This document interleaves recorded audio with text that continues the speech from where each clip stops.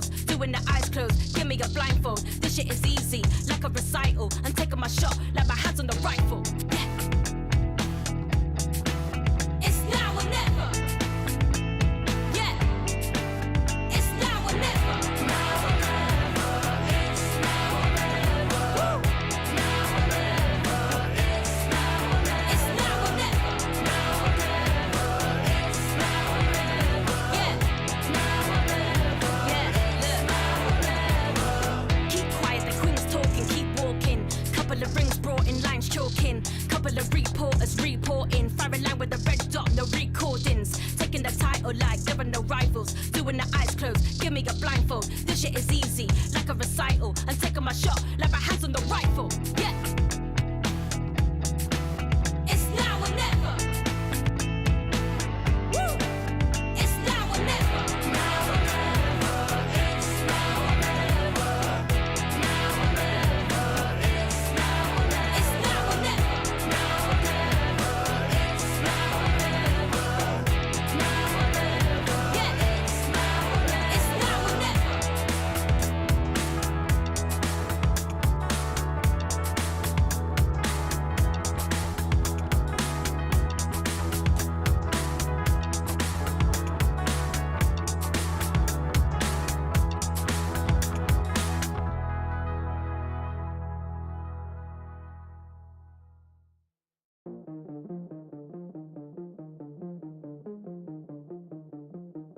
Let's go, hey, step back, flick at the wrist, let go, let it go, switch, hey, turn the heads, can't miss this, run it up, it's my fitness, windows limousine tinted, stay up out of my business, hey, you can never break me down, need more to take me out, they was all cool back then, now they wanna hate me now, funny how it goes, can I get a countdown and drum roll, no time ain't an option, no, sit back, watch this unfold, hey. But it ain't nothing, let me tell you something. Hey, yeah, one shot, one chance. Look, time spot, been a plan. Talking drive time, 100 bands. Yeah, we pull up, got the blind high, been a man. Hey, yeah, one shot, one chance. Look, time spot, been a plan. Talking drive time, 100 bands. Yeah, we pull up, got the blind high, been a man. But gas in the tank, if the wrong guy really wanna contest me, cause he envy everything that I got, what I am and he not, coldest one on the block, you know these boys don't got nothing but excuses, my whole squad been doing they thing, dropping nothing but exclusives, ooh, I know you see me step back, flossing, please don't get too close unless you proceeding with caution, yeah, I broke the moves out, time got nauseous, we can never settle for no loss, yeah, hey. But it ain't nothing, let me tell you something. Hey, yeah, one shot, one chance. Look, time spot, been a plan. Talking drive time, 100 bands. Yeah, we pull up, got the blind high, been a man. Hey, yeah, one shot, one chance. Look, time spot, been a plan. Talking drive time, 100 bands. Yeah, we pull up, got the blind high, been a man.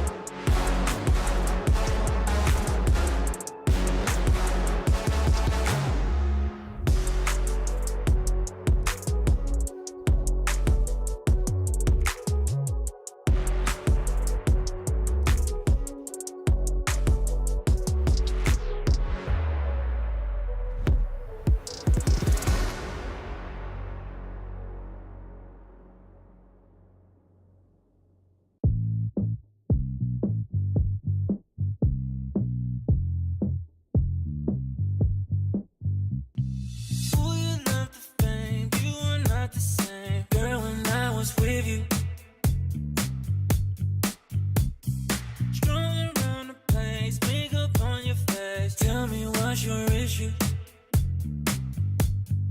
What did I do? What did I try to make you happy? Thought that I proved, thought that I you told me that you love me. But now you're in the spotlight and you're cruising. You play with my emotions. I was foolish, but now you're in the spotlight. Camera shooting. You're playing with my heart. You're playing with my heart. And now you're in the spotlight and you're cruising. You play with my emotions. I was foolish, playing with my. Now we know you fake. I just wanna say you've got tunnel vision. Enjoy with your mates, cause I'm on my way. You've made my decision. What did I do? What did I try to make you happy? Thought that I proved, thought that I you told me that you love me. But now you're in the spotlight and you're cruising. You play with my emotions. I was foolish, but now you're in the spotlight. Camera shooting. You're playing with my heart.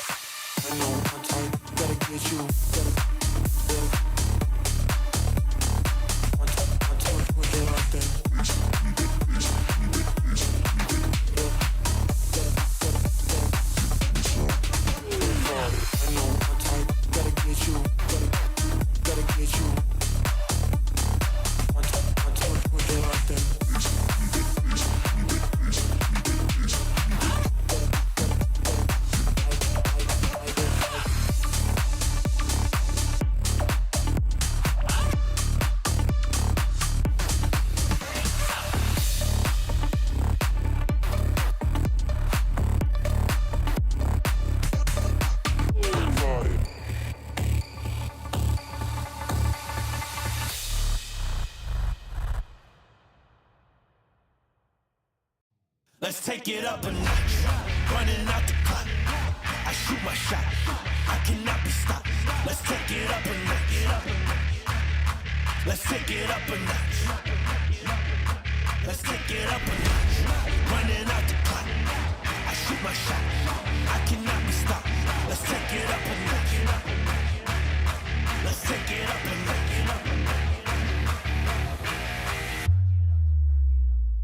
Let's take it up a notch.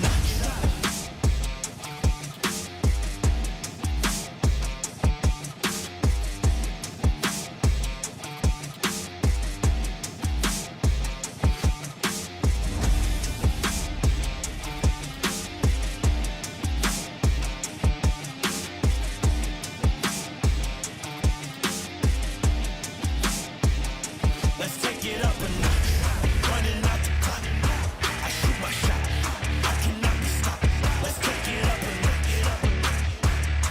Let's take it up a notch. Let's take it up a notch. Running out the clock. I shoot my shot. I cannot be stopped.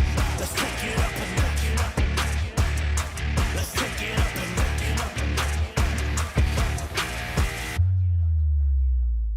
Let's take it up a notch.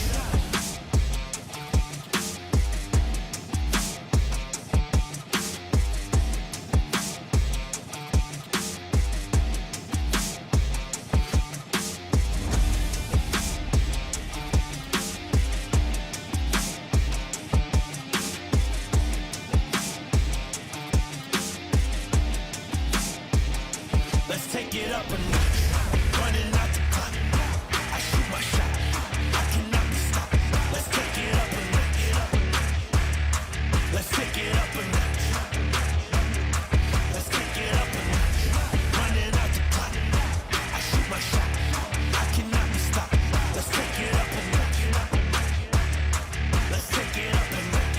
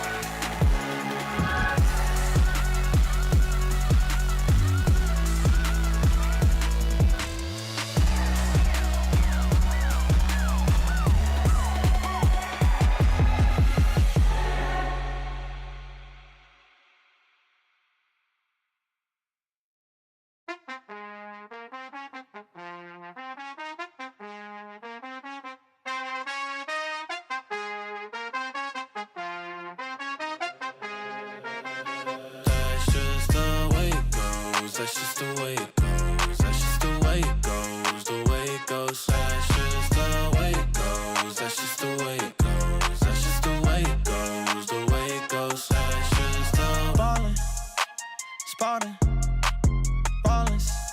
Phone was dry, but now everybody calling. Good at taking risks, yeah, I always go all in. Swear to God that I'm deaf to the talking. I can't hear it, see the finish line, I know that I'm near it. Yeah, cut the check and I'ma clear it. Ain't nobody out here that I'm fearing. Ay, easy to see things I wanna weigh up. Used to think it's hard, now I feel just like a layup. I've been in the gym, yeah, I'm tryna get my weight up. That's just the way it goes, that's just the way it goes. That's just the way it goes, the way it goes. That's just the way it goes, that's just the way it goes. That's just the way it goes, the way it goes. That's just the way it goes, that's just the way it goes. That's just the way it goes, the way it goes. That's just the way it goes, that's just the way it goes. That's just the way it goes, the way it goes. That's just the. Hey, you ain't realist, like you got a few disguises. Walk in the room, I know I'ma be the flyest. She like me, yeah, it's hard for her to hide it. One-on-one, ain't nobody like this. Got this far by doing me, I'm everything I knew I'd be. I don't care what we used to be, no, yeah.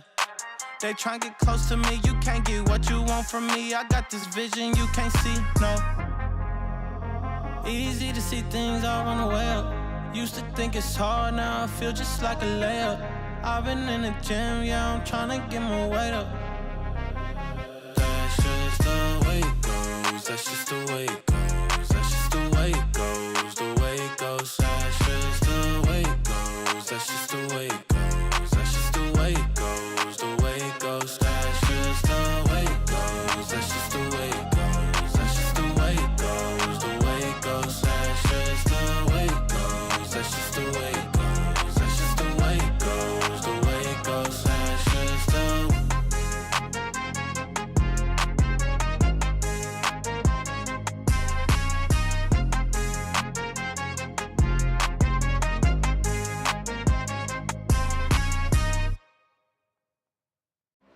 One time for your mind, get rockin'. One time for your mind, we poppin'. One time for your mind, no maybes. Just yes, yo, release the stress. In the place to be, we rhyme. Getting down on the mic, no crime. Hip hop, everybody know it's time. Yeah, we're gonna rock like this.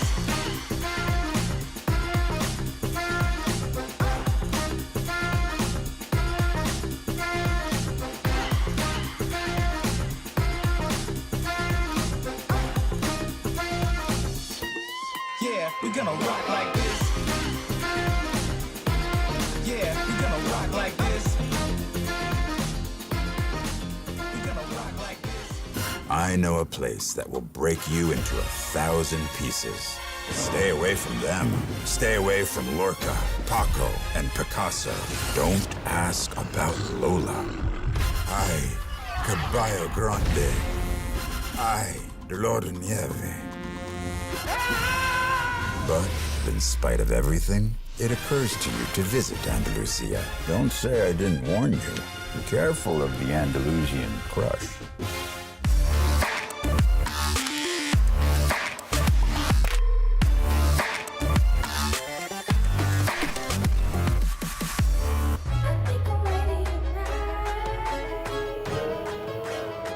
Hey guys, it's Jimmy Lin, former professional Counter-Strike player and VALORANT coach. Watch out for the stairs, clear this angle, you're going to be able to fight this.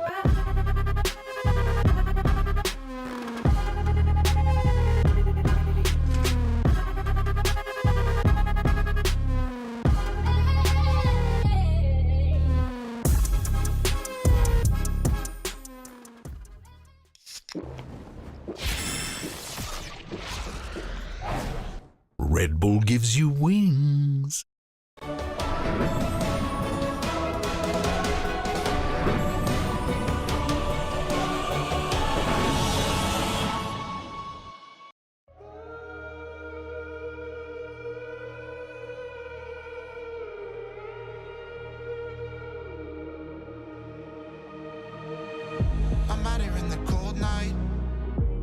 run until I barely feel my feet. Wanna see it through my own eyes. There's no going back, and I'm not afraid anymore. Cause I know I'm gonna be the last one standing. Yeah, I'm not afraid anymore. Yeah, I don't wanna wait anymore. I'm ready to fall. I'm ready to rise up. I will do what it takes. I'll run blind straight into the flames. Watch me burn, alone in the shadows. I'll carry you home on my back. If it's you or me, then I'll take the shot. Still they say I'm the villain. I scream and nobody listens. Still they say I'm the villain. Too bad you can't take me down. See that I'm surrounded by predators. It's critical, they got me in my element. It's dirty how you trying to keep it elegant. Keep my eyes open wide when everyone around me is an enemy. See my life cross my eyes. I'm ready to fall. I'm ready to rise up. I will do what it takes. If it's you or me, then I'll take the shot. Still they say I'm the villain. I scream and nobody listens. Still they say I'm the villain. Too bad you can't take me down.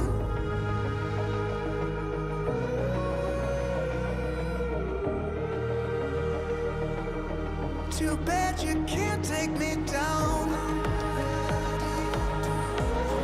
You can't take me down.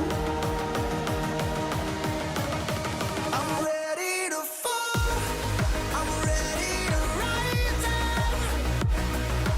I will do what it takes. I'll run blind straight into the flames. Watch me burn, alone in the shadows. I'll carry you home on my back. If it's you or me, then I'll take the shot. Still they say I'm the villain. I scream and nobody listens. Still they say I'm the villain. Too bad you can't take me down.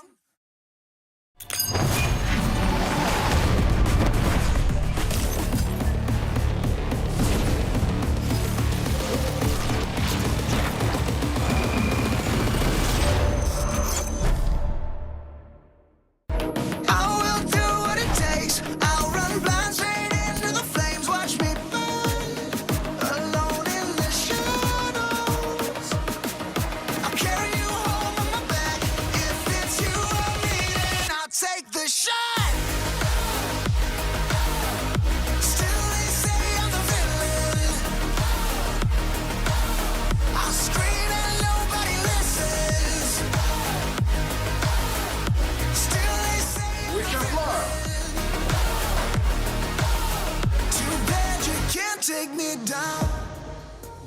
We were treated to one hell of a day yesterday, and things could get even spicier here at the Riot Games Arena. Hello, everyone, and welcome to another day of VCT EMEA. We're coming to you live from Berlin, Germany. I'm your host, Yingsu, and I'm standing here in the studio, joined once again by Kakuka and Steel. You guys any good at chess? We saw that bit of a clip there from Liquid. I'd say like 5 years ago, I was pretty decent at it, but I haven't played in a very long time. What about you, Steel? No, I'm probably pretty terrible at it. I don't know. I haven't really played it in the last few years, so. Oh, How about you? You're saying that I got a chance? I got a chance? Yeah, you do. Yeah, I do some puzzles. I dabble. Now, I'll I race you dabble. to any solitaire or Sudoku. Or Wordle. We're gonna do a Wordle. Yeah, we can do a Wordle I'll take fight. that. Wait, you take I'll that? Wordle. I'll go into the A Wordle, three-way yeah. Wordle? I'm down for a three-way. Guys, You're Wordle. so lost. You don't know what you're doing here. we're gonna make that happen. We're gonna make that happen. But first, let's talk about things that happened yesterday, because it was a very, very crazy, spicy day. And Kakuka, it feels like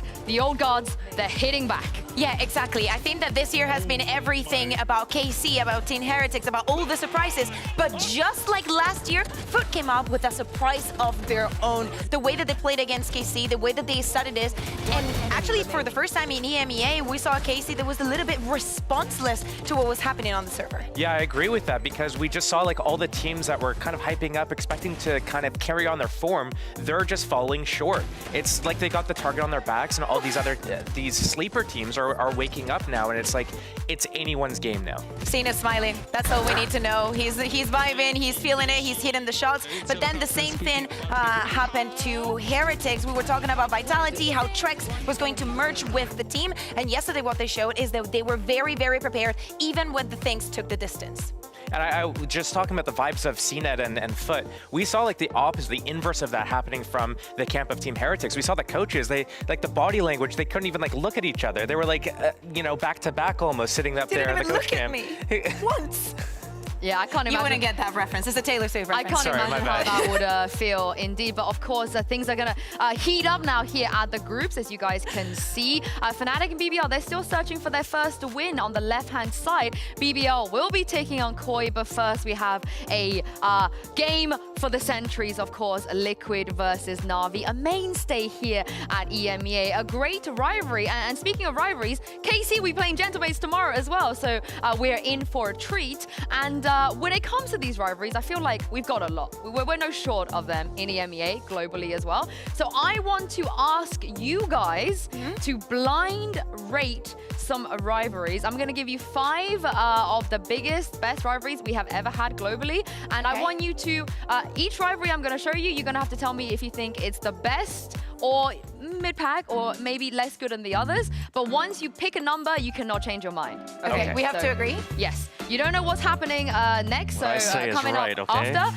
But I'm going to start off with an easy one. I think this is a mainstay.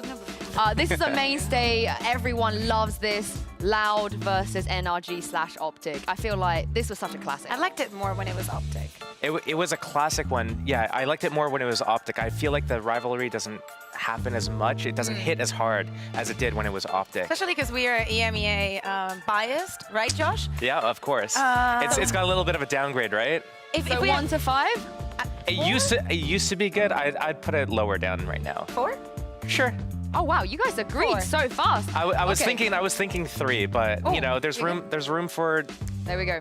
more or less. Oh wow, okay. Well, the 4 has been taken away now, so you guys can't choose this no matter what comes up. So Okay. let's just go up to the next one. This is a familiar one. Again, PaperX versus DRX. Good thing we put that down there, huh?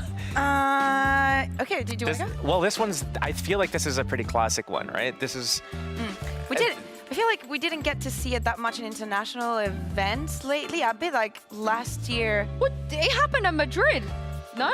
No, but the DRX didn't make it to Madrid. No, it happened Champs, and it also happened, I believe, Champs? Tokyo. Yeah, they always play against each other. I think that they, because I've seen them play in their region, right? Yeah, they always play I like it. I would against give it a each other. 3. I feel like this has to be like higher than this one, right? I would... This is a 1 for me, by the way. I like it. I would no, go no, no, 2. I like go it. I'm really extremely biased towards EMEA, so... What rivalries could be better than this?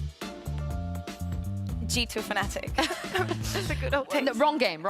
But But there was a time when we had G2 here. I would say 2. 2? Okay, I'll give you the 2 because Honestly, I like this it. was my 1. I like This it. is your 1? I would have like put it. this for number 1, but Okay. hey, I'm not playing this game. EMEA, you won, right? Yes. EMEA, you'll get. It's the game that's happening today. Liquid versus Na'Vi. Number 1. To me, it's my favorite, and it has nothing to do with the fact that Xiao is playing. To me, this is a staple of our region. We've seen it happening since the beginning of the game.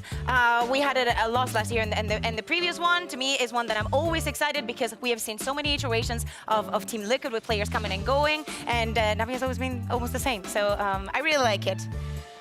I'm just wondering what else you have in store, like what other like tricks, we have tricks you 1, have back there. 3, and 5. Yeah, it wouldn't be a 5 for sure. It'd be like either the 1 or the 3. Is it better than the PRX DRX? Do you have the guts to put it in 1? That's what I want to know. I'm thinking of what else can it be there. Like Well, for we this said the same thing region- about the number 2. Yeah, I know. Yeah. I would give this number 2. You can't. You can't give us number 2. All right. Well, we have to up. Do you want to rock, paper, scissors it? Sure. Why Go on, not? rock, paper, scissors. Best of 1. Yeah, best of 1. Are But we do doing you the do shoot? rock, paper, scissors? No, I or do rock, paper, scissors. shoot? I don't do the Okay, shoot okay, thing. okay. Okay.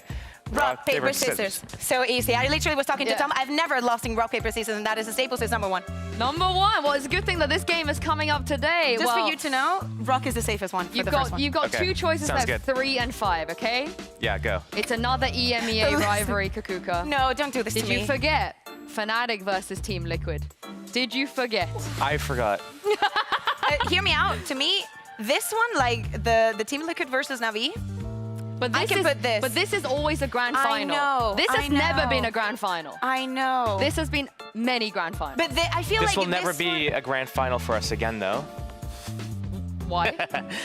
For multiple Why, reasons. I think because Fnatic Mm-hmm. might not get there. Okay. We were wrong yesterday about No, contender, pretender. You're going to be wrong again. I think I'm fine with putting this on 3, and I'm sorry to whichever. Yeah, last. it's fine. No, I mean, let's Okay, go. we have one left. We also have a bonus one, so I Okay. want Oh, we have a to bonus bring one? that out for So the we last. can create a tier. Yep, Or this, like, I don't- this has to be 5 no matter what, and Okay. it is Joshua over here, Steel versus Reddit. Honestly, that deserves to be at the bottom. This isn't really a rivalry. You do be a bottom. Okay. Yeah. You know when you go to the beach and there's like this like all these like psychic readings and like tarot cards and stuff, and you like go At the beach. what? I don't know. Like where I live in like Arizona, California, like you go anywhere there's all this stuff. Anyways, you go That's there. fun. We should go. I haven't been inside of one, but I'm assuming what the psychic thing, they just go and tell you like a bunch of like BS things you want to hear, right? Confirmation bias. That's all ValComp is, right? So it's not really a rivalry. It's just, you know, people just making stuff up. Yeah, so you feel like they're Just cooking like you. you for no reason? No, I feel like there is no rivalry. They just say sensitive stuff. Okay, I mean, I'm inclined to agree with you, actually. Okay. That is the 5th one. I have a bonus one. I'm not completely like. And I sad will about give this. you an opportunity to swap one of these out for the bonus, but you got to tell me which one first before you see the bonus. What? Wait, but we don't know what the bonus is. That's the whole point of a blind rivalry ranking. There can't be anything better than any This of the is top actually ones. giving me You can get rid OCD. of, you can, okay, so let's get rid of that one then. Loud NRG slash object. 0 team region. All right, okay. Well, from one NA took to the another, sticky. I guess, it is Oh, yeah, sure. Sideshow versus Carmichael. I mean, that's 2023, you know? I feel like. But you replaced Loud versus Optic with Sideshow versus Carmichael. Hear me out. This is the team making it to Shanghai, though. Yeah. Oh, Loud? This one. True. FNS is gone, There you go. and I won't comment on the other one, actually. Go time. So, Wait, ValComp is waiting. All the keyboard warriors are waiting for you. What you got to say? So Sideshow versus KC is 4th. Yeah? yeah, Okay, sure. yeah, we can do Go it. for it. Oh wow. Okay. Well, This is such a nice picture of Josh. You guys are happy with this, yeah? Yeah, I like this. And do you feel like the Liquid versus Na'Vi game today is going to be able to, for you, to justify this list? Do you think we're going to get a banger today? Yeah. Here you go. Someone's gonna get banged out, that's for sure. It's You're gonna in a be good mood today, Josh. I like it. I like it. What do you think? Is it going to be a good match?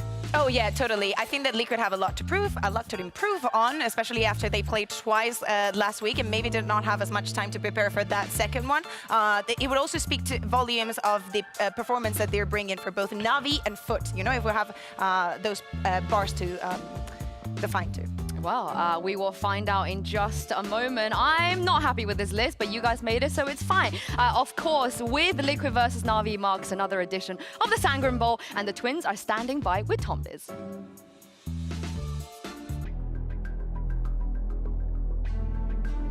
Hello and welcome to Face Off. I am joined by Eric and Emil, and today we're going to be deciding who wins this match with a game of rock, paper, scissors.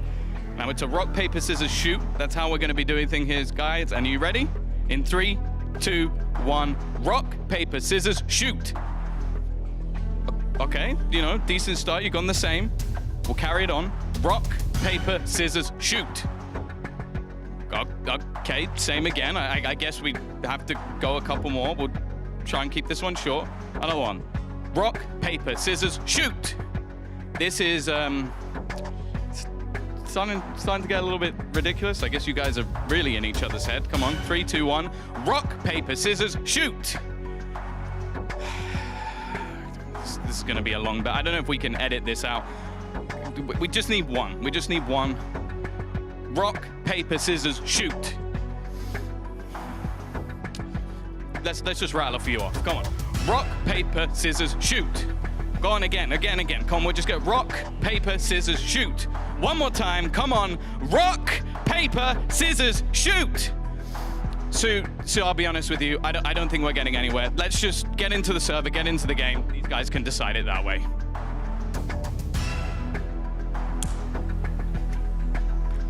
What is so special about Team Liquid versus Na'Vi? Yes, they played against each other a whole bunch of times, but why do we care about this particular rivalry? Let me take you all the way back to the beginning, where a game was first dominated by puggy teams who called themselves Fish123, Party Parrots, and Fabrican. Listen, you probably don't recognize some of those names, but back then, everybody, and I mean everybody, knew Scream and Angel. We had all heard about this big-brained IGL and how FPX could become one of the greats. But they weren't ready just yet. Team Liquid, though, with the help of the headshot machine himself, wasted absolutely no time to rise to the top, becoming the first ever EMEA team to qualify for a global event and a serious contender at every single tournament. But through all of the iterations of Team Liquid, the 7 out of 10 global events they attended, they always came back to EMEA empty-handed. For FPX, well, all they needed was one chance. After missing out in 2021 and making a couple of roster changes here and there, they achieved all that Liquid had ever dreamt of by earning themselves a Masters title. As two of the best teams we have ever had in our region, it's inevitable that their paths will cross over and over again. But this rivalry was deepened by this man right here. Team Liquid, they wanted a bit of that Sangren buff and decided to pick up Emil, who is Eric's twin brother, as a head coach. And so, this head-to-head became personal.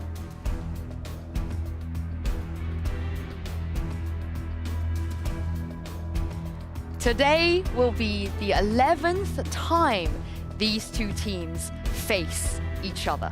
And Na'Vi currently holds a commanding 8-2 lead. But this stage is built on surprises, heroics, and upsets. So prepare yourselves for a battle like no other and get ready for one of the greatest rivalries in EMEA.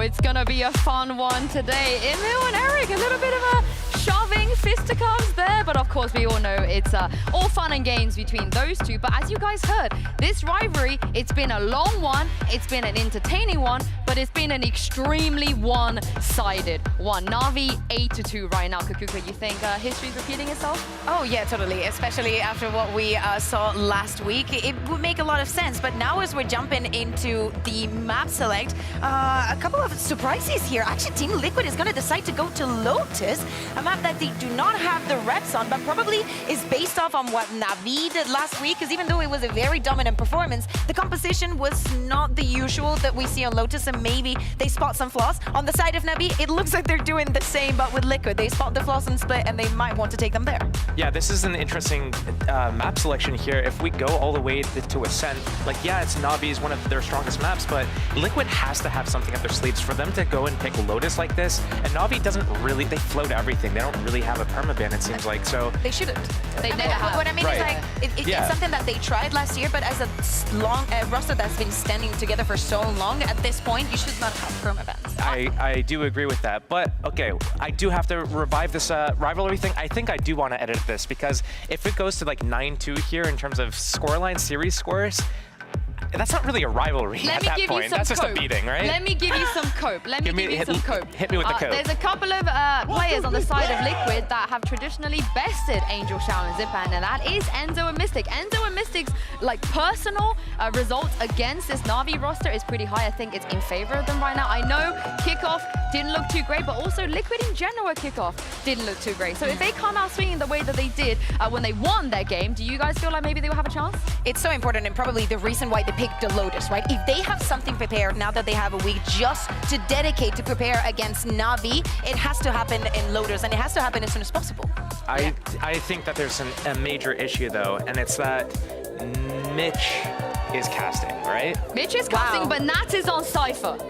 I mean, we like that. Definitely, this is a composition that we do not see that much. Enzo is going to go for the Sova, a solo controller on both of the sides. Of course, for Na'Vi and Shao, playing the Brism is way, way different of what Omen can offer you. But Josh, what do you think of this double initiator combo from the side of Liquid? This is going to be interesting because Liquid's going to be having to do a lot of these team-coordinated plays and explosive things together. And what we see from them on all the other maps is the individualistic things where everyone's kind of like got their own job to do. And it's so separate from each other. So now we're going to have to see them actually working together in groups. They'll have to have wolf packs. Obviously, Nats can be by himself, but the rest of them really have to be on point with their utility and everything. Well, I'm glad you mentioned that Midgeman is casting, because for those of you who don't know this at home, he has never casted an Enzo victory. So, Tom, you're going to have to carry this one. Over to you guys. Oh, God. Yeah, thanks for that quick reminder, Stu. I hadn't actually realized that every time I cast Enzo, he loses. It's not the countless tears I've cried that remind me of that. And as we come into this matchup, Tom, you know, a lot of people are going to be saying that Na'Vi are the favorites. I would disagree. Hard to beat a team twice. Let's settle it. Rock, paper, scissors. Rock, paper, scissors, shoot. All right. One way to solve it, I guess, Tom. We still can't decide it. Never goes with the old game. Time to bring out the new one. It's Lotus with Team Liquid on the defensive side and Na'Vi mounting their attack. Last time it was 13-7 in Na'Vi on both maps that were played. They dominated the series despite losing a lot of the opening duels and rounds. These guys were always able to claw it back. Team Liquid, we heard from Emil in an interview earlier on their socials. Today it's all about focusing, staying calm, staying positive, and following their IGL. Well, Liquid are going to need to change a lot based on what we saw last time. On the attack side for Na'Vi, a slow start, but expected when it comes to this map. I want to see what they've got as well. Like they've gone into a map selection. They watched Na'Vi play this map. They watched them demolish Vitality on it, and then they've decided to pick it when not playing it so far this year. So there must be something that Liquid have come in and are looking to counter. Yumpy up close, aggressive, a chance for a setup. But it hasn't really found anything. Yumpy's actually going to go pushing left, completely blind, but he still manages an opener here. Enzo will give the advantage over to Liquid and has some support still aggressively. Looking pretty good for them at this stage, but there's the Xiao Show. Always in the late round, this man comes alive. Yeah, and he popped off in their last series as well, although there weren't many players that didn't. Na'Vi 2 versus 2, damage sustained, though Artis down to 21 HP and Xiao on 86. The utility from Liquid earlier managed to give them an upper hand, but now it's all about the gunfights. In fact, the paranoia might help as it pushes them back, and Mystic claiming the final kill. Gives a pistol round to Liquid, starting it out with a 1-0 lead. Are you nervous, Mitch? Very. I'm quaking. I woke up today, Tom, I thought about phoning in sick just to give Enzo the upper hand. Well, the thing is, I'm now questioning, are Foot the best second round team in the world, or are Liquid the worst second round team in the world, because that's what I'm waiting to see in this one, because that was the thing they struggled with versus Foot. Yeah, It was really had problems when it came to losing to classics and silly things. Speaking of something silly, Angel has bought an Outlaw in round number 2. The rest of the team look like they're just going to be saving here, obviously looking for the rifles in the next round. Actually, wait, no, did he buy it? dropped him. Xiao is not that much of a support player. This is unreasonable. That's a tag. That's a wonderful tag off rip as well. What do you think of the Ares on Enzo? I know you really like that gun. Listen, in his hands, he can work magic, I'm sure. But it is still a gun that I am petrified of. Angel goes for light shields alongside the Outlaw. Still going to be vulnerable to getting hit by Kiko's Outlaw. And so I imagine Funnily enough, so is Kiko, who also has light shields. Oh, that's true. And the benefit of this round is a lot of teams will go for it. Enzo had full shield, so he survives the first blast. But any 3 of the other players, excluding Nats, would have went down to that initial shot. Good trade out as the spike is now down, but the site control has been given up, and Zipan's able to pick up 1, but ultimately it's a clean second round, which is something I was robbed of saying in that series of Liquid v Foot. Yeah, that is true. It didn't happen too often, but clearly something that they've worked on to improve. They even, I think, managed to retrieve themselves a second Outlaw as well, so this is definitely going to have a little bit of bite towards it. It seems like, okay, Angel has actually returned the favor and given Xiao the rifle back going into this round, so you're not going to see Xiao without a gun, and Angel's just going to be playing with the pistol. It definitely sets them off in a bit of an awkward place economically. Means that he might actually warrant the reason of running in first, as we see from him all the time. His Gecko is mighty as well. Entering with the Sheriff, I'd love to see from Angel. He's just using his utility early on to clear up a lot of this control. And I think for Liquid, this is a round where they have a lot to work with those 2 Outlaws in terms of chip damage. But it's still hard to follow up on those kills in the initial fights. And a team like Na'Vi, they'll take that 140 and drop you right off rip. A tough round to find a lot of value from, but they can definitely do damage. That's very tentative. From either side, in fact. Liquid not overly aggressing, only really Kiko, and he's got himself into a solid position. He's dangerous and just about manages to win that fight. A nasty tag in a round like this, that could definitely make the difference. You can see that Team Liquid are now starting to gamble their defenses on this C site. 3 players ready and waiting, and I look for a moment like that might get them the kill. Instead, though, they're going to start their rotation back towards this B site. Start putting pressure on. And that alone has pulled off the majority of the players from C. They're quickly back in play. Cage's pop paranoia that Mystic had kept for a little bit later now finds its value with Angel going down to utility. But there it is, another tag coming through, this time to the legs. Makes it easier to finish them off. And with 2 players on 10 HP, this is a very winnable round for Nats. Sneaking around the back of the site, still denying the plant, but eventually they found a safe spot alongside that molly. 3 players to drop. Low HP now on all of them. Artis down to 67. And even though it's just a Spectre for Nats, it could work out. The Nano from afar, he knows it's there. He knows he has to destroy it. Instead, he's looking for the kill. It's a little greedy, but I like it. To try to thin out their numbers here and now. You assume there's something else coming. Artis has some utility. Can't follow up on the trap. It's starting to look like damage might be the name of the game again. Defusing this will be tough and impossible indeed with that pop flash from Artis. Well handled. Na'Vi, a very patient round, and you can see why. They got a lot of value from playing slow and ended up with a very thin margin of success with about 100 HP between the 3 of them. Yeah, they definitely got a little bit too close for comfort. I think even one of those jewels goes back in the other direction, and it's very easily could have been a round for Liquid. A solid start for them, and that's the thing. That was what I was really worried about, is we already saw them last time they played. It did feel like, especially on the attacks, Na'Vi blitzed them. There were halves where it was literally, a close first half and then a 7-0, an 8-0 attack side. So getting off to a solid start here is important. And already we're going to see them challenging for early control. Zipan's won that fight, though. Oh, and another as well with the jump up. They didn't expect so many players to be here, and Yuppie is firing on all cylinders. Only Nats again, but this time the clutch much more winnable. Actually, more HP in play for his opponents than before, but less guns to fire back with. That said, the gun is in the hands of Sugetsu, and he still has a nano to work with, an alarm bot to cover some of the approach. And of course, a movable door behind him that gives him a little bit of security. It's a tough clutch for Nats, but he got here early enough to see that there was no cross back to middle, so he's focused in on the right place! And beautifully placed bullet to put 3 on the board. A close third round, a competitive one, and an even closer fourth. This is the thing. Well, when you're looking at this Team Liquid roster, okay, the form hasn't been great. They've had some struggles. They've beaten Koi, lost to Koi, and then got demolished by Foot.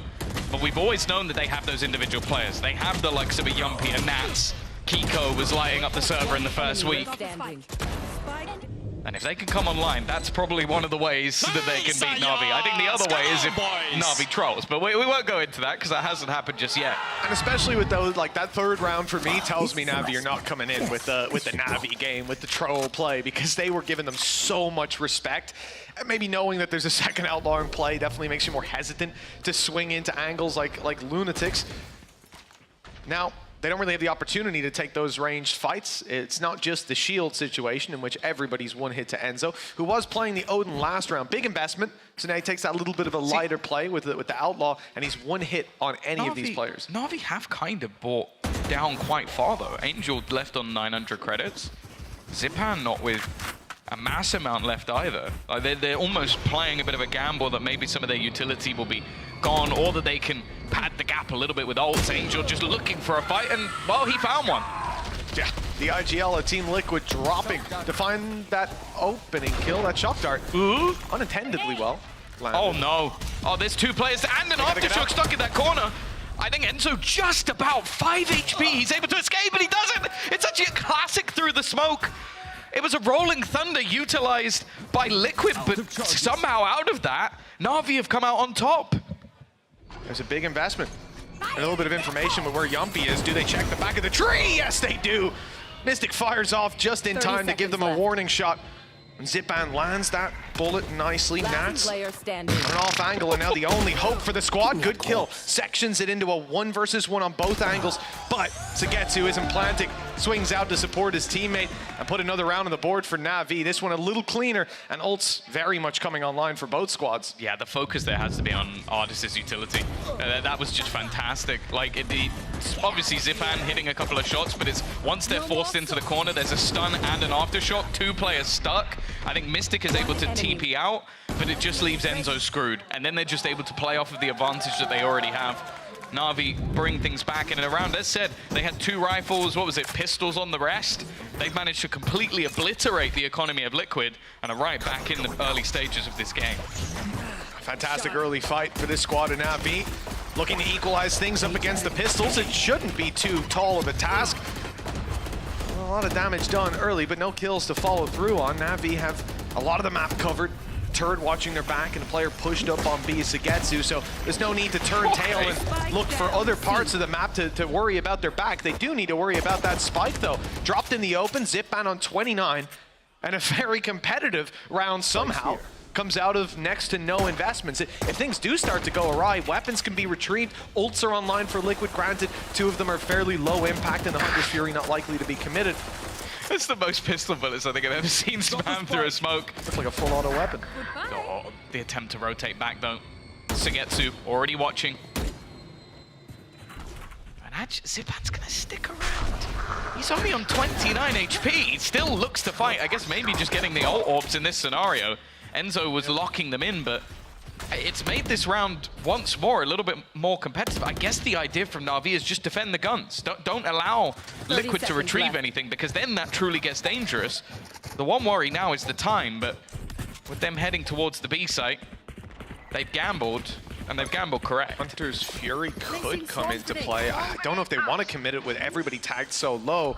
The recon through will reveal them. But following up on it, something else entirely. And I think it is the right call not to expend that ultimate for a round that, even if you get a kill, that 2v3 is going to side with Na'Vi. And the ultimate name of the game here being damage. Yet again. The ult used from Nats for the little bit of information, and he's caught one through the wall. Now you might start to think elsewhere. Oh, with the lockdown in play, is this going to be the Hunter's Fury to cancel? Are they just rushing the site, looking for the control? That's what they go for, and it hasn't quite worked out. I thought for a second. Eventually. I thought for a second. That was about to be a little bit embarrassing. down to the spike. He has ult orb. There's no, has ult. There's no point playing it for an orb. You're not going to get another kill, most likely. Oh, it is still going to be a decent round in terms of damage. Na'Vi, though, will equalize that score. And as I said, expectations with Na'Vi is normally to see the heavier portion of rounds on the attack. And actually, from what we've seen so far over this and kickoff, that's for both teams. Liquid definitely had their struggles when it came to their defensive sides. But their attacks have been sublime, so not a bad start. But it's about this round. Bolts, okay, Kiko a little bit closer with that showstopper. Hunter's Fury, as you mentioned, but the other side of things, Na'Vi's already pretty stacked. Yeah, and when we came into the last round saying about the ultimates, you know, the impact was the real question. Mystic and Nats burning theirs, but they're never really going to find that much value. On the other hand, Flash, Rolling Thunder, an Orbital Strike can do a whole lot. And that Detain has actually managed to seize at least one player. If they tried to hunt it down, they'd be in a lot of trouble, but the Rolling Thunder could help them out. 3 players caught in that, and Sagetsu swinging around the back. Mystic was the only one untouched by the ultimate, and now in a prime position as he trades out. 4 versus 4. Ult's used by Na'Vi for a little bit of space, and the trades are good. Do they expect the second player? Well, whether they do or not, Xiao's hitting the shot and putting the 3v2 in effect. Orbital Strike for post-plant means the clock is even further against you. They've realized that there's no way back in. Might get a kill here onto Angel, who was on walkabouts. Does that really make it doable? They believe so. Yeah. It looked like they were saving, then they run towards it, smoke down, and they're running away again. Trying to keep Na'Vi in position so they perhaps die to the spike. I think at this stage, just holding on to the remaining weapons. Zipan should be able to get far enough away, so it's going to be the couple of weapons saved at least in Na'Vi. I'm liking the pacing, like just a complete change-up. We've seen a lot of slow, defaulty rounds. That is the classic when it comes to Lotus, just sort of playing the map, looking for those aggressive positions. Like we've had push-ups from the likes of Kiko, taking a main control. The last round, they obviously fought for Mound as well. But in this round, Na'Vi just do the opposite. They send one ult straight in to give them the information. They send the second one to try and re-aggress and take some space. And although there was a decent adaptation from Liquid, I do think it was a caught between two. It's like, do we go for it? Do we not? Okay, well, in the end, they just end up saving. Well, Liquid have called a timeout, and you can definitely understand why. This is a big round coming up. Take a look at that timeline. They win the first 2, they win the 4th round, but now there's a streak for Na'Vi, the last being a low buy in Eco, but now they'll come in investing a decent amount. Again, though, there are still going to be some weaknesses, but having saved over those weapons, they might decide to go back in Maybe for an outlaw. Like that's the thing. Nats has got 2,400. Kiko with an outlaw, I think is absolutely fine, especially alongside a showstopper. Maybe Enzo ends up with another Ares. Yeah, that would be great, wouldn't it? The look on your Really face. don't like That's the most upset that I've ever heard you with Enzo and some. Actually, no, it's not true. That's not true at all, Tom, and you know it. Enzo lost yeah, to a considering sheriff. like you've got the 1 eco in there, but this. Stop it. They've got the 1 eco in there, but a couple buy rounds as well. If they come into this with some ultimates in the back pocket, they decide to invest heavily as well. This is a round where they have to see that value. A couple seconds left. We haven't seen Enzo buy. It looks like a Bulldog is going to be what they settle on. So you see they've got Na'Vi about to do it again. They have got 4 players already set up, just walking towards that B side. It's almost an identical round to what we've just witnessed. Yeah, they're going straight through. They haven't accounted for Mystic in the corner. That spike now dropped in the middle. Oh, okay. Kiko just fires in with the showstopper. It was a blind fire through the smoke, doesn't land anything. But Spike being down, what is Navi's plan? Where are they going to go with this one? So Angel is on his way to C. He knows they will have rotated to back up that spike. So he's taking the control. It's not like they have an Omen ult to go retrieve it. You're going to have to fight for that B site. So the idea to cause paranoia that maybe these players go behind you. And the orbital strike later, they're sending players towards B as well. I mean, this looks like a default round that you would play out, Tom, but not without the spike. Yeah, I definitely... It's weird because they sent Zipan in. They also sent Wingman in. So it was definitely the plan to plant within that B site, but then nobody really followed up on it. I guess they were really assuming that there would be an after plant, maybe that Liquid wouldn't play anybody. They're getting down to the 30-second mark. Angel's managed to find Yumpy, but he's got a player behind him. They still don't have the spike. This is the bigger issue. Now they're finally going to start pushing in, but they're walking into every single member of this Liquid squad. This round is just mental, while Mystic's just farming. I don't know what has happened here for Na'Vi. It looks like an absolute mess of a round. 10 seconds. I don't know how Sugetsu's even alive at this stage. I mean, he's done a decent amount of damage, at least. There was potential. But ultimately, yeah, I feel like this round, they tried to divide and conquer a little bit to create a blind spot, pressuring C, leaving a player outside B, making that little bit of noise, and then having that double push in from the connector. But it didn't work, as you can see clearly. I think they've outplayed themselves. It's strange, though, the fact that you get one player blast packing in, Wingman going through, and nothing else. That's when I expect to see three more players come through that smoke. Yeah, I think even then, Mystic's probably a little bit confused. Like, well, did they break trap and just assume it was going to be B wide open? Like it is now. Look, if they did that was if they did that now, perfect. I think it's purely based off the fact that the last round they managed to go in and there was no one there. They're just gonna walk it again. There's a stun. I guess Na'Vi are genuinely, this is just a weakness that they've spotted, that Team Liquid like to play heavily into CNA, so they're just trying to put that pressure. This time, they almost use it as a ruse. They go, okay, we're doing it for a third round in a row, and there's been a push-up that has just been Enzo dead within seconds. Yeah, it was jump peeking it, and it looks like Sugetsu got perfect timing, slipping in under the jump peek. Bit of a disaster for Team Liquid. A site, though, they've made the call to play it as a retake. It's the right play, as we can see. Smoke down. On the way through, the cam's going to be up top, but it won't be used because Nats has got his weapon in hand. He's surrounded. Wingman on the site going for the plant and being allowed. Nats wants to be behind enemy lines. An element of surprise as they don't expect him to be here. Kiko picking them up and thinning the herd. Leaves Sugetsu alone, and he's going to have to attempt to deny this defuse, but in fact, the players come pushing as he's readying himself to tap towards that spike. He gets swung by more players than he was expecting. 5 rounds now for Team Liquid, and the lead is back in their grasp. These are the rounds you really just love watching from Nats. Someone who was a maestro of the cam. Even if you go back to when they used to play those CIS like regionals, it wasn't even in EMEA at that stage. He would just sit in his cam. I think Split was the one I always remember. Yeah. But they're doing exactly the same here. Just basically playing as the information for the team. Sure, those assists are not going to come up within the server, but it's just so much information that he's finding. And then there at the end to be traded out even. Great round from him. And up there, and this is the thing, you've got Yumpy fragging, you've got Mystic fragging, you've got Nats fragging. These are things that you need if Liquid are going to be winning. And yeah, already Angel's taken quite a bit more than a lick of damage. Na'Vi definitely aren't shying away, though. That's the kind of early wall bangs you want to see if you're Enzo. With the Odin in hand, 19 health on Angel, 69 on Zipan. They've been chipped up early on, and their approach has barely even started. That's just from barriers up. Decent bit of control for that Liquid side. The push up on C, they're jump peeking it. They've got utility on B, and even a player ready to pounce if Na'Vi do go back to their old tricks. I like the fact that they had Nats to support as well, because one of the major dangers of having that Odin in towards tree is just being overwhelmed and pressured. But he had the trips, Cam also on B just in case they went for that same play again. Seems like Liquid were more than happy to go for the retake. For now, at least, are we just trying to push and pull them out? 40 seconds left on the clock. They've had an orbital strike for plenty of rounds at this stage, but the Hunter's Fury's still there. Enzo hasn't used it either. You see, they're trying to push and pull the map here on the side of Na'Vi, but there's no panic from Liquid. In fact, they're already sending Kiko towards the other side of the map, still with 2 players in position on A, but Enzo backing up a little bit, running towards his last magazine on this Odin. A lot of spam has gone through, but still no kills. Na'Vi have an orbital strike to work with if they decide to put that through, but they might not have time. Here it comes, pushing players out into the open, but the kills aren't following. In fact, Nats picks up 3 quick ones, and Team Liquid extend their lead to 2. Yeah, looking good.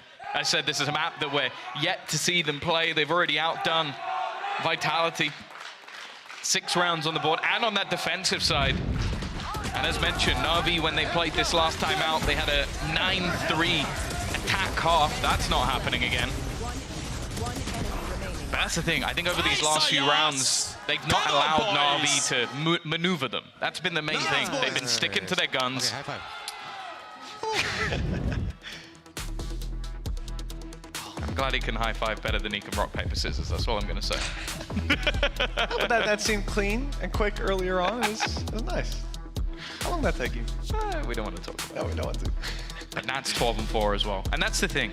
We know that, again, this Liquid squad, it has been built around players like Nats, players like Yumpy.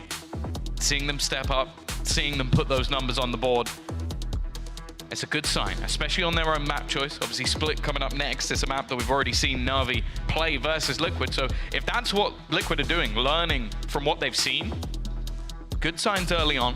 Now, Na'Vi are going to be given that timeout, given an option to try and come up with something here. The problem is, Mitch, financially, this probably isn't going to be the round where they make the difference.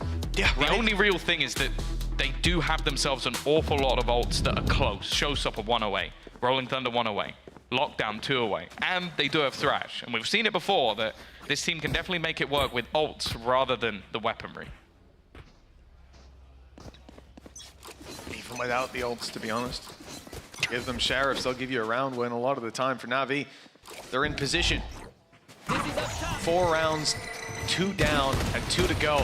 This is a, you know, like you're saying, they're not going to be able to repeat the success of their last attack side, but you don't turn your nose at a 6-6. Off your feet! Or even 7-5. Dash in from Zipan. On the blast packs, but he's taking a lot of damage. Makes it easy for Mystic. Was a headshot, in fact, and another found. Xiao down, Wingman planting. Camp sees nothing, but it catches them, turning to see where it was. They want to destroy it, and instead, Sagetsu gets destroyed. Angel and Artist now stand alone. Thrash still to be played, but Rolling Thunder, and it's caught both of them. Big ult use. They just need to find the players before the stun subsides, and they've caught Artist, leaving Angel alone, reloading. He's dropped. Quick as can be, and 7 rounds secured. Possibly 8 at the half. This could be a very strong defense for Liquid. Yeah, this is looking a lot better than what we've seen from them already throughout the tournament. I mean, last time they got 7 rounds on each map up against That is Na'Vi. true. Now Hey, they've got 7 in the first half. Don't count your chickens. they did also lose 8 rounds in a row, so be careful with that one. I know. And that's it. If anyone's going to run away with 8 rounds in a row on in this series, it is Na'Vi. Yeah, it is them that will chain together just ridiculous combos. And I do think right now we're seeing Na'Vi a little bit cold. I'm worried about when they warm up. Well, yeah, Angel, Xiao, right at the bottom of the board. The Angel definitely is the more hit and miss, but Xiao is normally a safe pair of hands. Yeah. Either way, though, looking like we're going to see an early combo come in. I think Liquid have done well so far to deny Na'Vi a lot of map control. I think Nats has been superb. Whichever site he's been anchoring, he's had all the information. He's allowed them to go for the retakes with every single corner checked or cleared by a piece of utility because his cam hasn't been destroyed. This time out, though, looking like they might just be going for a retake on B. The only man there is Yumpy. It's been very good, but the thing is for Liquid, in these early rounds, you might think, okay, maybe they're a bit out of position here or there, but Na'Vi have been very slow. Other than a couple of rounds they've rushed into B, they've been going in the last 20 seconds. Oh, the concern for me is seeing Na'Vi make that early presence known on C and then shift over in this other direction. It's Kiko. Look at the Off drone. in hand, blinded up, and he's out of there. And Kiko has had a tough time so far. 4 kills on the board. There's 5. It's a headshot onto Zipan. He means business on this solo site hold. But he has a bit of support. Yumpy with a door open now has a chance to pounce. Enzo's on the rotate as well. It's an Odin. Not great for spamming that smoke because they will fire right back at you. And the wall bangs come in on the other side. But even still, Kiko's able to find more value. A 3rd kill with the showstopper. And Sagetsu's walkout is weighted with open arms by Mystic. 8 rounds and an Andalucia flawless to close out the half. Team Liquid look incredibly good, at least in the first half. Yeah, no, fantastic stuff from them. And I actually like the adaptation of what they were doing with their utility, because what Na'Vi were trying to do was bait out what they had. And midway through that round, you actually see Enzo use his drone out C. So while this kill is happening, the drones just come out of C, they see absolutely nothing, and immediately gamble their rotation over to the other side of the map. They did so well with small pieces of utility, like a cam or a drone, to find everything they needed to get themselves into the right position to have well, what was a solid hold in each of those rounds. 8-4 into the lead. A pistol for Na'Vi, pretty damn important at this stage. And as we know, Liquid have been good at their pistols. They have, yes. It's the second rounds where the worries start to come in. For Na'Vi, defense, early aggression on A. They look to take a lot of control. It doesn't look like they're stopping. That W key seems stuck, whether there's a shift or not. Presence on B will only spur them forward, I would imagine. It's a decision here for Zipan, whether he continues to go, and he'd be running right into Nats on the site. There's players all around. Na'Vi have two on each angle, but Enzo's picked up a double. Nats follows up by dropping Zipan and opens the path into A. A clean plant to be found, and two players alive for Na'Vi. Sagetsu and Xiao have to recover this with enemies everywhere. Even a flank coming in from Nats late. Yeah, this timing from Nats. Oh, they're keeping Sagetsu still. Looking like a prime Nats moment. Oh, the turnaround almost there. It got a little bit dicey. But Nats left all onto Xiao. Doesn't have much to play with, and he will go down to it. Pistol round converted from Liquid. That's 2 out of 2. They are running away with this map. And while if there's going to be a response from Na'Vi, it's going to have to be soon. Oh, it better be. This is Team Liquid's map pick. Don't fret. Splits up next, and Na'Vi definitely won't be coming in as cold there, but it's been a real struggle for them to find this value. And even the lurks from Nats, you see it there, but more importantly, you know, good movement by Sagetsu. He didn't make it easy. And he even got a right click off. It could have went bad, but it didn't. And that's the story of a lot of these rounds for Na'Vi. Some of them are close, but ultimately swinging in the favor of Team Liquid, who now, yeah, that one wasn't, but that fight was. The Liquid side, they get a very decent buy. 2 Bulldogs, Spectres, and a Ghost. Credits stacked up on Enzo for next round. Na'Vi don't invest very much. You're really not expecting them to lose too many. And for Liquid, yeah, lose one player, it's fine. You can recover the weapon if you're playing together, which we can see they are. More than that, they'll feel it a little bit coming into the next. In this round at least. The one thing that Na'Vi has is there is an aggressive push already coming out from Angel. He's already making his way right up to spot outside A, so they will have the majority of their players within this side. But as you said, weaponry is at a minimum. There would still have to be mistakes from Liquid to let this round slip away. Nade is potentially going to deny this part at least a little longer, although Enzo will just tank it. And from this stage, I don't know how Na'Vi find anything in this round. The one upside being close range fights, but the numbers on every fight will be a disadvantage. Kiko, nice angle. Clean on the first, clean on the second. It's more of a formality clearing out these pistols.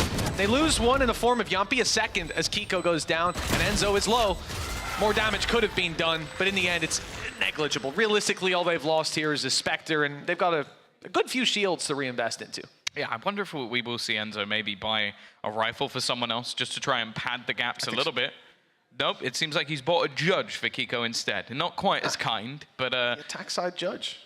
Well, I can only assume then that this is either going to be just him running straight into the B site, or maybe he goes for like a C site blast pack play. If they go towards A, I think they've lost the plot. Yeah, 100%. I even think C. C is a little shaky to be going in with the Judge. Once you get past Mound, I think it's okay. Yeah. There's just a lot of sight lines. If they're playing retake on site, you're gonna be in a tough spot when you drop down with a Judge. This one I think is a little bit more normalized. Go on, Timmy. The Judge destroying the turret. Good angle on the way back through, and you can see there's an okay chance that Sagetsu tries to pincer in from that side. You can see this Judge, though, repositioning. The door's been opened, and players making their way through. Na'Vi set their eyes on the site with Zipan already dropping. Yumpy, Enzo falling too, and now they're surrounded. These players have everything. The only angle they really can play from on Team Liquid is that connector. And when that's falling, it's Kiko's classic that's pulled out, thanks to him having a Judge in the back pocket. An incredibly clean and concise way back through. In fact, I don't think Na'Vi took a single lick of damage. No, and Andaluthia Flawless will tell you at least that they kept everybody alive. But yeah, when it comes to even having to upgrade anything in terms of reinvestment into shields, they don't need to. And if they were going to make any sort of comeback happen, that would be one way to start it. Of course, though, in terms of bonus rounds, we didn't see any, well, proper rifles. There weren't any Vandals, Phantoms, anything of the sort for the side of Liquid, so definitely looking like this round will be a little bit more. I'm interested in the attack side, Odin. Yeah. Normally you'd see it wall banging. That's the way that you set it up. I guess maybe gonna send out the dart first. Nope. Just swinging. It's given them a lot of information with the dart. Yeah, I did expect to see him fall back to the right side to capitalize on it, but instead, moving forward, the wall bang into tree, denying that angle. You can see it did force Sugetsu back a little bit. Has to be a bit more conscious of how he's holding this. Looks like only one player up close to that door, Kiko. He's not going to go through. Not just yet. They're waiting for Na'Vi to have a response. And Na'Vi are very ready to respond to this. 2 players at the broken door and A site swarming with defenders. They just haven't got their point of contact yet, and they won't. This Team Liquid take it in another direction. Look how much we've seen a rotation. It's insane. From the side of Na'Vi. Like, you can almost split them down the map at the moment, a beautifully straight line. As they only just making their way back into the B site. Definitely not the straight line Point to point, was it? Yeah. Looked clean. But they are now making their way back. The realization that this is no longer a hit into A. More aggressive positions being taken. Another AWP for Kiko. An extra kill will get him a showstopper. But now things do get a bit scary as they are pushing into a 3-site defended position with a nade there. There's also all of the utility on Ardis as well. They can't go this way anymore. They made the right read. Having left C open earlier, now B is the one that's wide open for the taking. 15 seconds left. The plan's going down. I don't think Na'Vi have any means to deny this. It's all about the retake, and it done well to find one, but immediately the response is there. Showstopper in the hands of Kiko, fires it off. It might have done damage with the artist on 37 HP, but it hasn't dropped him. He's still alive. That gun is still there, and it can do so much, even on the low HP. It distracts for Angel to at least trade it out. Keep the numbers in their favor, but it's all about Yumpy. These players towards main just need to delay and allow Yumpy to come all the way around behind. Enzo ringing out with the Odin. Draws the eye, but a whiff from Yumpy. Gives the round to Na'Vi. They'll get away with that defuse with plenty of time. That's just one of those Shao moments. Like, okay, sure, maybe Yumpy should have killed him immediately, but just how quick Shao turns and insta-pops his head, that's got to just be infuriating. And yeah, again, it seems like Liquid, a lot of their reads, like the late round rotation to B was great. I think you see that Kiko does incredibly well just to do damage, but also take a couple of players with him. It's just Shao. Like, just he throws this out and just so quick to just kill off Yumpy before he could really do anything. It's got to be frustrating. Na'Vi finding their legs. Yumpy now. Well, I've seen this man play a sniper with basically every single agent in the game, so I'm not going to question him doing it on Breach. Yeah, attack side, Breach, sniper. He used to do it every Haven game with Killjoy, so... That's a very aggressive push from Na'Vi. Considering what they're up against, majority pistols, I didn't expect to see them just W keying it down, but with the information taken on A, they can leave one player behind to hopefully have more look jump spotting than before and begin those rotations towards the other side of the map. This is a... I mean, the pistols might be able to cleave some value if they can force those close range fights, and the utility has done well to push them back. Smokes are just about to come into play, and then Team Liquid will waltz right into this site. The only real player to contend with them is Sugetsu. The utility there, the spams, a little bit too low, I think, not quite making it through the wall. And so as well, Hunter's Fury could be used in that post-bomb, but remember the weaponry definitely weak. A showstopper, well, it would have got 2, but Xiao is too quick to take out Kiko. Again, the Nats utility. It has been nigh on perfect this entire game, but anything more would have to be absurd. Enzo has said he's got his ult, but no expectation for him to use it. And again, he's made this one extra costly with a couple of extra dropped, but Na'Vi once more continue their climb. 3 rounds the difference now. The main thing, though, is they did use an ult or 2 in that. Two. They used their orbital strike and their showstopper beautifully, I will add. Yeah. Because I think there was even a stun in early. They stun, they orbital strike. Those players move out of the orbital strike into the spam of Xiao and into the showstopper. So really, really nice. But do you consider that a win up against an eco? This was 4 classics and an outlaw. They end up losing a lot of weapons. They end up expanding ultimates as well. It's not that that round is not a win, you know? 7 goes on the board for Na'Vi, but the tools they have, the safety nets to fall back on for future rounds, now aren't there. Still a Thrash to work with and a lockdown soon. But that ult economy will swing towards Team Liquid. The economy is, while still decent for the attackers, they'll buy up and be right back into the fight. As you can see, clearly there is a technical pause. Yeah. Looks like Mystic's got some things to iron out. I think it's a cable issue. So it's something that hopefully won't take too long to fix. And I feel like for Na'Vi, I don't know, it's a momentum breaker, but it's one that I don't think it's ever really going to phase them. I think they're probably the team with maybe the most mental strength we have. It's just absurd how strong they can come back from a map defeat. And that's actually why things are starting to get a little bit worrying, because we've seen Liquid win, both pistols, both follow-up rounds. I feel like they're the one team I actually have to say that with.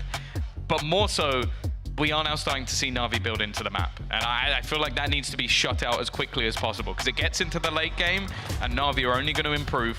We're also seeing Zipan, Sugetsu still on that board, and I will say that they're not quite on the level that we've seen from Nats. I think genuinely, like, when Nats has been on with this Team Liquid team, he genuinely looks like that Nats of old, that guy that can just take over a game, dominate, be it with utility or the individual firepower.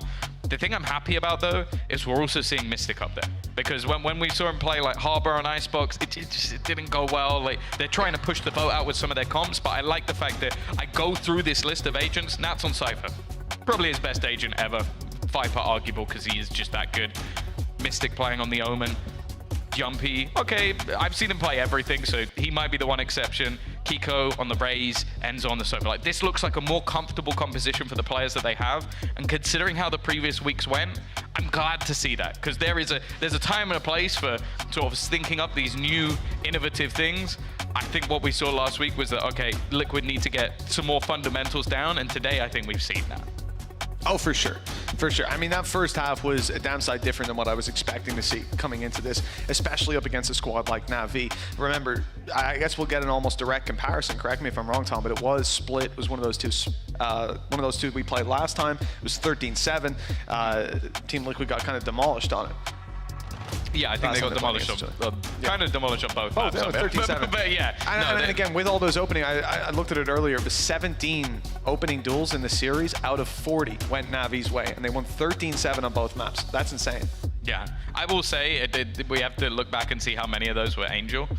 Because most of the time they will play like 4v5 and still win. Yep. But I guess you see the other side of the coin when they played versus Vitality just the other day, and that's the thing. That was what worried me about this map, is because you come in as Liquid, you're facing off against a map that you've not played yet this year. You're obviously, the core is completely different to what we saw last year, and Vitality had been fantastic on this map and got battered. Now, granted, it was their first game with Trex, but I think it's clear that Liquid are looking comfortable. Nats especially, I think all of his utility has been great.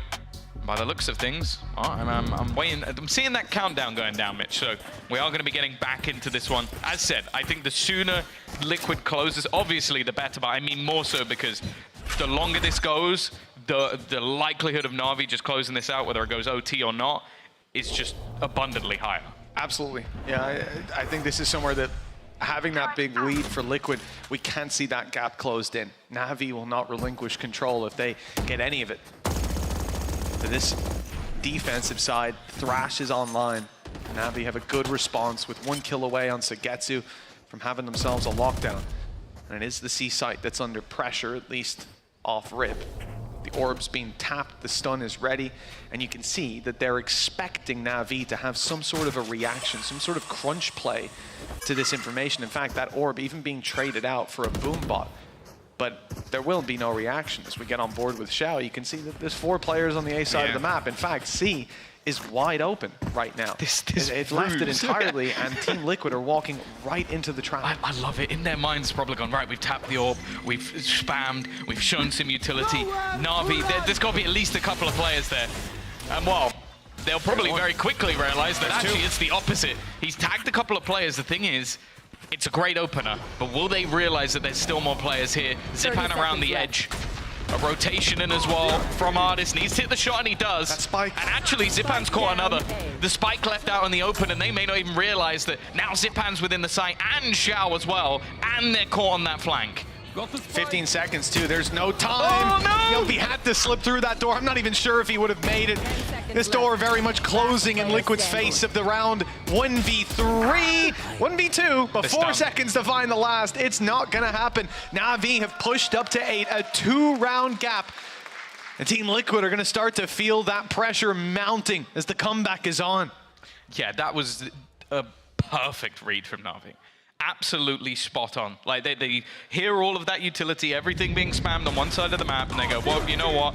We're rotating in the other direction. I don't know if that is purely based on a calling style read or just what they've seen already within this half, and they end up with a full stack up. And that's the thing, you use a Hunter's Fury, you get an opening kill and a tag, and from then onwards it just all went wrong, because at that stage you're probably thinking, okay, there's maybe 1, 2 other guys max, I've hit one of them. You're not expecting the rest of Na'Vi to all be there. Oh, as soon as that second tag comes in, it's a go, go, go call. You know the guy's there, he's half HP, and what are the chances they had more than 2 stacked up on A site as well. You always know the reaction can come in from the broken door, but that fourth player in that setup being there, unpredictable. Mystic's all the way in their spawn, but they're aware.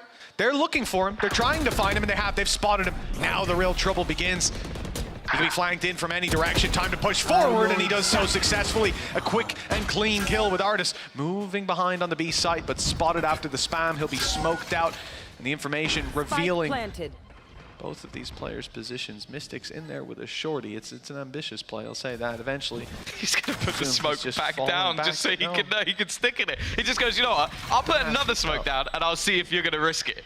And of course, Artis is not gonna risk it.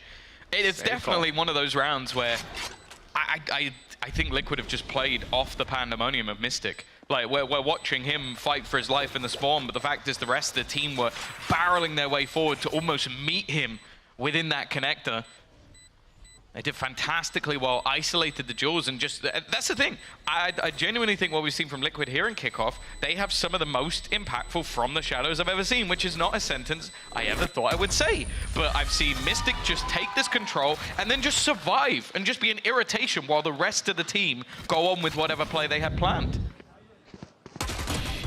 Well, similar things to what we saw from Nats as well. I think there's just space in the way they're approaching this map for one player to go and run their own rodeo. And it was actually Nats combining with him. He had a little bit of a late play through B while everyone's looking behind them for Mystic. They spot him, and then up comes Nats to ruin your day. 11-8, a save call for Na'Vi and a 2v4.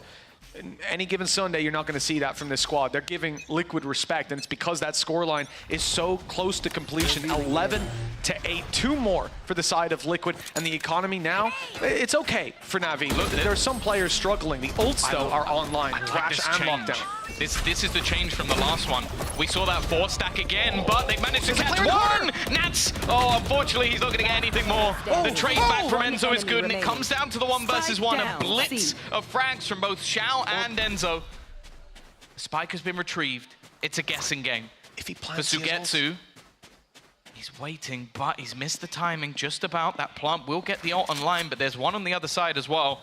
It'll definitely make things a little bit more awkward on either side. The timing could be everything. Both players now walking, but a pickup of pace for either will either guarantee the plant or potentially guarantee the kill. Sugetsu, I mean, his timing is perfect. He heard the steps moments ago. He knew where Kiko was going. Hot on his trail. He'll find the round for Na'Vi. This could have gotten very awkward if time surpassed and that showstopper was popped on a tap, but 11-9 we go. A 2-round gap. It closes in for Na'Vi. They've still got that lockdown to work with. See, the second layer to what Na'Vi was doing, so I like that Liquid pick up the pace again, because it was the same gamble. You had 4 players on one side of the map, and then you had just 1 defending. But Sugetsu is the one, and he just stays alive. And in the meantime, once they know that it's no longer this A site, they immediately split back and use that thrash to clear out the flanks, because that's been one of the major problems that Na'Vi have been having, is that Nats is in there to stab them in the back. Yeah. Well, they didn't catch Nats. They caught the other player, but then just happened to find Nats as well.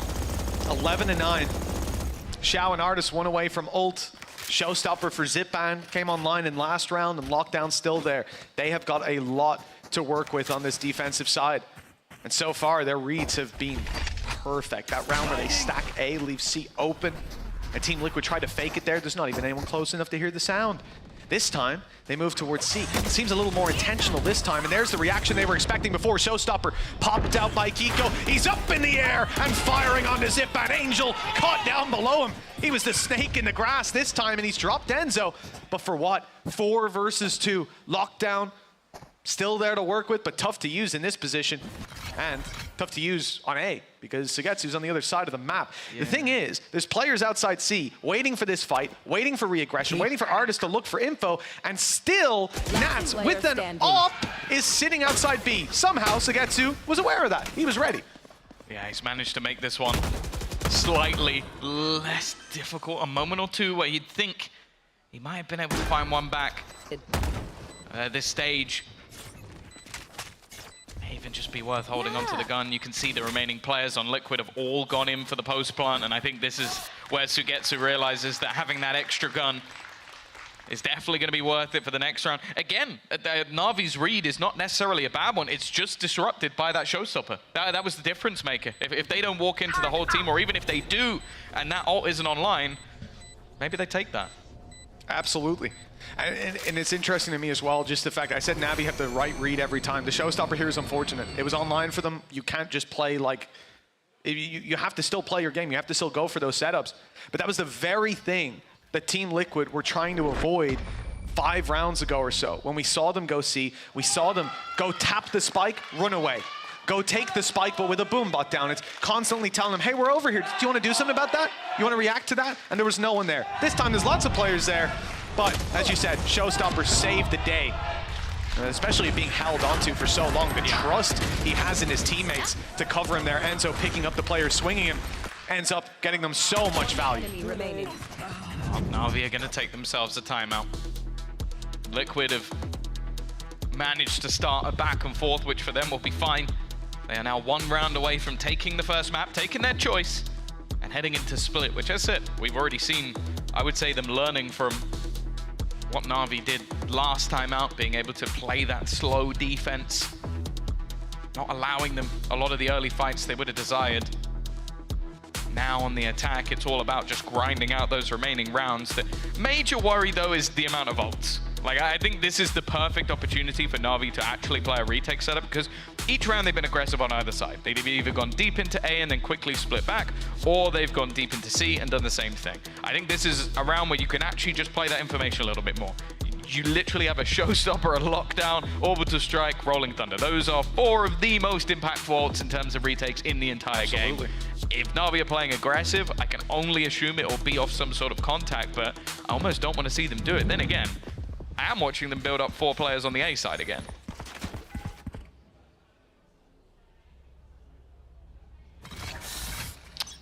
Well, 4 players will stay with. No rotations out of them.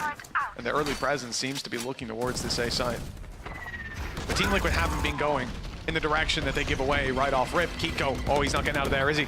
He's trapped in the open. The Rolling Thunder gets them the opening duel. But Na'Vi are now committed to this A site while Team Liquid this will be the waltz their way into C. And actually, if Enzo gets the plant, that could be a potential denial, or even the orb here, potential denial of Sugetsu's ult, which is a big way for them to get back into C. Rolling Thunder would be the other one that now won't have that same level of impact. And in fact, Sugetsu, is he going towards spawn, or is he sticking on site? For now, he's just trying to catch one on the cross and bail. Yeah, I think it will just be that info. The thing is, it's one of the ults gone, but I don't think they'll mind too much. Drone shown. There is that long down, actually used preemptively. Watching here. Yet to see a counter, but they can get the plant and just fall into those post plants, actually keeping the orbital strike for that reason. They've tried to force Nats out. He is going to get caught, but that's fine. He'll be able to survive that a little longer. Now they come flooding back in, not expecting Sugetsu to already be here. The guns were barely drawn on the side of Liquid. They expected to have a few more seconds to breathe before they took that battle, and they were given no such room. Team Liquid lose the round 12-10. Now 2 more chances to close this out. And Andaluthia flawless as well for Na'Vi, so they're not going to have any pieces missing. The thing I love about the orbital strike as well is, as you said, normally you're going to have to be a little bit more patient if you're Sugetsu. He doesn't have to be, because that orbital strike clears the only corner that they could have been in. So they double those ults up just to make sure. And I'm going to be honest, that seems like an on-the-fly call. Like that wasn't. Absolutely. I think that was he placed it in a rush, and then they just go, okay, there's a gap here. Let's put this in. It is, however, 3 of their 4 ults gone. It is. But this was worst case scenario for them. They wanted it to be the A play. They wanted to catch the majority of Team Liquid in those fights, and they had to play retake. They gambled it, and this time they were punished for that. Showstopper for Zipbanda. Final ultimate expanded on the side of Na'Vi. And it's Xiao trading out one, but the Showstopper finds nothing. The Hunter's Fury, in fact, makes it into that 1 versus 1, as we said. Xiao traded out the kill, but he also lost a lot of his HP. Zipan on 70 as well after being tagged up by the Hunter's Fury. And Na'Vi now, we haven't really seen this from them, Tom. They're spread out in a default. One player aggressively on A. And this is a nasty bait. 10 HP on Xiao. All he's good for here, well, he'll probably end up with 2 kills, but all he's good for, realistically, is jump spotting that angle and drawing their eyes towards it so that then Zipan can swing and find so much value. The thing is, Enzo still has a dart and a drone. He does. Like, there's so much potential information. They could even aftershock it if they wanted to. There's the drone going out. I feel like Xiao has to break this, and he does. Okay. That's going to keep the bait going. And there is the dart, yeah, and they're being extra careful. Now Zipan is in real trouble. The nade put through. He's buying them time. That's the one major thing. Can he get any kills from it? No. There's still 25 seconds as they're now going to encroach onto Xiao.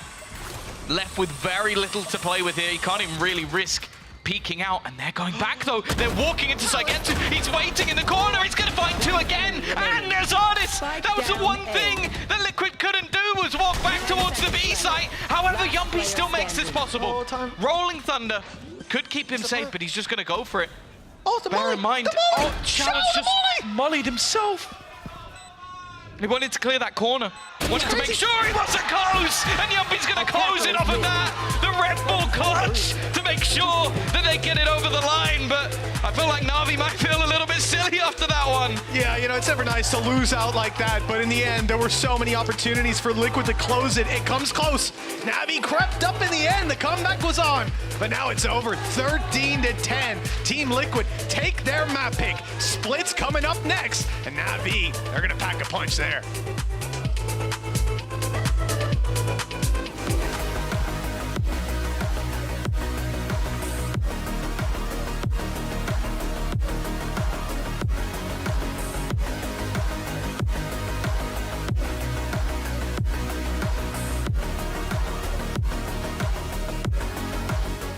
I know a place that will break you into 1,000 pieces. Stay away from them. Stay away from Lorca, Paco, and Picasso. Don't ask about Lola. Ay, Caballo Grande. Ay, Dolor de Nieve. But in spite of everything, it occurs to you to visit Andalusia. Don't say I didn't warn you.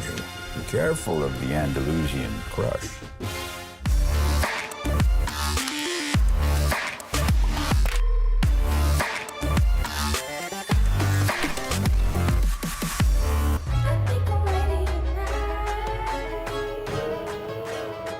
Hey guys, it's Jimmy Lin, former professional Counter-Strike player and VALORANT coach. Watch out for the stairs, clear this angle. You're going to be able to fight this.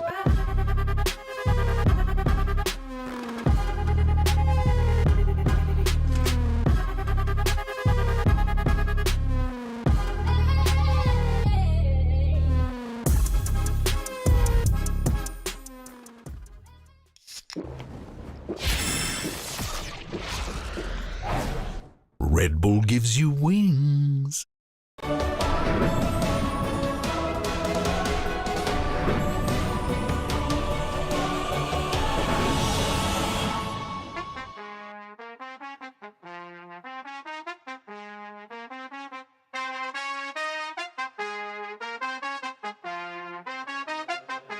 That's just the way it goes. That's just the way it goes. That's just the way it goes. The way it goes. That's just the way it goes. That's just the way it goes. That's just the way it goes. The way it goes. That's just the ballin', spotting, ballin'.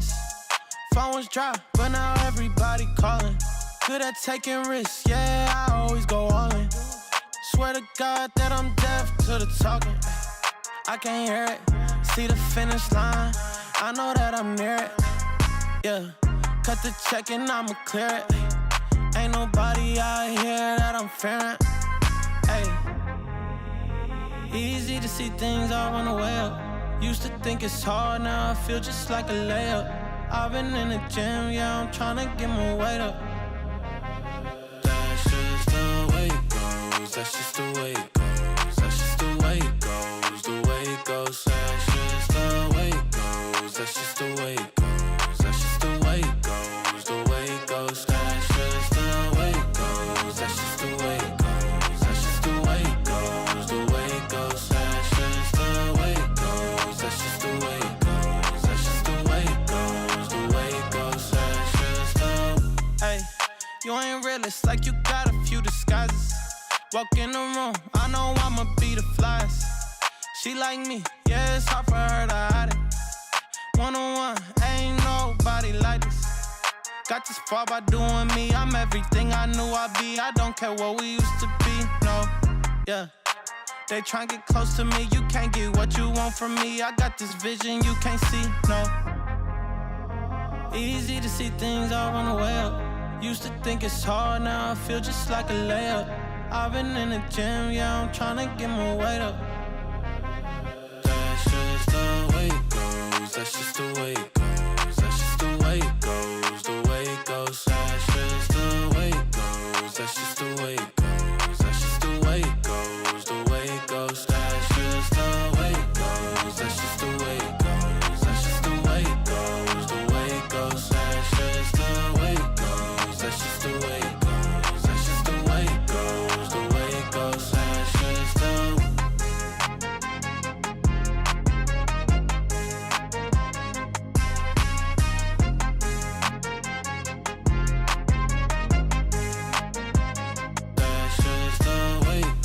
That's just the way it goes, that's just the way it goes, the way it goes. That's just the way it goes, that's just the way it goes.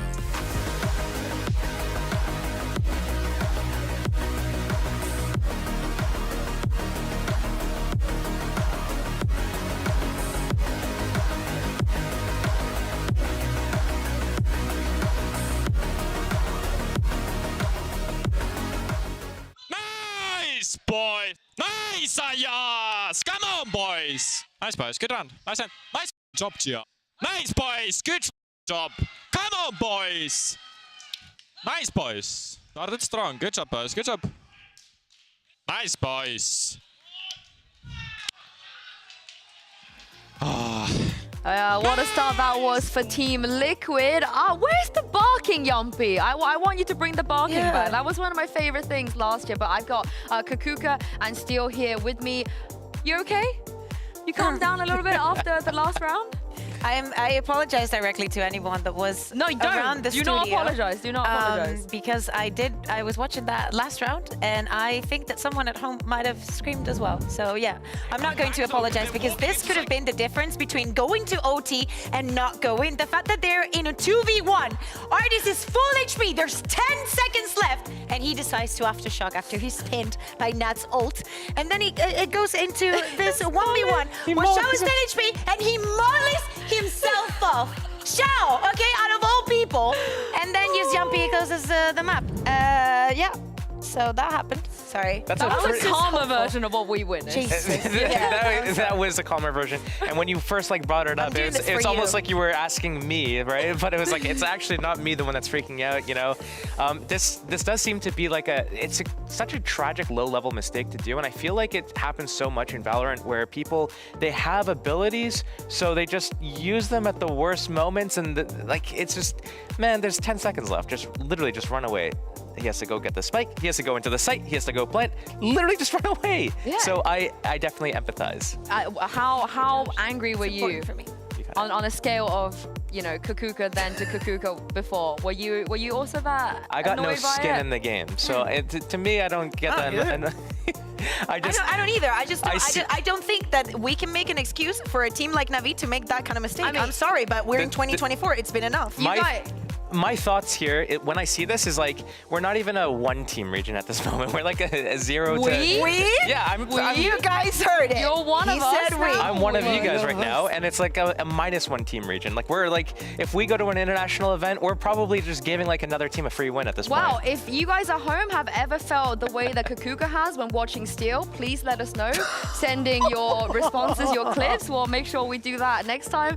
We'll do a pre-show, but for now, let's take a look. Undefeated, by the way, against EU. So. Let's take a look at somebody who can shoot. It's Yumpy here in the AIM Labs warm-up. I mean, he had a great game, to be fair. I think Tom and Mitch summed it up. All of the people that needed to frag out on Liquid were fragging out. Yeah, exactly. Maybe it got too close for comfort, but the way that both teams were working the map was very different. I think that Team Liquid definitely came prepared to today's matchup, and there was a reason in picking that Lotus. Yeah, it's not very common to see teams fight for A when they don't have, neither of them have a Viper, but it gave us some, you know, different things to look out for. Yeah, let's talk about split, because I feel like Steel, Na'Vi probably have a better chance here after the split that we saw from Liquid. I think it was against Foot. I think when we look at Team Liquid and kind of how they play, you know, even look at this last Lotus going into the split, it was a lot of these like team fights, and they were able to kind of like roll with a lot of the punches in the early round big team fights that were happening. And I think if they're able to kind of like force those types of engagements again here on this map, it's going to be a lot easier. Yeah, exactly. I'm looking also, we were seeing Yumpy, that the performance that he had on this map, and I'm also looking at him for the next one. I think that he was caught off a mid time after time, getting that first death, because the attackers really know how to play against him and the way that he was moving. I think that he's the kind of player that is going to learn from that kind of mistake. Yeah, he is indeed. Of course, one of the more experienced players as we have in this league. But in terms of split on the side of Na'Vi, what are you guys expecting? What do you think about the Fade? Do you like it? Do you think specific? The thing is, like, I would like the Fade if it was Xiao playing it. I know that it might sound like I'm a bit biased, but I think that overall, his utility usage when he's playing on an Initiator, and especially when it's Fade, is just better than Angels. There's no mollies. There's no mollies on Fade. I'm sorry. I'm sorry. But let's take a look at Agent Selector and see if we do get some changes. What do you guys make of this? Oh, so they moved things around, didn't they? Right, so Yumpy's now going to be playing on the Sky. He was playing on the Viper before, if I'm not mistaken. Enzo on the Cypher? Well, you gotta, if nothing's working, you might as well try everything, right? Hear me out. No, but hear me out. Nats is a very experienced Viper as well. He knows exactly what to do. And Enzo only needs to learn the lineups for Cypher, right? And if you have Nats to show them to you, he's got literally the best person to learn from. Yeah, I'm just interested to see like what that opens up Nats to do. Maybe he's going to do something a little bit differently, because maybe they're thinking that the Viper is going to have a little bit more impact on both sides in order of like finding openings and catching the rotations. And we saw Nats was just like not really being activated that much on Cypher. Ah, well, we'll see what Enzo's Cypher is going to be like. And Mitch has broken a curse already. Liquid won map 1. Let's see how far he can take them. Over to you, boys. Thank you so much, Sue. Yeah, you know, I'm not sure. Maybe I've got 1 or 2 maps of Enzo winning before, but never a series. That's what I remember. And coming into this, 2-0, possibilities? I'm not so sure. Split did not look good last time, but looks like Team Liquid have come in with a new approach. Yeah, I like this change because from what I remember, Yumpy's Viper, when he played this map, I think it was Foot or whoever it was versus. Yeah, it was. Yeah. They got smashed because he just kept getting wrecked. It was he would put the Viper orb in middle and he would just get destroyed. So now he's playing the Sky, gives him a little bit more opportunity to be aggressive, which is where I think Yumpy does some of his best work. I think he's also just more comfortable on the Initiator in general. And sure, okay, you're going to see Enzo move over to a Cypher, but if I want someone passive and looking for information, Enzo fits that bill, just not normally on a Cypher. Yeah, it is definitely a different agent, that was different close. approach.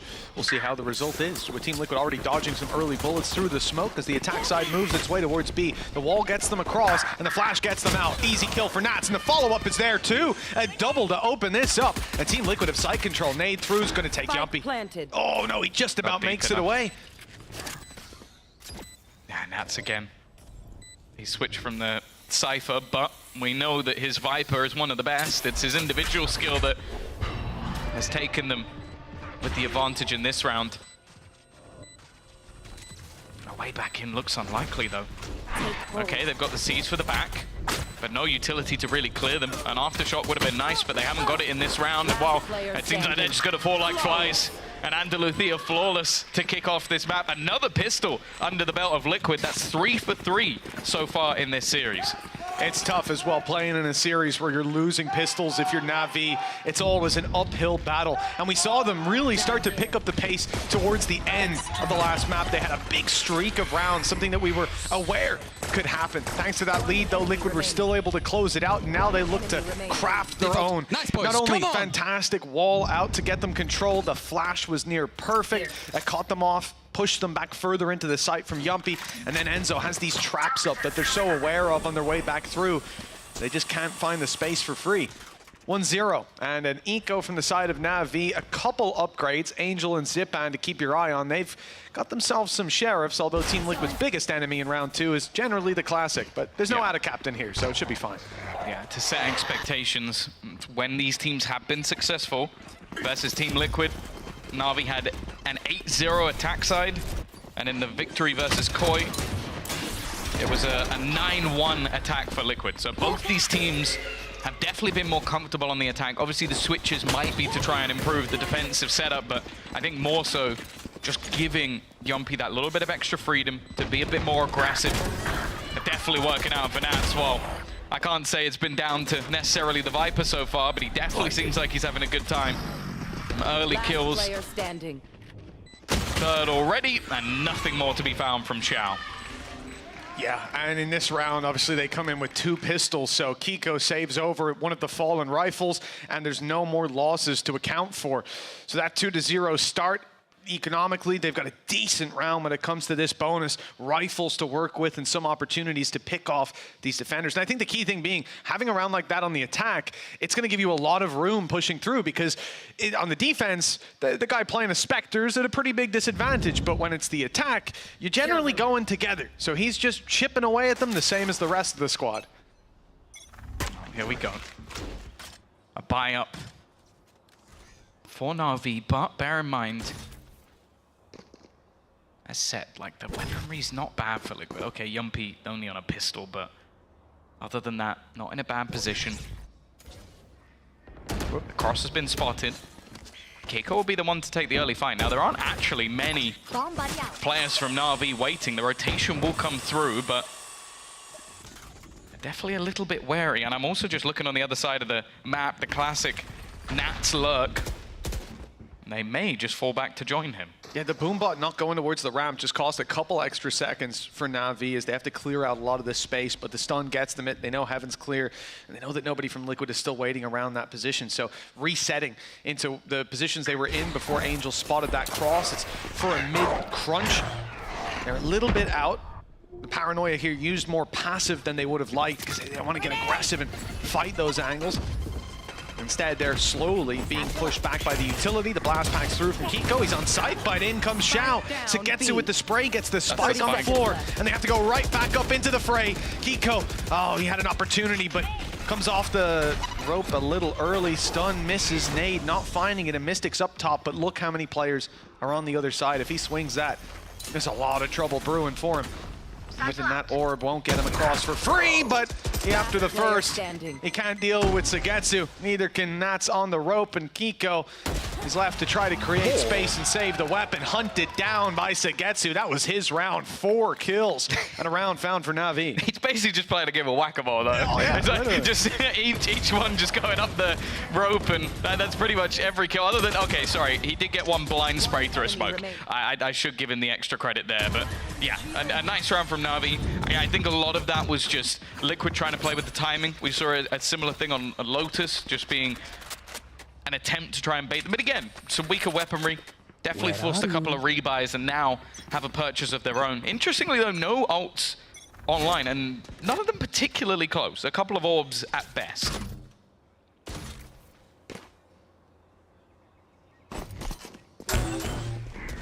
Blast backs up with the Paranoia.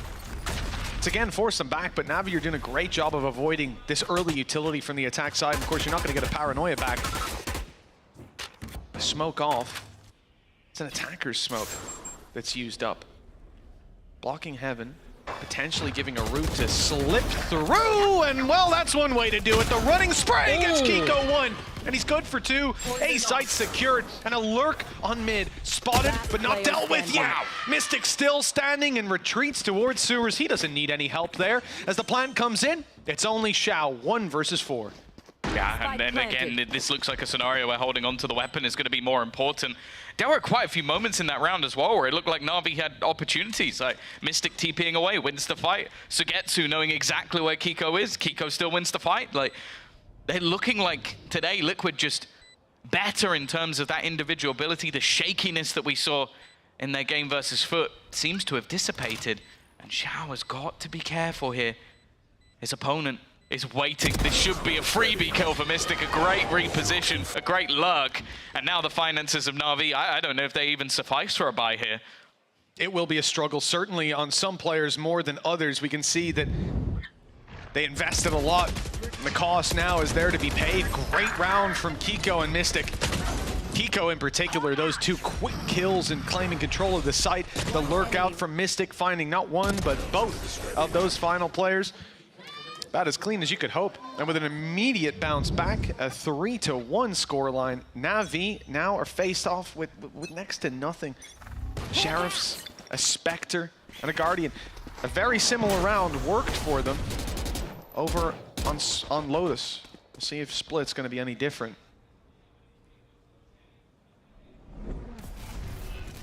Yeah, it would come down to, again, some mistakes. I like the idea, giving Xiao a chance, but there is a defensive lineup waiting. As he tries to push, the weaponry not going to be able to be retrieved. Zipan's got the only rifle in this round, the Guardian. And he's immediately hightailing it towards the B site, trying to get into a position where he can do some damage, but Liquid have paused. Again, just playing with that time, using Yumpy on the other side of the map to try and sell a bit of a ruse. Now, nothing's been spotted by Angel. And they're assuming that this is going to be a mid-crunch once again. But once they have the information, if they get this timing right, they might be able to head back into the B. Oh, it is wide open. Deep Paranoia even used, but not needed. The key thing is there's no flashes. We saw the same setup on the pistol round. Sky Flash out of the wall as they take control. But that's not the case this time. Yumpy is miles away. Very, very late flank. I mean, I can't stress that enough. He's still not moving. Mystic's got to be careful. The Haunt's good. That'll be him down. Zipan already tagged though, and the second he's gone, this round really isn't dangerous anymore. Again, a solid hold from Liquid. Only a singular player dropped the credits building. And while for Team Liquid now 4-1 up on that attacker side, and a couple of players on Na'Vi look like they're sleeping. Zipan got his first kill in that round. Angel, Ardis, a goose egg on the scoreboard. We know how important all these victories can be. Like, for Na'Vi, they've not got an easy road coming up as well. And again, where I feel like expectations were in their favor, now that they have a purchase back in, this is where we expect a little more. You have to. For Na'Vi, the real downfall of the previous map was just how much of a lead they'd given away to their opponents. From the shadows cancelled out by Xiao, who's spotted on the back of B site. And won't be going anywhere anytime soon. That's where Team Liquid intend to take things, but it will be a split. Back through middle by the looks of things. Already showing presence up in heaven. The timing perfect for Zipan, but only good for the one. And Mystic is slipping away down towards the vent as the wall goes up yet again, but they're not sure if anyone has actually crossed with that wall. It could just be a paranoia play for Xiao. He'll find out the hard way in just a moment. The fight comes in, Kiko wins it. Support from Angel, but he's not keen to go in. Not till his teammates are here, and the problem is by the time they arrive, that Viper's Pit is in full effect. They're gonna have to go through a lot of decay to have any chance in this, and in a 3 versus 4 as well. Oh, look at the positioning. Oh, dude, still, it's a good trade. That was looking like a moment where they saved now. They were basically just waiting for it. The only way is, again, if Ardis manages to find some sort of miracle kill. Liquid have... Are they going for it? Done fantastic work. Timing here could be everything. They're going for it. Yeah, the clock is starting to tick a little bit low. The shot's not connected though. Sugetsu had an opportunity and now things are just ticking away. He's got to try and retreat from this. try and hold on to a weapon, and I don't know if he's going to be able to. Artist does connect a couple of shots, okay, but there's just not enough time. It's just going to be that extra damage to end out the round, but the fact is, if it was needed, there was still some utility available for Nats. And the thing with this round, it's again what Team Liquid have done fantastically, is almost just smoke and mirrors. Like they've had that aggressive A take, of taking up the Heaven control, like going for a rotation back through mid. Xiao is then left completely alone. They use the Viper screen, and each time there is a question of, has anyone actually pushed that? And this time it was yes. And you could see that Xiao was completely oblivious that someone could already be there. And also, once the wall goes down, he has to look at 2 angles at once. So even if he's suspecting they've made it out, you don't know if they're going to peek you from main, from the side of the box, or from round on site. So he's dividing his attention, and that was the idea all along. Just make him paranoid, make him check everything. And you look at that scoreboard as well, 7-6-5-4-3. It's nice to see. Team Liquid, everybody doing their part, and with a 5-1 lead, Na'Vi have a lot to discuss coming into this timeout. Already 1 map down in the series, and even for me, who wants to have the most hope for Team Liquid, the reality is, I did not expect Split to swing in their favor, and it's a bad sign for Na'Vi to see it look this dominant for Team Liquid already. Yeah, I think last time out, even with their streak of rounds, they still managed to, I think, at least put up 5 over on that defensive side. But thus far, it doesn't look like there's been much other than the bonus round. Other than that, they haven't really done too much. And a lot of that was because the spike was lost as they tried to push through mid. That was the only reason that round really fell apart. Other than that, Liquid have done fantastically. As said, they've been selling the ruses I think they wanted to sell on Lotus. Like, that's what they've been doing. I think the Viper play, especially from Nats, has been sublime. And today, well, we can already start talking about like MVPs of this match. He's right up there in contention. He's been fantastic. So in this round, I'm not going to quite say that it's a 6-1 already, because there's still quite a punch packed by this Na'Vi side. Xiao's got a Judge and Zipan on a Sheriff, but he's got a rocket launcher to back him up with the Showstopper online and activated, and this is going to force a push. As soon as this dog is used, Xiao has to either run for the hills or swing and fight. The problem is, there's players holding him the whole time. Mystic, Paranoia ready, might even catch him. No, they're just contacting it. Oh, that was a bit of a mistake. They didn't want to commit the dog early, maybe using it later as they get closer to the site, and instead forced into this fight. Judge back up, but not in time, and that is Artis right behind Xiao. He fell at the same time, another swing. And it looks like Mystic more than ready. The surprise of Nats in middle, catching Na'Vi off guard, and everything's falling apart for the defensive side. Running for the hills now. Zipan seems to be going to A after the reveal, but Liquid, oh, they are actually going A. Are they? They were, they are, they're not. They're up and down the rope. I don't know what's so happening. unlucky! Sugetsu doesn't realize he's right above him. And now, well, after clearing out Sugetsu, there's absolutely no reason for them to go anywhere near that A site. Again, it seems like Na'Vi, okay, that initial fight, a little bit unlucky. Artist being caught by what seems to be a player I didn't even see. Yeah. And, well, that neural theft gave everything up. Zipan now just to try and do a little bit of damage, but nothing to be had. Another round where Liquid have 4 players surviving, 6-1 up on that scoreboard. And well, this is where we see Na'Vi buy. This is where we have to see a resurgence, or they might just get blitzed out of the server. This is it, Tom. Yeah, the ball is rolling. The snowball's become an avalanche at this point with 6-1 on the board. This buy round is a massive swing for the side of Na'Vi, and they cannot afford to miss it. Both teams coming in with the same ultimates, but Na'Vi... What are these guys doing? Absolute clowns. I guess they haven't got much to really analyze. They're just blitzing their opponents. 6-1. What is going on? Just keep it up, boys. That's all that needs to be said. But yeah, like, look, Artis and Angel very close to their ultimates. That Rolling Thunder could do a lot for Na'Vi, and chances are Artis is going to find a pick, at least in most games. Being a little tougher this time around, but the struggle is felt by all of Na'Vi. Round 8. And a slow default from the defenders. There's no, well, from the attackers as well, I suppose, but often we've seen Na'Vi look for these crunch plays for the stacks. Think of Lotus. Consistently, they were stacking sites, playing the map, and getting ahead of Team Liquid. This time, it doesn't seem like that's the case, although they are grouping up on mid now for a push. They push in mid. Taking that control, timing onto Nats could be everything. Nats hasn't been spotted. Still sitting behind, and because of that, he's able to instantly turn. Takes 2 with him. It just seems like he's always in the right place. Mystic there as well. Planted. Nothing Na'Vi could do is ever the right play. Just that little crib, just that little corner that wasn't checked. And the perfect timing from Nats again, and the round is already done. Angel waiting on the other side of the map. There's nothing he could do. He's not had many opportunities, it seems, to have impact in this game. And the 7-1 conversion, honestly, I don't think I've seen Na'Vi get schooled like this ever. I'm flabbergasted. I'm absolutely shocked by what we're witnessing. It's not to say that Liquid aren't capable of high highs, but for Na'Vi, they reside at the top level. And now the challenge, it's not even a challenge. This battle is being concretely won by Liquid with barely a fight in it. And they're hunting him down. Oh, Angel's got a bit of trouble brewing. We're on the player cams and Angel's died. He's lost his weapon, so he's not even gonna have that carried through to the next round. This is a tough position for the defenders to work with. And the credits are extremely low, just like the round score.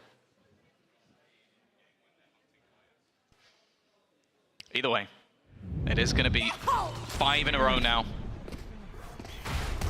I think managing to get that early pick is this position from Nats. Just absolute filth. They're even watching for it. I didn't realize that at the time.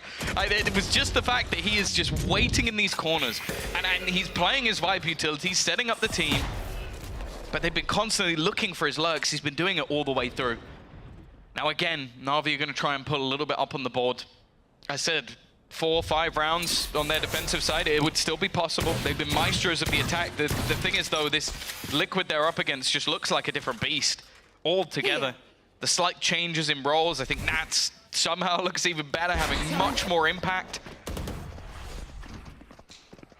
Mystic as well has been sublime. He has. And now 7-1. Again, patiently watching to see what sort of ideas Na'Vi have had. This time they are sticking out a lot more passive, but with the weaponry advantages they have, Mitch, like, you understand why they're doing it. They've been getting owned, but Seekers. That's the right play up against these slow by. You don't want to be surprised as they would have been by that player tucked in the corner. Artist. Oh wow, he's just seen a lot of them here. Hey, hello! Where's the earphones? Zipan somehow doesn't realize Mystic's gone TPing into their spawn. They've lost the fight on Heaven as well. Oh, this is a disaster for Na'Vi, and he swings through a smoke for another. Someone put a stop to these guys. Team Liquid are running away with this game. And a judge kill on a 10 HP player's nothing when the trade comes in that quickly. Team Liquid, 8 on the board. That round was outlandish. The craziest thing with that is Angel on the defense used the Nightfall, which takes away the sound of Mystic's team. And for a moment it looked like it was the other way around. He just sticks it into the spawn. It's marked and decayed while he's in their spawn. Like, he can't hear a goddamn thing. Little Ric Flair, woo! Neither could they somehow. What an absolute travesty. Where's the pause? I mean, you don't need to even talk about that one. It's not going to happen again in the half, I suppose, unless Mystic pops off, but... He has been. Oh, that can't happen. Snake bite, oh, it might save him, it might give him a chance, but Artis is too quick. There's the opening we're looking for Na'Vi. Yeah, they've killed Nats, although Artis just continues to push. I guess it was a half clear maybe from Zipan. They checked, but just not thoroughly enough. Now, he does have the spike. If they kill him, this would still be a massive kill. I bet he wished he had that from the shadows now, because now the spike is dropped on the other side of the map. It might have still been a bit of a calamity start, but now you're going to watch the players of Liquid have to run all the way around the map. Angel's taken the spawn, does win the duel versus Enzo as well. Had to resist saying that, seeing a Cypher running. I've been feeling that this series. This map at least. Oh, I thought Yumpy was dead. He turns on a dime, takes the kill, but Shao, good for one, trades it to the wall. No way! That's somehow Team Liquid take again. There is no stopping this horse when it's in full stride, looking for double digits in the first 11 rounds, up against Na'Vi on their pick of split. Yeah. We have not seen Na'Vi struggle like this in a long time. Another way to put that, you know, the horse is just prancing today. It is. It's a prancing horse. It's come full circle. No, honestly, it's ridiculous. Like, they made errors in this round that lost them the spike on the other side of the map. Yes.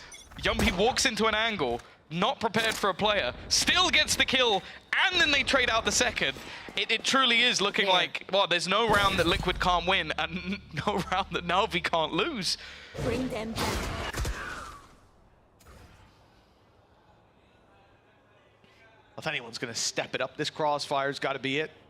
Zipan, showstopper to work with. Angel, even tucked inside. Now the reveal goes out. Zipan, showstopper, here it is. They're chasing him down, and they get him in time. The shot from Nats, the trade from Mystic, as Angel comes through that smoke. Goes down right afterwards. The advantage now there. Traded out into the hands of Team Liquid. Zagetsu will try to recover something, and that could be the spike drop. An opportunity as he even dodges the flash. The element of surprise, perhaps the second flash also dodged.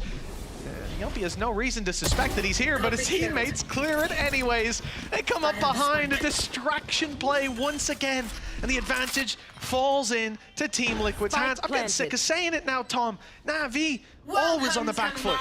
And there's a pit as well. Yeah. Oh, that's just great. We haven't seen any of the craziness, any of the clutches, any of the individual plays that we saw in that game versus Vitality. All of that have come out from Liquid.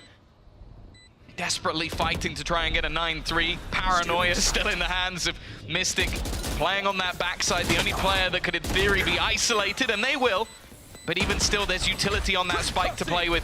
Two players looking to try and wrap back round the back. Finally, somebody gets onto that defusal, but there is just no way he's getting that defuse across the line. Down to this 1v1. Shao gets the kill. I don't know if he's got time. No, I don't think he has. It's going to go off anyway. Seth, there's no way that Liquid ever lose at this stage of the game. They lost the bonus, and that's it. 10 rounds on the board in the first half. No matter what level of hope you came in with today, I'm willing to say I probably had the most. This is unfathomable. The difference in Team Liquid. The difference in Na'Vi, a squad that I've seen win so many of these fights so many times before, but here there's a major struggle. Oh, this is a nice one round left to compete for. See if Na'Vi can double their score coming into this. Again, it looks like there will be an attempt. They've already pushed up B main and some utilities being held. Boombot kiss. But it's all off contact for Nats. Second part's actually good, it's forcing them back. This is the thing. He's not the man you want to face off against. They're falling back. This was the potential Liquid. I think after last week, after Koi,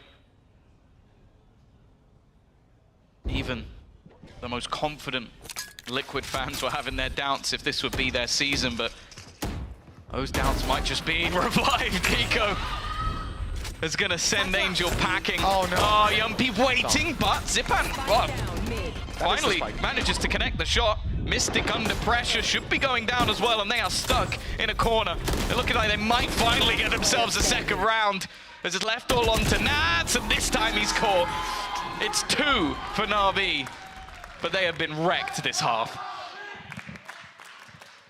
A real concern coming into the next half. Team Liquid 3 for 3 when it comes to pistol rounds, Tom. If they win this pistol round, I think the series is essentially over. All they have to do is wait for a pack-a-punch round with all those ults and waltz out of it with a free win. I like the result here from Na'Vi. They realize where these players are. They crunched them well, using their utility, firing it through, and winning their fights. It's a normal enough round, but with 2 on the board, it doesn't give you very much hope. This pistol, it's a must-win for the attacking side. Wow. It has to be the first of many different things. A comeback of ridiculous sorts. A pistol round after losing the previous 3.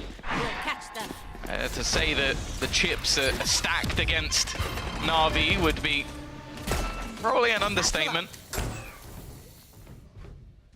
They're about to have to go all in with a hand that should be considered a fold.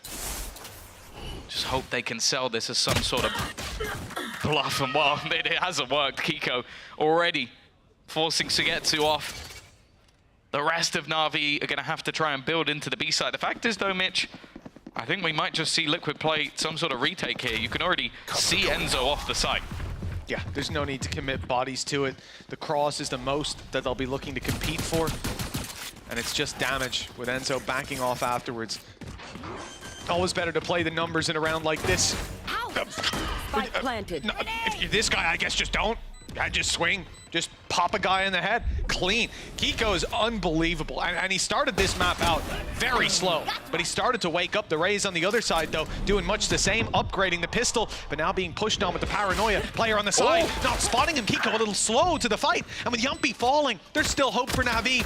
Angel and Artis just need to run this clock down, and another kill almost guarantees it.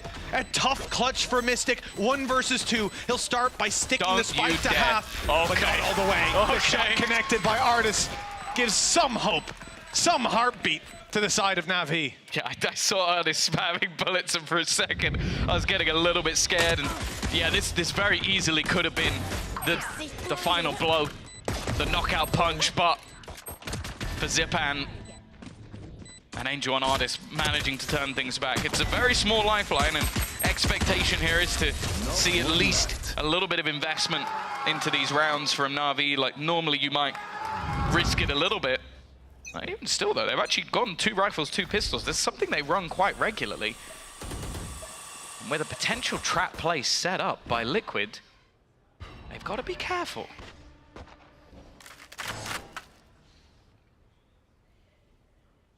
This was something that, in terms of the mid play, Na'Vi wanted this again and again on their defensive side. They were looking to catch Liquid off.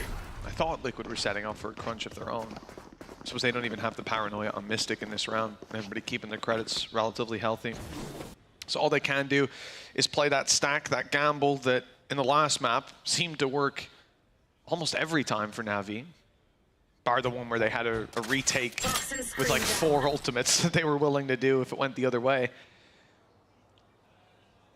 But for Liquid, it certainly hasn't worked out. You can see 3 players outside B, the spike looking to make its way there, and Sugetsu just spotting out as much as he can, which is nothing. It might pull them back. That's the thing, because they haven't seen anything.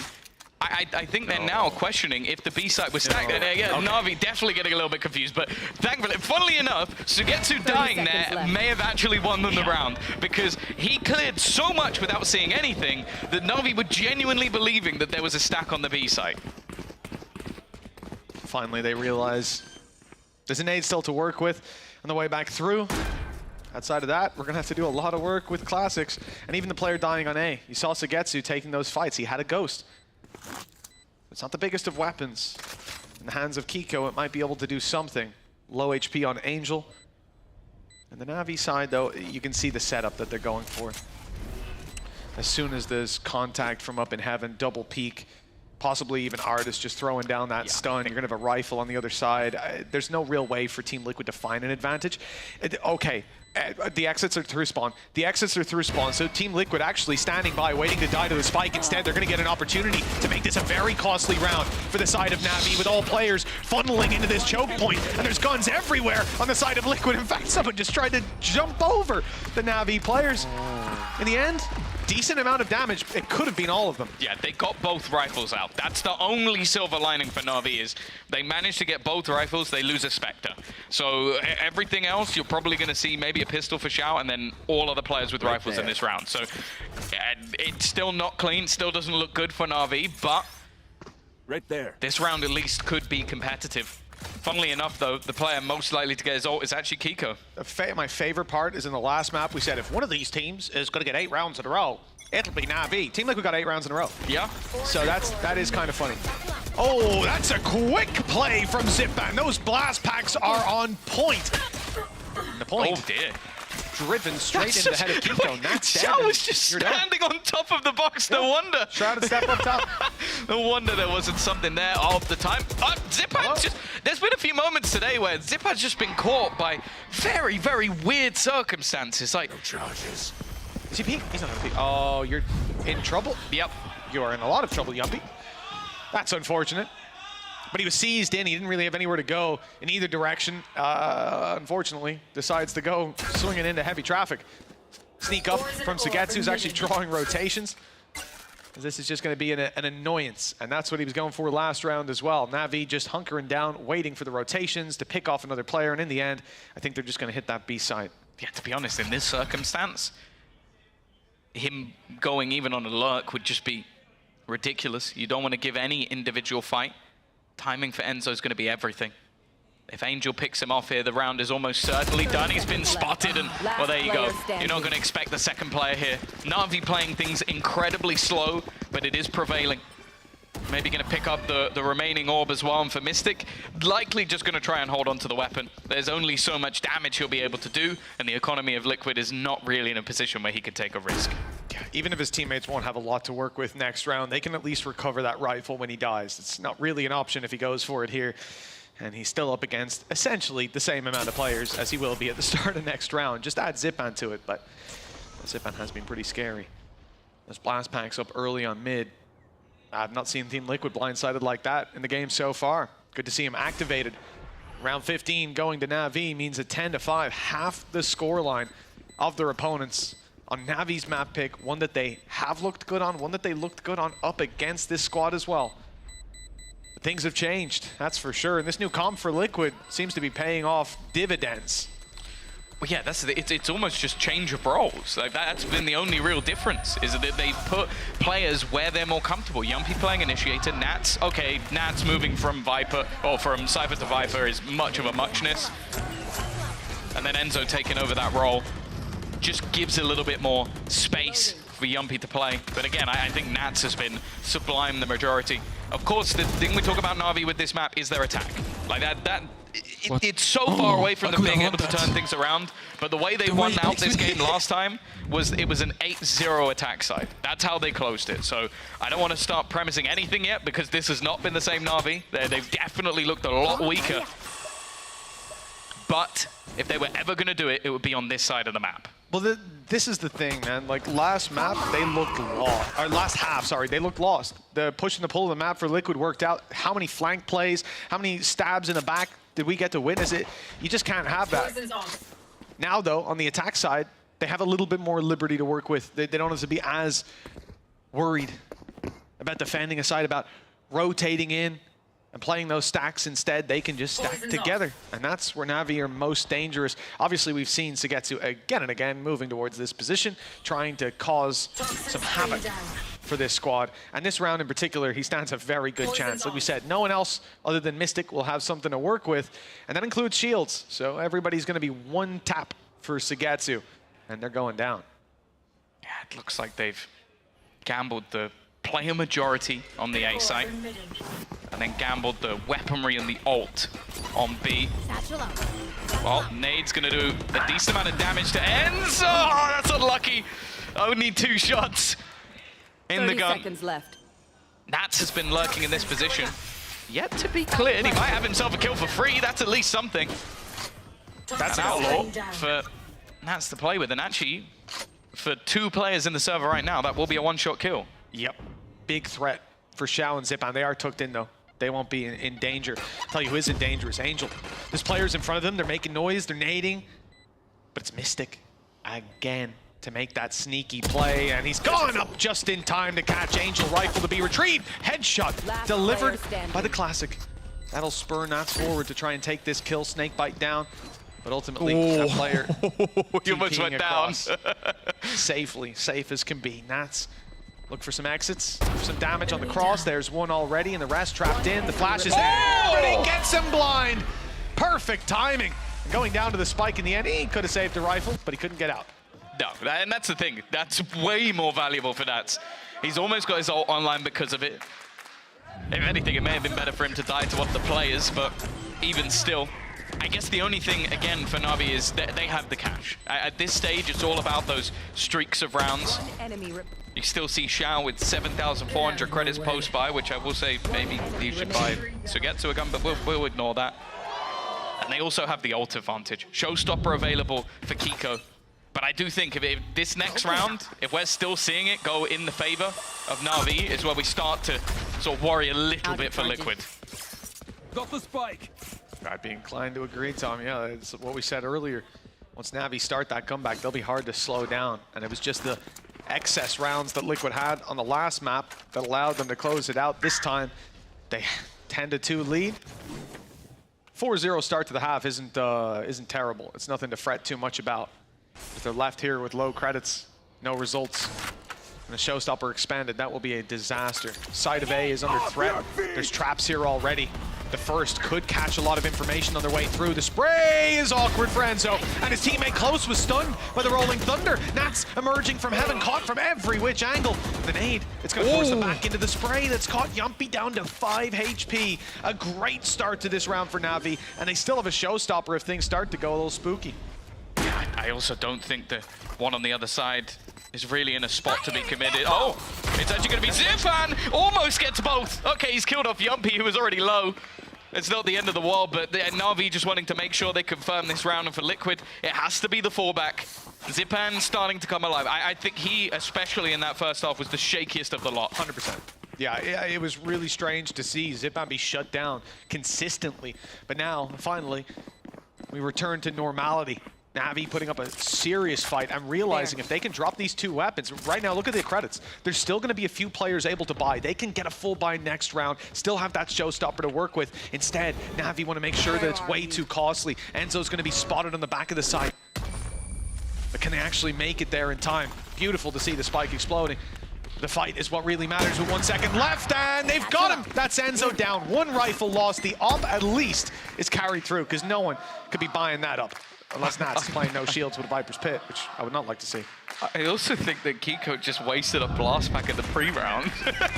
Did he? Yeah, oh, no. I think he was trying to slow him down, and he's thrown it in the pre-round. He's playing op, so I don't know if that would be the most impactful thing in the world. Maybe if he needs to reposition, but that is just quite funny. Nonetheless, it could help with the showstopper. That's the only true. Thing. That Much is more true. Limited range on that defense. Oh, shout spitball. He's moving at the speed of sound. He's the one who's moved up to the top of the board for his team. And 5 rounds in a row, this is where Liquid finally decide to take themselves a pause. I think up until this point, it's been sort of a closer, like sort of opportunities that they've had, doing some work with the pistols, making things competitive. Think about last round, just one player surviving. This one, though, was a little bit more dominant. It didn't look like there was really an opportunity for them to take that one home after Zipan managed to get themselves the openers. And I think there needs to be a momentum switch, similarly to the last map. You allow Na'Vi back into the game, that's where things really do. There you go. Oh, yeah. no. He's just gonna try and escape. But I don't mind it. I think the pause timing is good. It's at a point where you still have that lead by 3 rounds, and for Liquid, you can't allow them back into this. Even just from a mentality standpoint, if this map was to slip, I would be very worried for their ascent. After a 10-2 lead, yeah. It's not the way you want to see it go. And they could have won the pistol. I think about they had an advantage and they ended up losing a 3v5. Viper's Pit off rip. That's used on mid, so 2-2 setup either side. Kiko in trouble, but he pops the showstopper, and he's caught Xiao, trying to sneak his way through, but Artis on the spray catches the return. That's going to be that rifle down and out. No op for the defensive side for now, at least, and they're slowed as these smokes down make it awkward. There could be players about to burst out on B through that trap, and they want to capitalize on it if that's the case, but as we can see, Na'Vi are not committing. They're not going to give that information away for free. Instead, looking for other opportunities, looking to move elsewhere. And that's exactly why this ult is pulled through from Enzo. The hat off his head lets him see exactly where these attackers are and where they're moving to. But do Na'Vi now try to use that as even more of a fake? Go back the other direction. The thing is, the A site definitely makes more sense because you've lost Shout. You don't have the smokes anymore to sort of section off a B site take, which leaves so many open angles. The main worry, though, is Yumpy. Aggressively positioned. A Nightfall could be enough to leave him in a bit of an awkward spot. I'll find you. But he is playing very far back within the site. Information isn't going to be guarded. In fact, it's going to be Zipan going straight off. He should be caught here and will be. And no immediate trade. In fact, nothing really found. The full Liquid squad have now rotated into position. Na'Vi are going to try and take this to the heavens. They've realized it's heaven, though. That flash didn't see anybody. They have to be going somewhere on the back of that ult, and it's straight up here. Zagetsu, beautiful timing, still 2 on the site. And they have to clear them out with 10 seconds left. There's barely any time. Mystic ends up going down. They take every single fight, and that proves to be a mistake. And for Na'Vi, they capitalize on each and every one. No, that's the thing. It was that heaven crunch. Because if they try and cross into the site, they're dead. There's absolutely 100%. No way they get through that. So a very quick adaptation from Na'Vi to clear out the players up top. And then the remaining two, they know where they are. They've already been hit by the Nightfall. So it's a difficult fight. You have to bear in mind, Mystic's looking to try and find a timing there. I believe he may have even still had his sound dampened by the ult. This is now getting really scary. 6 rounds in a row for Na'Vi. We've talked about that attack side. We've talked about how terrifying. We could talk about the fact that we've seen this before from Liquid. They've struggled with the defense. We were hoping that the changes in personnel, the ancient switches, will make things a little bit easier for them, but that has not been the case so far, Mystic. Bring them down. He's alive somehow. I don't think that's going to last for too much longer. Oh my. Just they're going to reveal he's still here. Yeah. Nowhere to go. Bound to happen eventually. They still had the nade as well. Like, if they really wanted to kill him. Yumpy with a Bucky. Up close. This is something that should be... In these sort of rounds, you have to kind of have that expectation. A trade in snake bites, which I actually think has left Nats completely screwed. Some of that's his own utility. It didn't quite land, and, well, Na'Vi, this is the thing. They play such a slow, methodical attack, even in these rounds, leaving it down to just 35 seconds. Timing could be there for Kiko. 30 seconds left. Oh, it is. It was being watched. It's no longer being watched. They might be able to get something on the timing, but now a smoke's going to go up. A nice kill coming out from Yumpy. They're at least making this one a little bit more interesting, but the trade is there. It's there, but it's given the spike over, and the rifle from Yumpy still in play. They'll be able to plan safely at least, but perhaps some fights can be isolated in the meantime. Indeed they are. But it's Sugetsu isolating Yumpy, dropping him and leaving Enzo all alone. That rope is defying physics, but there's no one on the other end of it. In fact, the player up top as this smoke fades, combining with one down below, should give them the round win.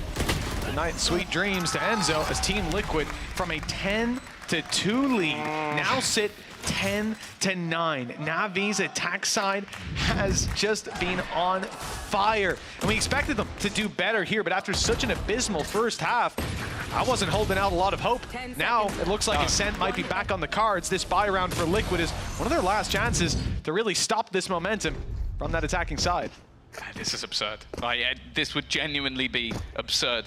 I've talked about the mental strength of Na'Vi before, but this would take it to new heights. To be 10-2 down, winning a 3v5 in the pistol, and then somehow closing out the map, I don't know. And we've seen a lot of those heroes for Liquid dissipate. Nats, Mystic, an unbelievable first half between them. Kiko there as well. They've still got to purchase in this round, and it's not over until it's over. They still only need 3 rounds to close this one out. Na'Vi are going to look to try and take that control. Zipan leading the charge. Well, paranoia used early as well. A little bit of panic. Shao TP through, using his best Mystic cosplay. They've seen the paranoia at least, heard it, but they won't catch Mystic. Nats good from up top, but only for one. And the site now fully seized. Seekers going out, but, well, they won't be there on time to really follow up on. The defenders are split. Oh my, the push through from Kiko, caught immediately. That was the barrel of the gun. Gorgeous stuff, and at this point, if you're Enzo and Yumpy, you've got to be calling for a save. There's no way back through. Even though we can see damage was done, chances are Na'Vi take this, and it's confirmed now, 10-10. But that's another scenario where we've seen someone use that from the shadows to just massive impact. Like a TP in towards a little bit further back. Like normally you expect the backside, so that might be why Team Liquid didn't have that expectation that he had managed to get that far. And because of that, you just see, I think it was Nats had absolutely no idea that he was going to come in from behind. Enzo on the cam has got to be careful. Just a second away. Oh, okay, Angel's not going to expect it. They at least managed to hold on to the guns, and Yumpy will get another kill. He's not going to go down. So they still have some weaponry. It's definitely the truth that within the Riot Games arena, the Liquid fans are still cheering for their squad. As said, it was an 8-0 attack side last time out when Na'Vi played against them. Maybe it stops at 9. Maybe. Well, I mean, that 8-round streak for both teams on this map is something you don't often get to see. I feel like we're back on splits in the Something you don't want to see. Something you don't want to see also. I'll give you that. I will give you that. But now things on the attack side are where they heat up these days.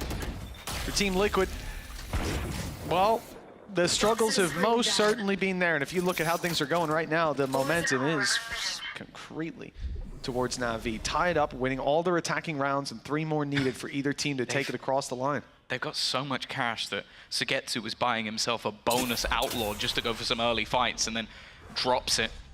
An aggressive position from Kiko. Bear in mind that Angel is alone with the spike. And it's going to be shot, but I think he's aware that someone could be close. A decent setup here for Liquid as they hold on the site, but it's nothing for Enzo. They need Mystic again to go big. The judge up close could actually stop them in their tracks. They won't expect someone this close, surely. Never mind, Angel just snaps onto the head of Kiko. He was waiting the entire round. I can't believe what I'm witnessing. The lead's about to be taken by Na'Vi on their attack side after being 10-2 down. 9 rounds in a row. Now there might not even be a weapon to save for Yumpy. There's no way out. There's no way in either. Everybody waiting for him. The flank underway for those who aren't.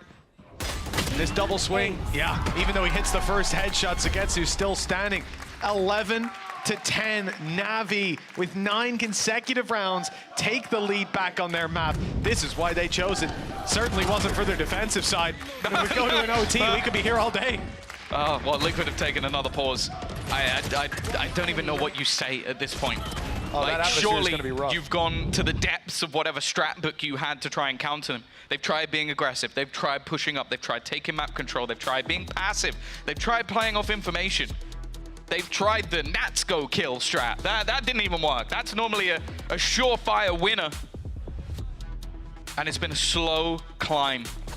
I think at this stage, the only thing Emil can really do is the inspiring words. I saw the fist.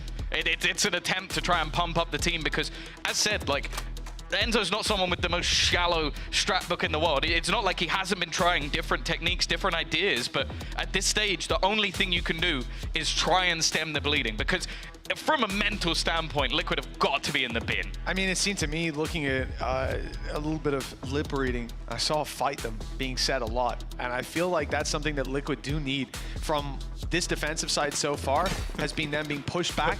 Where? Well, that's the thing. But so far, they've been pushed back, waiting on site, and when those pushes come through, Na'Vi are winning every single duel with their execs. Yeah. I think you got to get ahead of those executes, but that's a pretty tall task to ask. It's also with how, like, Na'Vi normally spend the first probably a minute and a half just playing a default, waiting for you to make mistakes. As I said, look, it's again, he's bought another outlaw just to try and catch people going aggressive. Well, they do. Already spotted. A rifle will be retrieved. They are trying. The govs are off. Liquid now. Wanting to get up in their face. Kiko's managed to claim the orb, but on the opposite side, they haven't been sitting there. There is a little bit of a trap. The paranoia, and then Enzo on the other side. They ping the cam. Face your fear! They know it's there. They know they have to destroy it on the way through. Paranoia is ready, though, as they make it in. Mystic, he needs to pop that right now. Enzo needs that help, and there it is. Beautiful Paranoia, one to be found, but nothing else. And Artis doubles up. Na'Vi again able to push back this aggression from Team Liquid, and now the site push has absolutely nothing left. Nats is down, and Kiko and Yumpy, 2 versus 4. Viper's pit in play. Nade is good. Artis down, that's a chance, and a real chance now. Finally, Liquid could be in with one, but that pit still has to be dealt with. Spike planted. The plant safely in the corner. The jump out from Xiao, good for 1. And Yumpy's attempt to trade, he's too late. Too far back at this stage. Has a flash to work with. Suspects both players to be left, at least one.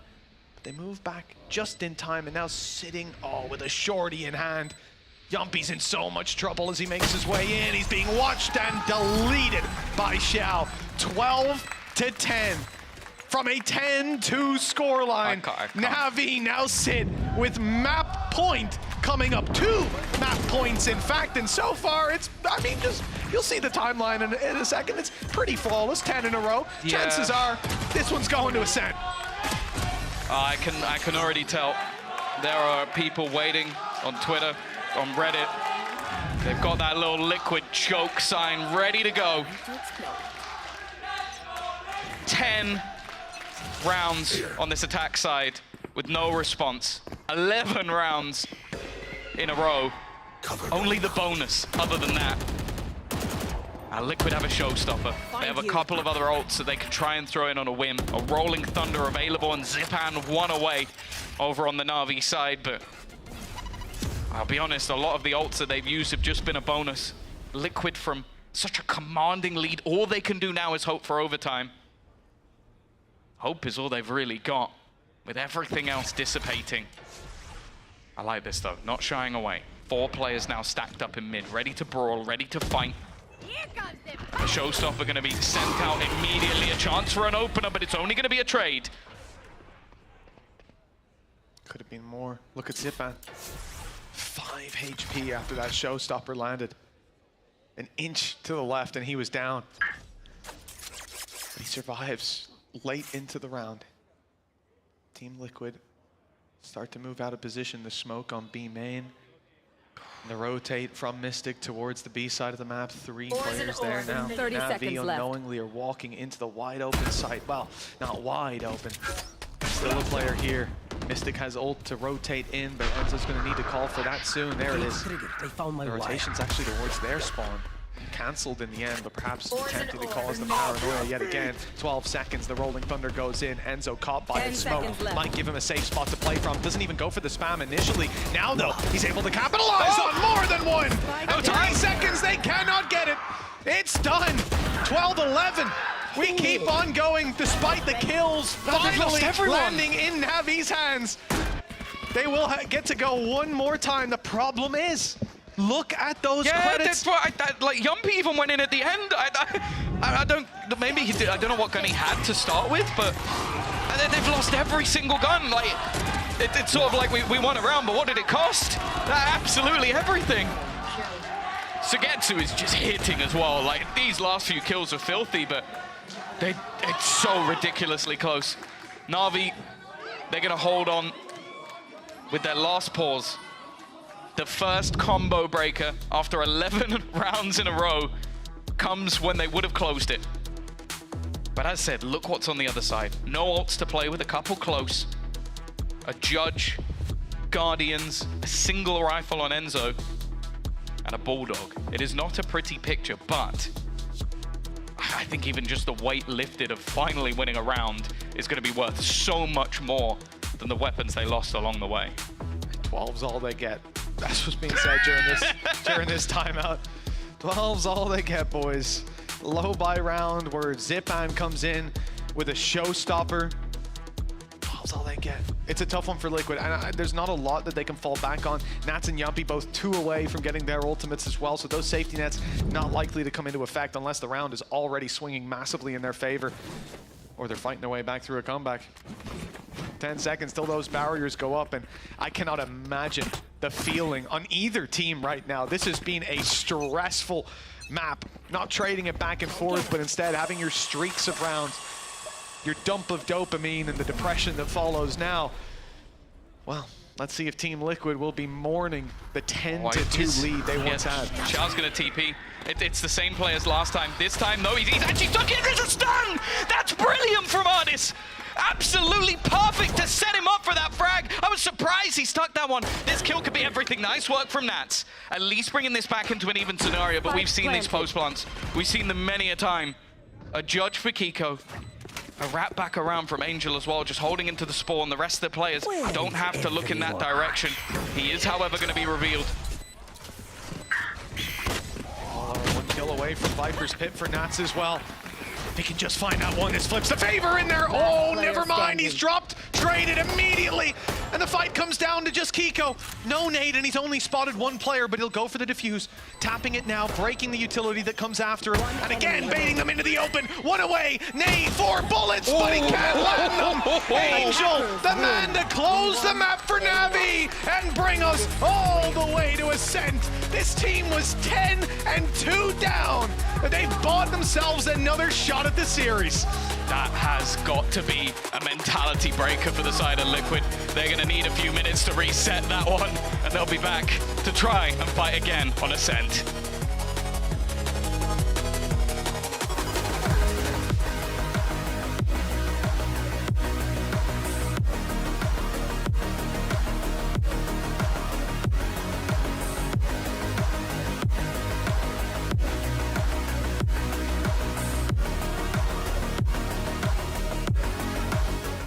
I know a place that will break you into 1,000 pieces.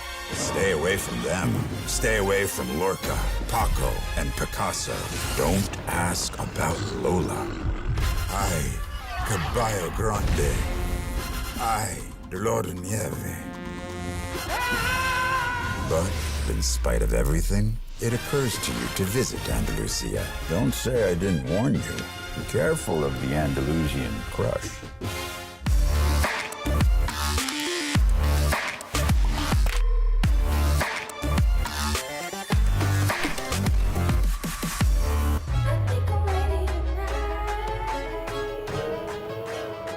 Hey guys, it's Jimmy Lin, former professional Counter-Strike player and VALORANT coach. Watch out for the stairs, clear this angle. You're going to be able to fight this.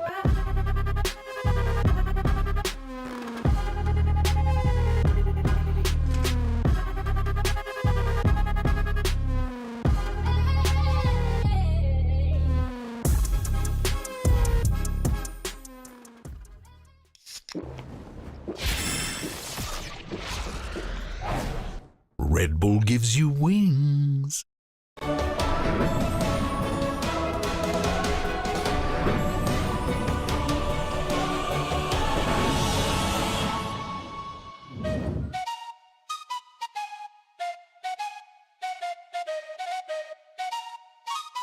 Let's go. I got big dreams, I'ma do big things. Yeah, you see me on the big screen looking so clean. I don't move slow, I move fast, right past anybody taking life for granted. Yeah, that's too bad. I'd be grateful for everything that I have. You only got this life, you don't get it back. Make the most of it, become the best that I can. Everybody look at me, I got a plan. You gotta work hard, play hard, do it from the start. Cause how you do anything is everything is art. Stay consistent and do it every day. Don't let fatigue get in your way. Cause 10% of something is better than nothing. You better do something if you wanna be something. I can feel my stomach rumbling, I'm hungry. Big things coming, I ain't bluffing, yeah. No, I don't wanna stay the same, yeah. So I keep pushing through the pain, yeah. That's the only way to make a change, yeah. So I fight every day and train, yeah. It'll all be worth it. One day it'll all be worth it. So I keep pushing through the pain, yeah. That's the only way to make a change, yeah. I've had enough, I'm making my own luck. Adrenaline, my drug, I'm sick of feeling stuck.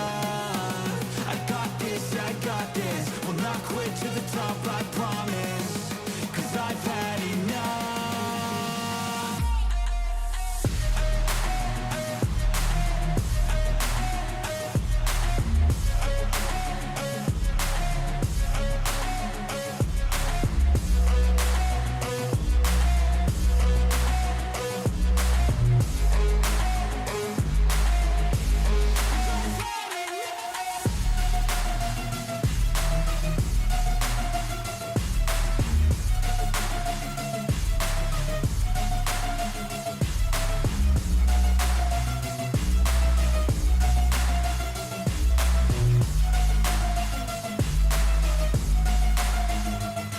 Better watch out, I'm on the climb to the crown. In my prime right now, hear me loud, I've been spitting for a while now. All by myself, independent DIY now. Don't need no help, I've been beating out labels and money and budgets, it's funny. I do all the work yeah, I keep it 100. I fight for my dreams, I would die for these things. I believe in myself, I refuse to be weak. I like to build things, empires out of buildings. I wanna leave a legacy of helping others find they feel things, of motivating and killing depression, exhaustion. We need some healing. I work through the pain, I like seeing gains. I keep my head down, buried, walk through the flames. Yeah, I do this every day, even when I feel drained. A true man pushes through, you don't hear complaints. No, I don't wanna stay the same, yeah. So I keep pushing through the pain, yeah. That's the only way to make a change, yeah.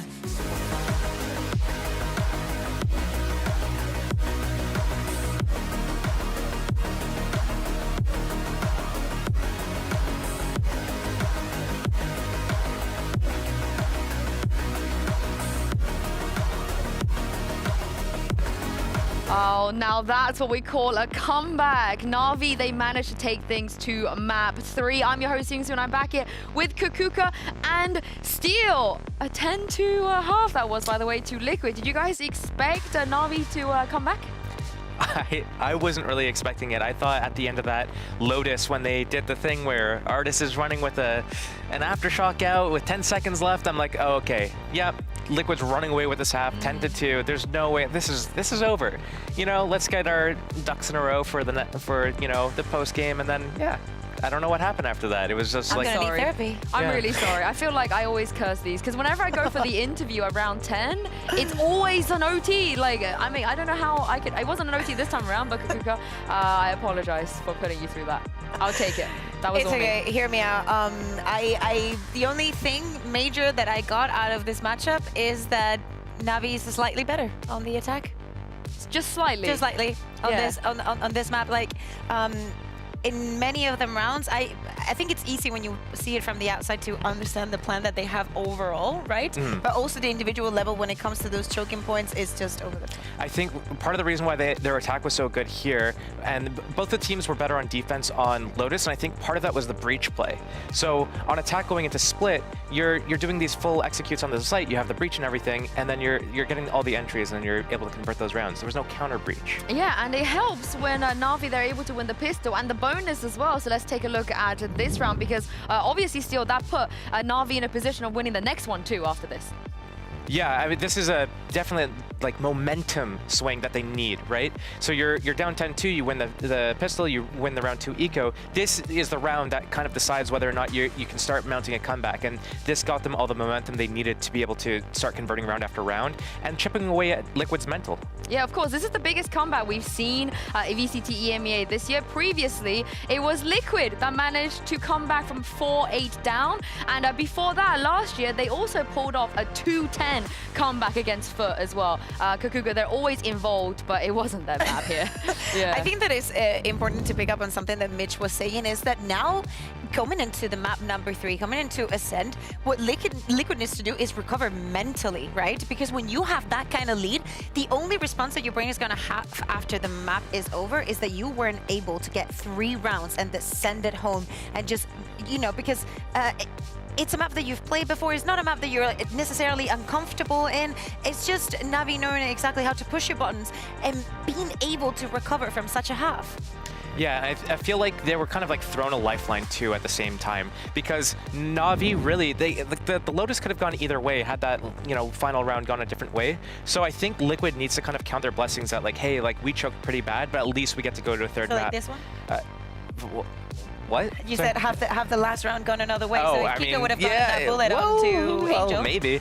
But, I mean, Ascent's going to play into both their styles. Obviously, like Na'Vi, it's kind of one of their staple maps, but I think it's going to play into Liquid's playstyle pretty well here. And, I mean, all the games so far from these guys have been kind of the distance. So I feel like we should see in stores the map going the distance as well, because Ascent's a perfect playground for them to get into these 2 versus 2, 3 versus 3, where it comes down to the individuals and the mid-round decisions and clutches. Yeah, and Ascent, I loved Liquid's comp. I think it's going to be really good here. 2 things are going to be very important. One, are we going to see that composition back with the Viper and the Euro? I think that they had incredible mid-rounds. Some calls, I would need some clarification on how some decisions were made, but they were actually the right decisions. That's why I need that kind of clarification. On the other side, I think it's going to be refreshing in this best of 3 to see Artis on the Duelist and Z Zippin on the KO, if this is the kind of game that we're going to get from them, because I think it's a comfort zone and a different testing ground for them in this best of 3. Yeah, I think both the teams really have to show us what they've got and how deep down they can dig, because both of them have gone through their ups and downs in this series alone. But I mean, you know, if Liquid starts winning rounds and then they start to lose a few, I feel like it's hard for them to bounce back from their mental. Well, let's take a look at the agent select and see if we are going to get that composition once again. We will, and like you said, Ardis on the jet. Yeah, I want to see him like having that kind of comfort. If the preparation from Navi is there, they can expect this composition and what Flossie can have. I think that there is a lot of weight onto Yampy. Probably he was feeling more comfortable not playing on the on the Viper on the previous map, but for this one he needs to show up. And there's so many things that you can do with the Viper, so much control that you can have over the map. You can play the wall for retake, to create pressure, to retake spaces. There are so many things that you can do with it, but he needs to be very smart on how to use it. And I like how, you know, the Viper Yoru play is going to work really well. I wonder how much practice Na'Vi has against a Viper Yoru on this map, as opposed to like Viper plus another agent, for example. They probably tried it. If they have tried it themselves, then they'll understand kind of like what works and what doesn't work about it. I'm here for the show. This is it. Map 3 to settle this series, and it's time to hop back in one last time today. Over to you, Mitch and Tom. Thank you so much, Yinsu, and our wonderful analyst desk as we get into the third map of this series. Somewhere, I think 30 minutes ago, most people wouldn't expect to be seeing. You saw it coming. You said that they'd win on Ascent. I did. I said that at the start of the day. I didn't quite know we'd get here in this fashion. And to be honest, Split was a map that we considered to be Navi's. After a 10-2 lead, though, I think what Emil was saying earlier on Liquid Socials is, well, it's important. He said today is all about staying positive and focusing on what your IGL wants you to do. Well, here, that positivity better stay, because that is a tough way to lose a map. The worst way to lose a map, and now you got to go again. Well, that's the difficult thing. Luckily for them, they are going into a map they're confident on. Na'Vi, though, are going to stick to that attack side. Again, we've seen this, we've said it. Both teams good at the attack. An instant push through. Zipan already finding that first. The one place we've seen most rounds go is those pistols. Kiko desperately trying, and eventually will take out Ardis. And actually, Sugetsu, this is bold. This is risky. He's low on HP. Because of that, he's going to be stuck out on his own, and they're going to be able to even things up. The HP disadvantage for Na'Vi, but they're using their guns to their advantage. 3 players tucked up close. Flash is good, but actually, the paranoia back in return has left Team Liquid without a leg to stand on. Shadows traveling. Smoke down, but the players are already ahead of it. Unfortunately, blooming in Kiko's face makes it tough to take any fight. And from a 3vx, Na'Vi walk out with the win. Not even losing a player. Lots of damage done, but a pistol win for Na'Vi. Yeah, I think the interesting thing going into this matchup is going to be that compositional difference, because obviously one of the problems when you're playing up against that Cypher, if you're on a jet, it's getting into the site. Like, they're going to have utility that's almost used to counter you. Whereas Kiko's util basically gets him past that, gets him away from all of that utility.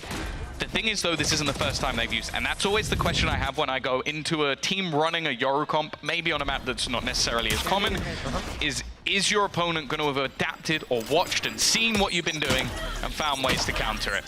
Well, Yumpy is dead. He's accepted. Yeah, I think he just accepted that he was dead and would rather go down to a fragment than anything else, but I want to see a little bit more fight in him. Even just to see how many players are there. But either way, they're stacked up towards here, looking for the fights and finding them, unfortunately for them. Like this position from Nats, just on the other side of the wall, and he'll get himself through for one eventually. But 10 HP, when he eventually recovers that rifle, and the spray from Xiao is more than enough. Damage is the name of the game, and it looks like that game is being won by Liquid so far. They can drop another player. This could become decently costly for the side of Na'Vi, and still some potential to take them out. Great recon, but they're not looking the right way, hoping that that would clear them, and that Enzo wouldn't be quite as close as he was. They know where Mystic is. They've got that information on both players to work with. They don't want that. I think it was only a Spectre dropped out in the open, so even recovering that wouldn't be that big of a deal, but with a headshot to Enzo, it's now unrecoverable, and Mystic's got it all to do. 10 seconds till a smoke. Doubt he even lives that long. Oh, needs to get in here and try to find some value. Oh, and he's behind Ardis. flexing. I don't think I've ever seen anything like that. Someone misses a jump. And it almost looked like it confused artists. And that's the thing. It's the same as before. There's only 2 rifles, but they have a Spectre and a few pistols. But because he kills a rifler, that extra kill is actually so valuable. Yes. And because of that, Na'Vi's now going to come in with 3 rifles for this round. Definitely not anywhere near as strong as a bonus round we've seen from them before.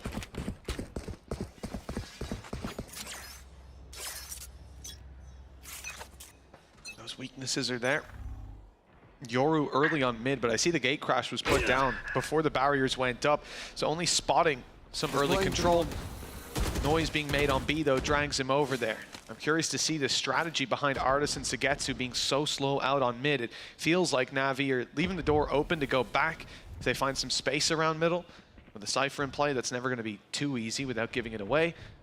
But adding this extra arm of a short push, is there any utility to support it, though? In fact, the clone going through causes problems. Artis has to turn from the flash, gives away his position. The double swing, oh, that could not have been any better time. Yeah, it's the opener that Liquid were looking for here.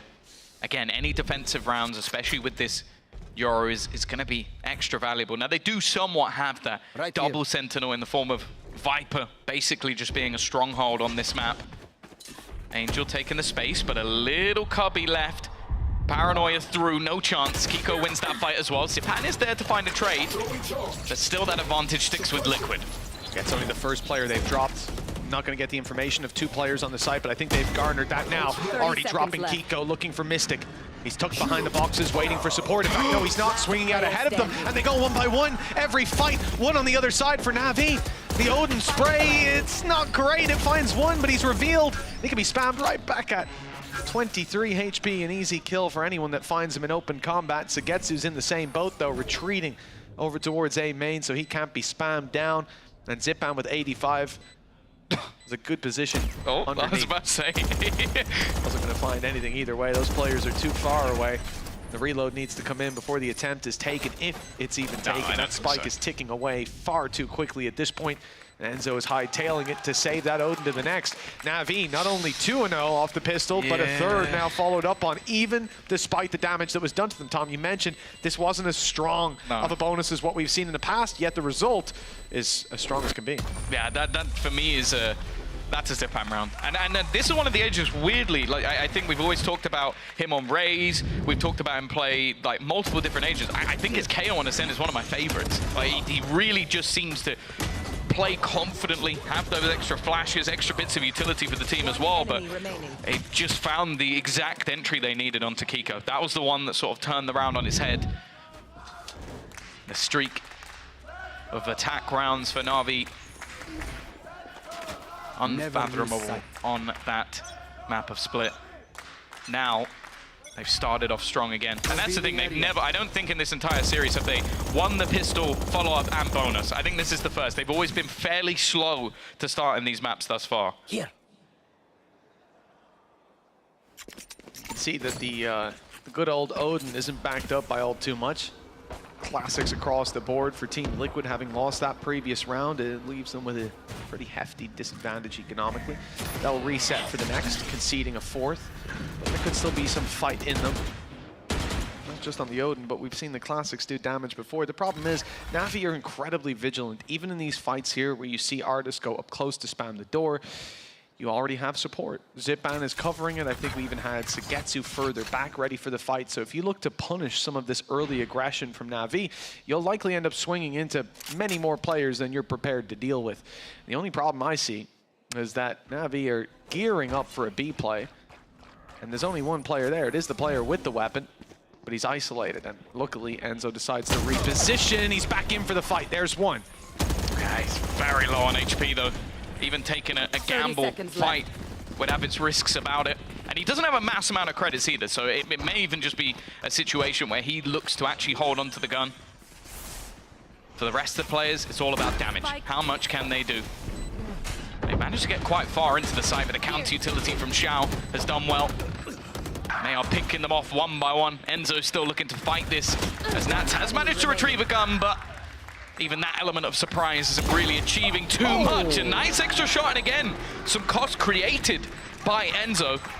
but he will go down to it. If you're not And I wonder now, is he going to have enough for another one? I think maybe just about. Yeah, he's not going to have the full shields or maybe the full utility behind it. Well, 4-0. And as we popped into the coach cam there, I've never seen Doom Bros look so upset. They've just been on a streak of rounds to win the last map, and the still Doom Bros. The one that didn't change his name, didn't concede it. I wonder if they solved it with rock, paper, scissors. Who got to keep it? That would have taken years.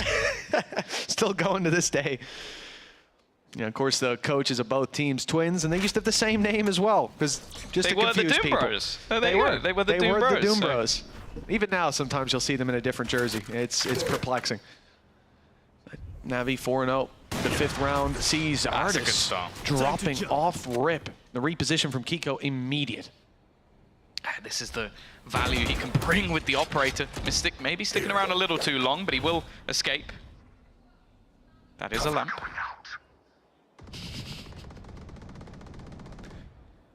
And now they have to be wary. Kiko can not only reposition, but he also has the ult dimensional drift available for a retake if it gets there. But that's absurd. Xiao just so quick with it. Doesn't even allow him to escape. That's been the thing. Kiko's been good for the opener, but the follow-up has always been a response from Na'Vi. I know exactly. Very clean. He just happened to pick the one of the two angles that he wasn't set up for, and the flick doesn't land.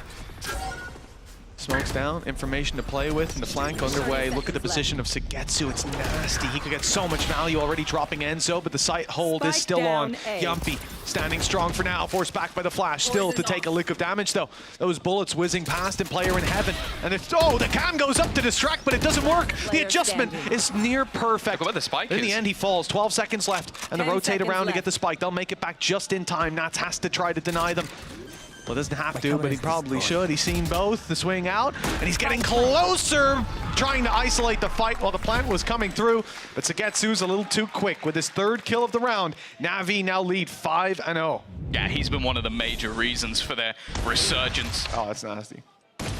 They're so quick with it. Look, you can even see it's a missed shot, but it's an attempt to TP away from Kiko, and he just doesn't even get that opportunity. Again, it takes a 5-round streak for Liquid to take themselves a pause. And that's the thing, they've not been without opportunity. That round had moments again where it looked like it could swing into the favor of Liquid, but every player on Na'Vi is now putting up those numbers. Xiao leading the charge. Ult-wise, though, this round is so heavily in favor of Liquid. Like, this is a round where if Liquid don't win it, I'm very, very worried for them. Yeah, listen, I think already at the 5-0 point, it's getting a little bit concerning. But like you say, you come in with all these ults, all these safety nets, there's no way you can find yourself falling back to the ground floor. That's currently where Liquid are. 0 rounds. And the thing is, you know, when I look at Na'Vi right now, they just are not the team that I expect to crumble when they move to their defense. This is a map that I think, in general, I'm going to look at as in their history, them. I think it's their best map. Yeah. Like, I think if you go back there, especially within EMEA, I think they have been, for a long time, one of, if not the best, at every single moment on Ascent. So it's a bold move to end up here for Liquid. But that's the thing, this series has been bold. They were happy to go into Split. They took them down on Lotus. Like, Liquid have not been shying away. I wonder if we're going to see an ult combo here. Hunter's Fury available for Enzo. It's actually just going to be the push-up Raw! They don't have anything! Artis has just sprayed them all down! I expected to see something off the rip, maybe a Hunter's Fury into a dimensional drift, but they just go walkabouts, and they meet Artis, and they meet their demise. Oh, that TP secured the site, that's for sure. Xiao's in with the plant and a 4 versus 2. I don't expect to see too much movement over on that A site. Look like New Year's at Times Square. These guys are just staying still.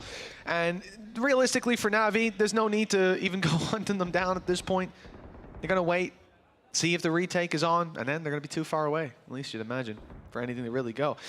That's what most teams would do, play it safe. But instead, Zipan is going walkabouts. Now, he has been hurt. Insane amounts of credits as well. That's the thing, they're already building up a severe bank after the amount of streak. They take this gun off of Enzo, and it could be ropes. He is going to be able to clear out one. On the other side, Nats is just chilling. Like, he has no plans to move from within his setup. It might be an idea for Enzo to try and back into it get into a spot where he's safe, and I don't think they're going to be able to shut him out from here unless he takes a risky peek. It is going to be the swing around, and no, he's going to go down. That's so worth it for Artis. He's going to get himself Blade Storm, and they're going to remove another weapon. Now, it's still going to be purchased back up, but I think there's actually going to be a drone missing for Enzo, so a crucial piece of utility missing. This was a bloody disaster, this main fight, for Artis picking up all three. Nice. But they've got all their ults online, so you kind of expect this to be a good round for them. Oh, good. Yes, all the ults. Fantastic. It's worked so well in the past. Yeah, you know, this is the first time we've seen, like, just everybody, Men in Black. Erase your memory. Erase the memory. We've never seen this before. This is them coming in with 4 ultimates, and Yumpy's now 1 away from a Viper's Pit, which is weird. I distinctly remember him being 2. 2, yeah. Did he get a kill? Shadows traveling. No, he didn't. Well, it's been tough, man. At this point, Na'Vi, they look like they've got their hands on the reins, but we said it was a last round that was really going to be a litmus test. Instead, they're able to buy up here, somewhat of a force, still having those ults to work with. There's still a chance for Team Liquid, that's for sure. But Na'Vi have just been dominating in these duels, and it's this man in particular. That last round, he found so much. Massive 4K, and with Artis, it's often repeatable. Well, Sugetsu again is kicking things off with the sniper, although it's saying that I don't see a backup weapon. Good snake bite. It seemed like for a second Artis was going to try and play through it. He's taken quite a bit of damage. Got his Blade Storm online, but I can't see him using it. Yumpy, it seemed to work last time. We're going to try it again. Utility removed a little bit too late, but now Na'Vi, a late round switch up as they now head towards the B site, which is currently empty. It's only now the realization of Enzo making it through. Nat on that wraparound, but they have to get into the site. There's now 2 players there and 1 holding the cross. Team Liquid seem to have the time on their side, that's for sure. Hunter's Fury slowing them down further. They're focused on that Hunter's Fury, not seeing Mystic up close, but he's dropped. And Enzo goes down. Now the site is under serious threat with the plant already through. Kiko can't deny it. And where can he even go? There's no gate crash. He's got to commit to this, and he's caught by Angel, turning from the flash. Yumpy, 1 away from Viper's Pit, even still. And a chance for him to at least farm that online, but I don't think this round is going to flip into his favor unless Na'Vi are feeling like throwing. This is very much cemented in a 4v1. There's the Viper's Pit online. He's on his way towards the site. This could get a little bit spooky and scary. The time is very limited. And Angel puts an end to any hope for Team Liquid in this round and perhaps in this half. 7-0. Already guaranteed the win at halftime. And Navi's opponents don't have any money. This is the thing. That was the round where they committed 3 of the ults. One of them actually ends up getting Kiko killed. Enzo, I felt like his Hunter's Fury was used at the right place, right time. Like, he was ready to try and shut them down as they pushed in. I think they went into that site with 15 seconds left. And I'll be honest, it didn't even look that uncomfortable when they planted. No. There's not many teams that could do that, but you have to look at Liquid and go, yeah, you had the read. You had 3 players there. Counter Hunter's Fury, right, from Angel, got him down. I like that idea as well. You see the Hunter's Fury boathouse. He ain't got very many places he can go. So, very clean to punish that. But realistically, for Na'Vi, there has been, I mean, this is feeling very much like half one of Split. Team Liquid couldn't put a foot wrong, even when things seemed to be set up for Navi's success. When flanks came through, it didn't matter. Every single time Team Liquid were able to come out on top. This time, though, it's also a different vibe, because I don't think the Na'Vi, bar the last round, where it's still like a crunch and maybe a coin flip with how everything's going down, the lack of information. So far, though, in most of the rounds, I don't feel like it's come as close as it did on a lot of the Split rounds, where it was a swing either way. I think the bigger thing as well is, I don't know if I believe in Liquid to have the same mental fortitude as Na'Vi. Like, I think if this is a 10-2 or worse half, it's done. Like, I don't think it will go back the same way. Like, maybe I'll look like a fool, maybe I have egg on my face, but, well, I already do. But realistically, there needs to be a response from Liquid, and it needs to be very soon. Left. Again, 30 seconds left. That's almost an immediate kill. In fact, it is. Kiko's gone, and just look at Artis waiting patiently for his moment. That's 1. Even makes it back through the smoke, but Yumpy's at least put him down. This is the weakest of buys we've seen so far from Liquid, though. It might have looked like there was a moment of hope, and look at the HP. Look at it. 6, 15, 24. There were chances in this round again. Can they capitalize on them?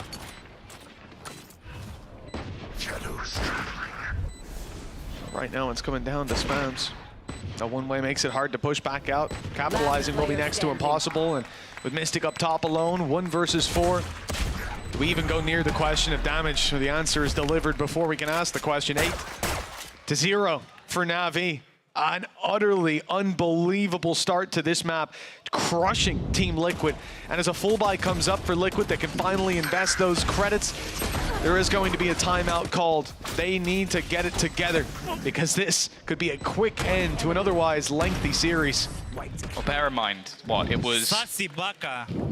I didn't think that. It was 12-1. That was the streak of rounds. 12-1 that we saw.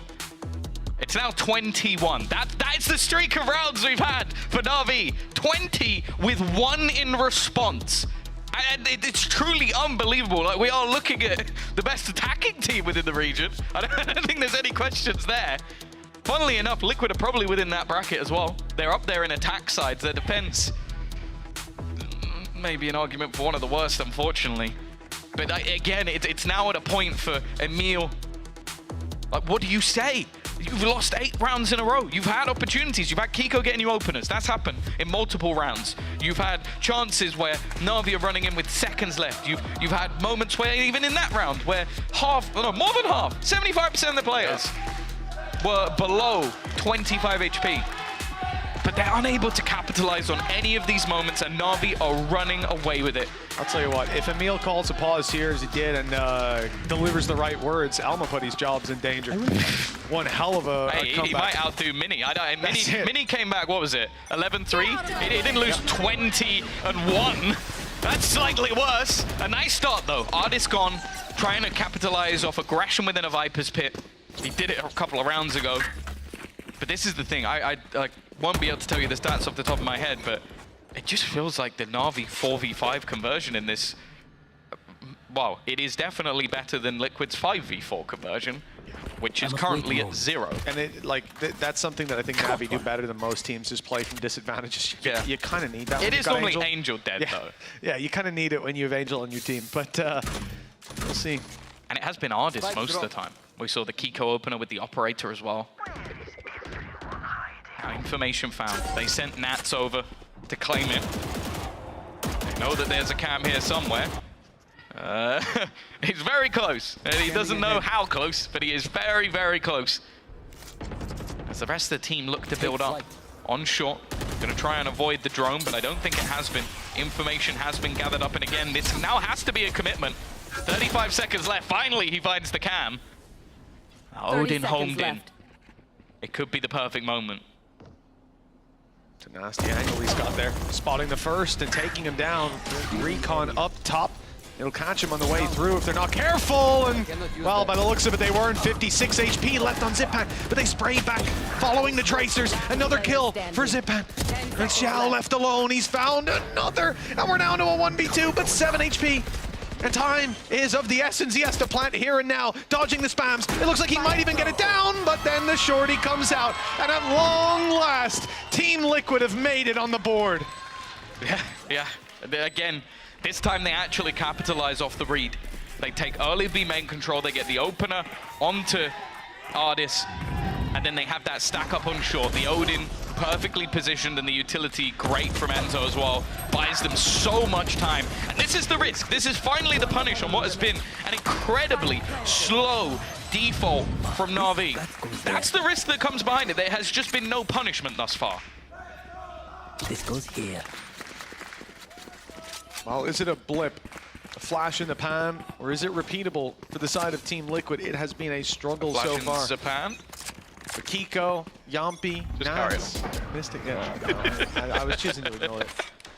You got Enzo leading Team Liquid in the fragging department, and much as I love the guy, that's probably not what you want to see. 8-1. Reveal is decent, and they're focused on the clone, so actually it's an easy kill. Enzo able to just spray it down and take 1, take 2. In fact, this Xiao falls. And sure, the trade is there eventually. We're down to a 3v3, but Kiko, he hasn't actually got a gate crash to get out of there, but he's able to just walk away. Again, they've managed to keep this man advantage. Spike left back, Sugetsu trying to find some sort of response. Now, he does have neural theft, an opportunity to get the information of where these players are stacking up. I have retrieved the spike. But he will need a corpse to do it. And it doesn't look like Liquid are just going to sit back. They're actually re-aggressing into mid. Now, this could win them the round, or it could give a way back in. Sugetsu's timing is going to be absolutely everything, but the shots are whiffed. Finally, they're given a lifeline. Yumpy connects the shot. And Liquid are going to have their second. An 8-4 still possible. We've seen them on the attack of this map before. Maybe they found just that little bit of life. Wasn't worried for a second when I saw Sugetsu peek that. No, no. Not even for a second. Of all the people as well, like, he's normally the crispiest in the aim department, so the fact that they definitely got a lifeline there. Here. Wall for the way back in or the way back out of B. Looks like we're going to have a little bit of a spam. Who could have seen that one coming? But again, Navi have just avoided this in all the early rounds. They much prefer to fight for that mid control. This time, it'll be push up and break that trap. We've seen this a few times. Just that early denial of any information for Liquid is so important. Last round, they had B locked down with Nats, just having his traps across it. You can't have them have that much security. This is just part of their protocols at this point. And so it's got to be careful with them droning. Now holding position. Again, Na'Vi. We've not seen any fast space. A nice wallbang will clear him out. And actually a re-spray through the next bit of the wall. Perfectly predicts where Ardis is going to be standing. That said though, he's been going down in a lot of early rounds. It's been the response from the likes of Zipan. Util gone. Still two players at the back of this site. One of them with that Odin in hand. Luckily on a safe spot. That Odin can't get him through two walls. But as they push up closer, it could be a real problem. Kiko, 30 HP, still with a decoy. It's going to be used to try and draw their eye. The players at the switch, very wall-bangable position. But they don't really have the comfort level to fire on it for now. Double stack up in spawn as well. Cage is up, they're fighting spawn. They're going right into Yumpy. And a quick double secures the round. No way for Angel. No, surely! He's only got two more players, though. He could try to force these fights. 8 seconds. No. Waiting for the overpeak, waiting for the mistake. And it doesn't seem to be coming anytime soon. Finally. 3 rounds in a row now. I think, genuinely, I don't say this often, that Odin has been making a massive difference. The fights in mid, the constant reposition, the utility behind it as well. It has been a part of the resurgence, and I'm sure that will upset an awful lot of people. Just as much as you love it, there are a lot of people who hate it. Well, they should get good. 3 to 8. Even still, Na'Vi close out this next round a solid half no down. Well, even if they lose it, but as said, Liquid, they've still won the majority of pistol rounds. If there was going to be a way into this match, getting a few defense will be enough. Kiko's going to garner the extra information. Hunter's Fury actually going to be used to try and kill him off, although it's not really working. Never mind. Actually, Xiao goes down. I thought they were dodging it perfectly, but then Kiko's left. He doesn't have a way back. That's not really what you want to see. Even going back to mid after seeing 2, it's just wide open. Gate Crash not being down already. Bit of a disaster early. It's also, his death has told Na'Vi where the remaining players are. The flash is perfect. Mystic, he has to get out of there. He has to TP the fragment, not quite. Very, very lucky to escape that one. And now Enzo left alone. He's going to be traded out this time. He's still done an unbelievable amount of damage, but it keeps things fairly even. And you have tags from that Hunter's Fury, shock darts, and of course, almost most importantly, that last spray. It's made it doable, workable. But remember, Mystic was tagged down to 2. He's not going to be the most useful on the way back through. Even the smoke likely to land on main. Doesn't section them off, as these players are very much focused on the site itself. And Nats has just gone crazy. Diving down with a shorty in hand, but now he's the last man standing. 30 health, 1 bullet to drop. And 2 players to do it. And it's Angel, and a quick shot through the wall. 9 rounds for Na'Vi, an attack side cemented. And now Liquid have the same challenge. They need to have a streak of rounds. They need to dominate the early quarter, the early half, and if they don't, Na'Vi will already have secured the win. Oh, they managed to...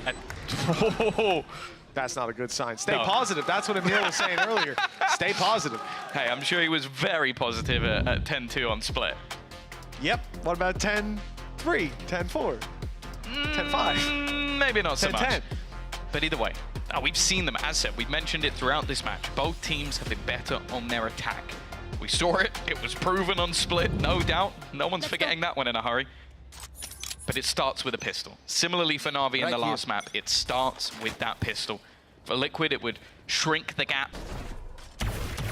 Most likely to 4 rounds, but they now have to face off against this man on the defense. Early middle control and B, looking like a split, and some fake sound being sold, but doesn't seem like Na'Vi are too worried about that. They're still hunkered down, actually going to the back of B site. One player falls back, that's Artis. The numbers on site. It's definitely favoring Team Liquid, and they're just flooding it. Zipan on the back, right-clicked, and then taken down from the other angle. Another distraction play. Artis comes in and comes out just as quickly. Quick shot from Kiko. And Angel and Sugetsu, they've got it all to do. Nats is very aggressive. Nats is extremely aggressive. I thought that was a nasty spot to sit in, but he goes running around the corner. He's gonna get shot in the back. Oh, what? What? That's one of those moments where you sit there and I'm in my head, I'm going, Zilf, I feel like we're watching the wrong guy. Like, I'm sat there going, surely we want to watch the guy in the clutch, you know, the guy who's in that sort of 1v4 scenario. Like, that's what I'm thinking in my head. I'm sorry, Zilf, because he mouse lifted! He mouse lifted as well! No right to be that quick. Bacon's left the room after that one. I don't blame him. Oh my, what a round from Nats. You know, when you're 9-3 down, making plays like that on 40 HP, you're not going to see many players who go, I got this. Especially, he's had a really rough first half. Like, we've hyped up Nats throughout this series. He was great on map 1. On the first half, map 2, I think he was even better. Probably the best player in the server by a hefty margin. Him and Mystic just running around, fragging. The last 20 or so rounds, yeah, it's been a rougher time, but definitely a good sign to see him waking up. Of course, for Na'Vi, this round is all about damage. Zipan, he's got himself an extra pistol to play with. They've definitely got some information. There's no doubt about that. But there's not really much you can do with it. They're in mid. Not going to help them too much.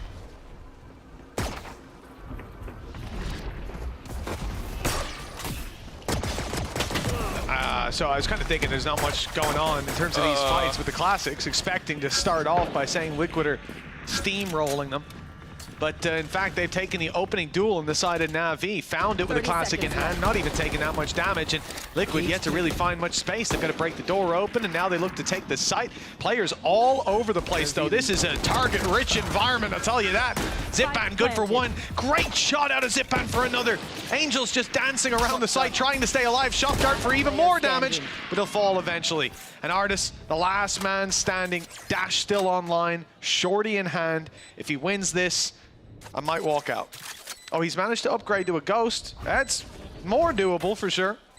Again, though, just there shouldn't be many, if any, opportunities, especially with that one where Misty's going to make sure of it. At least a decent resurgence from Liquid, but again, still a very costly round. They'll be able to retrieve a couple of the rifles, and I'll see what the investment's going to be here. Just buying up around what they can. Enzo still with a few credits to spare, but of course Na'Vi are now coming in with a purchase. These shots from Zipan were fantastic. As I said, I just think back to the sort of early rounds of Split. He was having a really poor showing, especially for someone of his capabilities. Now right up there, and there hasn't really been a missing piece. I guess the only arguable quiet one has been Artis, and he's been wrecked in most early rounds. Attack side start as well. You know, I'll give him the little bit of slack. Toxin screen down. This is a round that I didn't expect. to see an Odin out of Team Liquid. Zipan, oh no! Diving in for so much value. An artist, quiet as he may have been, he's answered the call here. 3 kills and 10 rounds for Na'Vi. That was a quick one. Yeah, straight into the double digits. They've already broken that combo for Liquid, but as Sword mentioned, One enemy remaining. it is only going to be a bonus. The thing is, they had some heavier investments there. That Odin in onto Enzo is going to leave him with a piece or two missing here. Obviously, he's on the attack. He cannot drop the drone like he did on the defensive side. You just can't do it. It's not something you can afford to risk. On the other side of things, that Odin has fallen into Angel's hands. And Na'Vi are looking to put some early pressure. Now, there is a cam waiting. Nats has also missed that jump, so they should know he's there. Well, they definitely do now. Look at that. Hello? Do they? Are they aware? I mean, the trade comes out eventually, but yeah, he got so much more value, and he even tagged Zipan down to 60. Hey, it's through a cage. I don't think it could have been any more crystal clear. I love the idea, by the way. Has the cam up top, has the cage popped, and then wants to just kill the guy over the top. He's lucky that the person below him actually had a judge. I think it was trying to smoke or something at that moment. Just caught the timing of the round perfectly. They've already used a decoy. That's out of the game. Having run up through mid, some utility waning, but plenty on the way back through. Recon up for Enzo. Most importantly, I think Paranoia for Mystic.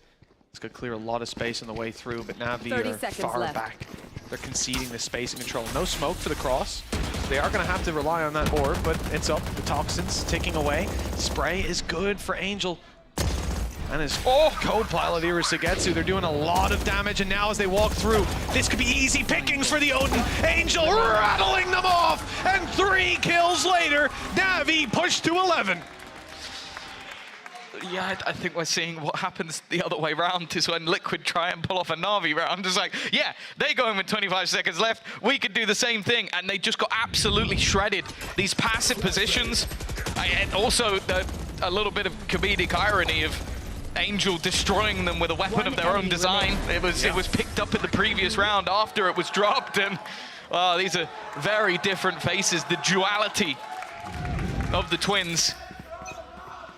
The face of Eric has not been that happy for the majority of this game, but it's changing now. Kiko's already getting tagged by shock darts. Yeah. It's wild. Right now, the top fragger on this server is Enzo. I didn't expect to say that today. Up against Na'Vi, players like Artis, who clearly wants that title back. He's picked the first. Clean as can be with the headshot and the spike down on the floor. Here comes Angel, the backup, and he's being seen just as he walked through the smoke. But he makes it out. That's something you've never done with an Odin. What's that? Pull out a shock dart. Well, that's true. That's true. You don't need a shock dart. You've got an Odin. Okay, well, Zipan is going to deny them. They're going to try and smoke him off. The knife is going to remove at least a little bit of their utility. 2 of them spotted. Maybe expecting them to be a little bit further forward than they are. You can see that B-side defense is exactly the same as last time. More aggressive positions, but with that clock ticking down, I'm getting nervous. They don't currently have a smoke, but one's just come back online for Mystic, so they can put it into place, but it seems like they're just trying to sell this ruse. But you can see already, 30 seconds with the time left on the clock, Zipan is more than happy to just sit back a little bit later. And there's still a paranoia onto Xiao. That's the thing I'm most worried about. That flash not even intended to be followed up on. The paranoia as well, just slowing them down, putting the pressure on. Xiao dodges a paranoia back in the other direction. Yumpy not able to find anything. That is an Andaluthia flawless for 12-5. Now 7 chances for Na'Vi to close out. Or we're gonna be going 2-1, closing this map out after Na'Vi were 10-2 down on map 2. It looked done and dusted. Yeah. We thought a pistol was going to be the final nail in the coffin. 3v5. They have emerged from the dead. 3v5. They won the pistol, and then they didn't look back. They haven't looked back. This team has always had an unbelievable resilience I think the credit has to be given to Angel in that regard. Never down, never out, never beaten until that 13th round hits the scoreboard. And well, if you watch them play versus Forza, sometimes there's another 15 rounds even after that. An aggressive push for Ardis. You can see the confidence this team is playing with now. A completely different look. Portal closed. And on the other side of things, it looks like Liquid right now are trying to beat Na'Vi at their own game. Let's play defaults, let's play slow. You are trying to beat Angel at his own strategy.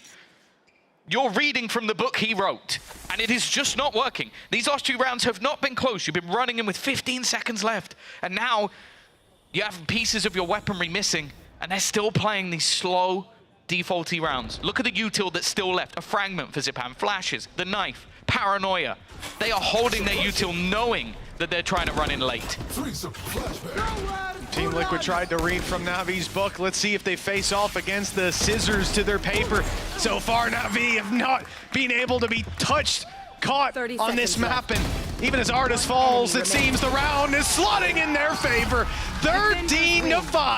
Na'Vi come out on top. The brothers might have been hard to separate earlier on, but the teams are something different here on Ascent. There's no doubt Na'Vi were the better squad. Yeah, that is going to be one of those days for Liquid that I think they're not going to forget for a long, long time. That was... Their moment was ended on Split, let's be real. When that came back, I feel like many of us knew that, well, Angel's going to be in their heads for the rest of the day. And it was clear when it came into Ascent, they just didn't really match up. That slow-paced attack side from Na'Vi, they are definitely looking like the best attack team we have in EMEA. Oh, yeah.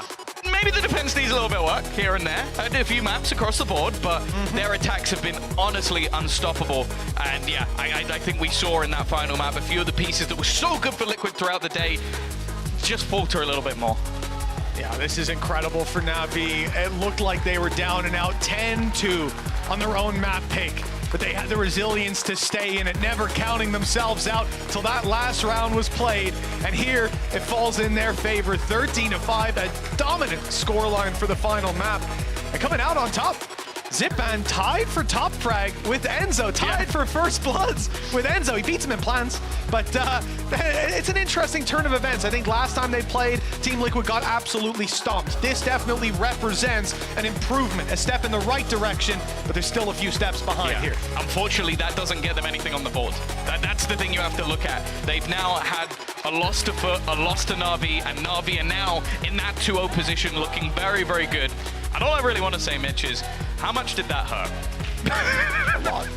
A lot. More than I thought it would, to be honest. That 10-2, I was all in. I was already thinking about what we're going to say, what we're going to see, but you know what? I was surprised. Let's let you go, all right? Xiao's down on the stage. He's probably got a big smile on his face, so we'll send it off to him with Sue.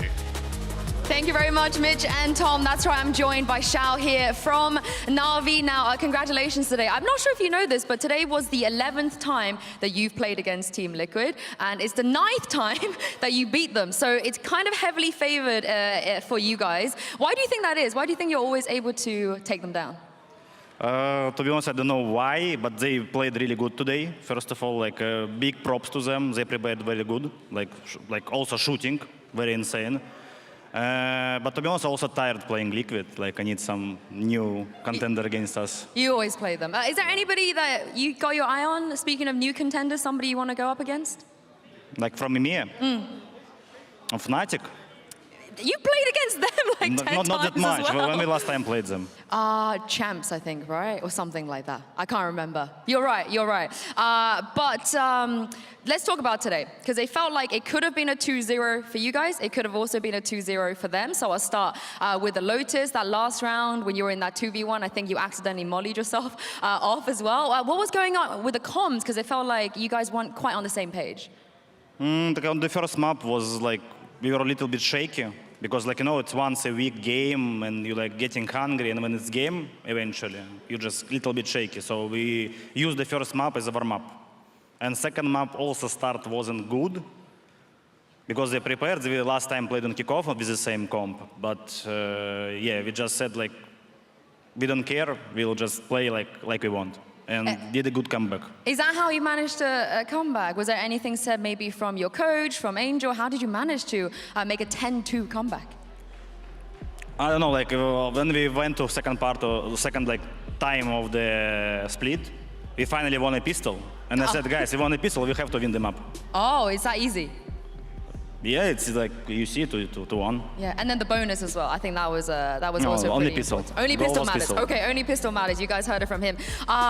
We heard quite a lot from Angel in terms of his role change into, you know, the Gecko, the Fade. It feels like you two have just completely swapped at what you do. And I think a lot of people have questions to you about this because you're the greatest Fade player we've ever seen. You're one of the greatest Sova players we've ever seen. So why do you think that you've had to move on to this controller responsibility? And do you like it? You like playing smokes? Yeah, I like, but like when Ardis joined us, I just told Angel, like, let's decide, like, I feel like you more comfortable on initiators, easier to call, easier to manipulate a team like us. And I just told him, let me just play smokes, I'm fine with it, I like it, like, it's sort of fun, and I can more survive, like, I have more survivability. You have more smokes, basically. Yeah, I can use more smokes during the round. Will we ever see you back on it? Do you think maybe one day you miss it at all?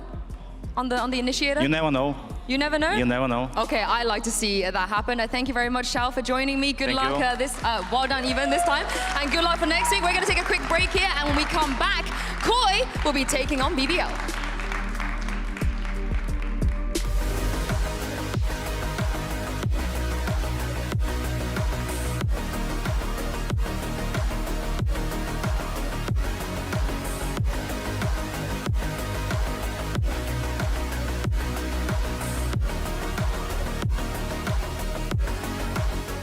I know a place that will break you into 1,000 pieces. Stay away from them. Stay away from Lorca, Paco, and Picasso. Don't ask about Lola. Ay, Caballo Grande. Ay, Dolor de Nieve. But in spite of everything, it occurs to you to visit Andalusia. Don't say I didn't warn you. Be careful of the Andalusian crush.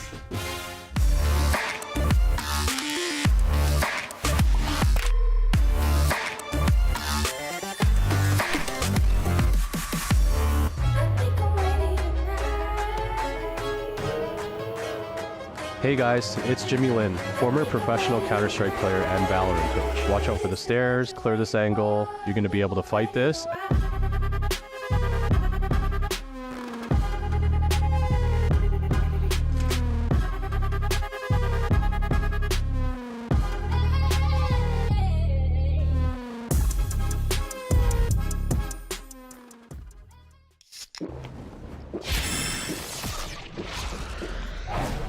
Red Bull gives you wings.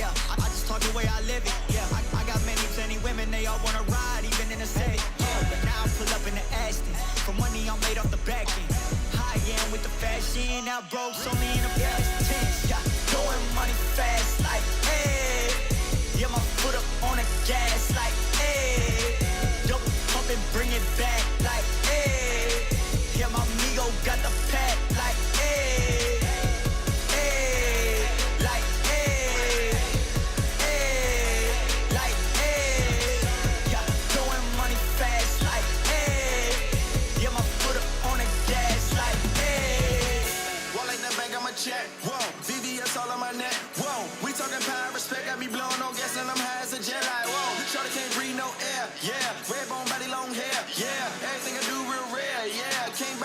money pairs, yeah.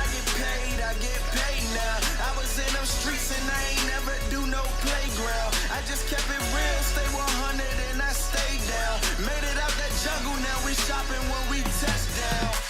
We riding around, my windows down and my speakers loud. Hate my grind down like my shine, I'm one of a kind, no stopping mine. I'm certified, can't copy me. Got the bank like Monopoly. My tie fly, that's all design. I'm dripping shorty, know it's hard to see, but best believe live. Yeah, throwing money fast like, hey. Yeah, my foot up on the gas like, hey. Dope pump and bring it back like, hey. Yeah, my amigo got the pack like, hey. Hey, like, hey. Hey, like, hey. Yeah, throwing money fast like, hey.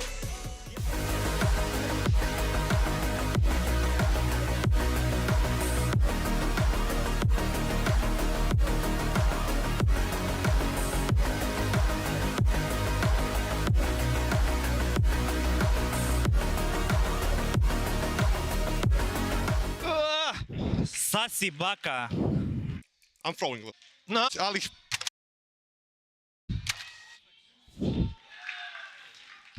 My, oh my, what a series that was. Welcome back, everybody. I'm your host, Yingsu. I'm joined by Kukuka and the head coach of Na'Vi, Eric. Welcome here to the studio. First of all, congratulations. The 11th time you faced Team Liquid, your 9th victory. What was that like out there? I mean, I think this win was a bit sad for me because obviously it's gonna sound a bit as a joke, but I play a lot against my brother. Usually we end up winning. And this time, I actually met him last week, and I can see how much he's working, how much the team is improving. I could see like they felt like a different team today. They had their, stuff together. So for me, we came back and we won. So I just feel a little bit of empathy for my brother because like I saw all the hard work we did, but we still ended up losing, So you're happy for our sake, but at the same time I'm feeling a little bit, melancholy, Bittersweet. Yeah, but also today it wasn't really a clean win, We there were things here and there. Yeah, there were some rounds, some instances. How did you live it, from the coach booth? What were the conversations like there? I think during the start of the season, it's always gonna be a little bit shaky. Shaky because not everyone has played a lot of matches. So you're gonna have some maps where you have all the information. One team has all the information, and the other team has zero information. And for us, that was Lotus against them. They had information about us, we didn't about them. So you can just spend the whole week creating a counter comp, right? And same for us on Ascent, right? We have all the information on them, they don't have on us, so we gain the advantage. And on Split, it was kind of 50-50. Obviously, it was a close game, right? Yeah.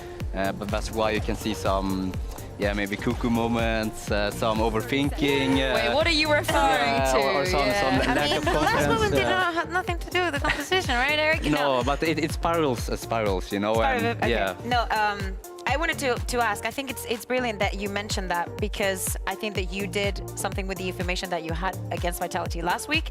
Liquid did something with the information that they had on you, right? Yeah. And it's specifically for this composition in Lotus. The composition that you run is a very specific one, right? It's one that you can, let's say, prepare against or be ready for what you're gonna have and what you're not going to have. Knowing that you guys have been together for a very long time and just based off on what happened today and how you were not comfortable, do you consider that maybe for the remainder of the weeks, you're going to be more mindful of that or of maybe even changing things week to week? Of course, we're always mindful of that. Old Na'Vi. Of course. Like we always have it up our sleeve. I think it's all about, watching our opponents, seeing what works. I'm going to be very political here in the answer, but... If you push Shao on Clove, we're going to have an issue.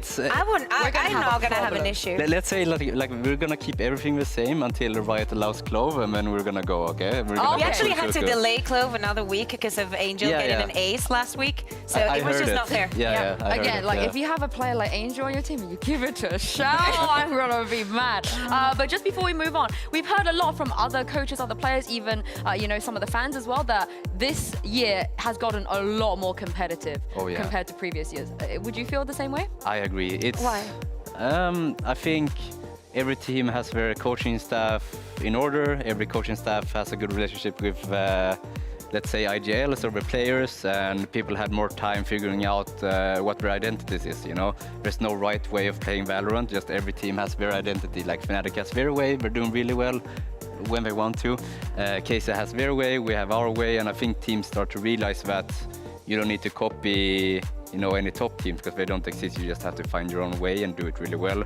And I feel like all the teams are doing their stuff really well, and that leads to better competition. Yeah, we're an 11-team region. I'm He sick said that and he's tired of giving this. political, like correctly, like political correct answers, but I think it's honestly being very real. I think that it's a very important point to understand that it's not only that you do not have to copy, you also need to understand who you have on your team. Let's talk about the next game that is coming up, of course. BBL versus Koi. These two teams, everybody knows who they are, you know, despite everything the other Turkish teams have achieved, it feels like for the fans, BBL are still that team. Everybody still loves them.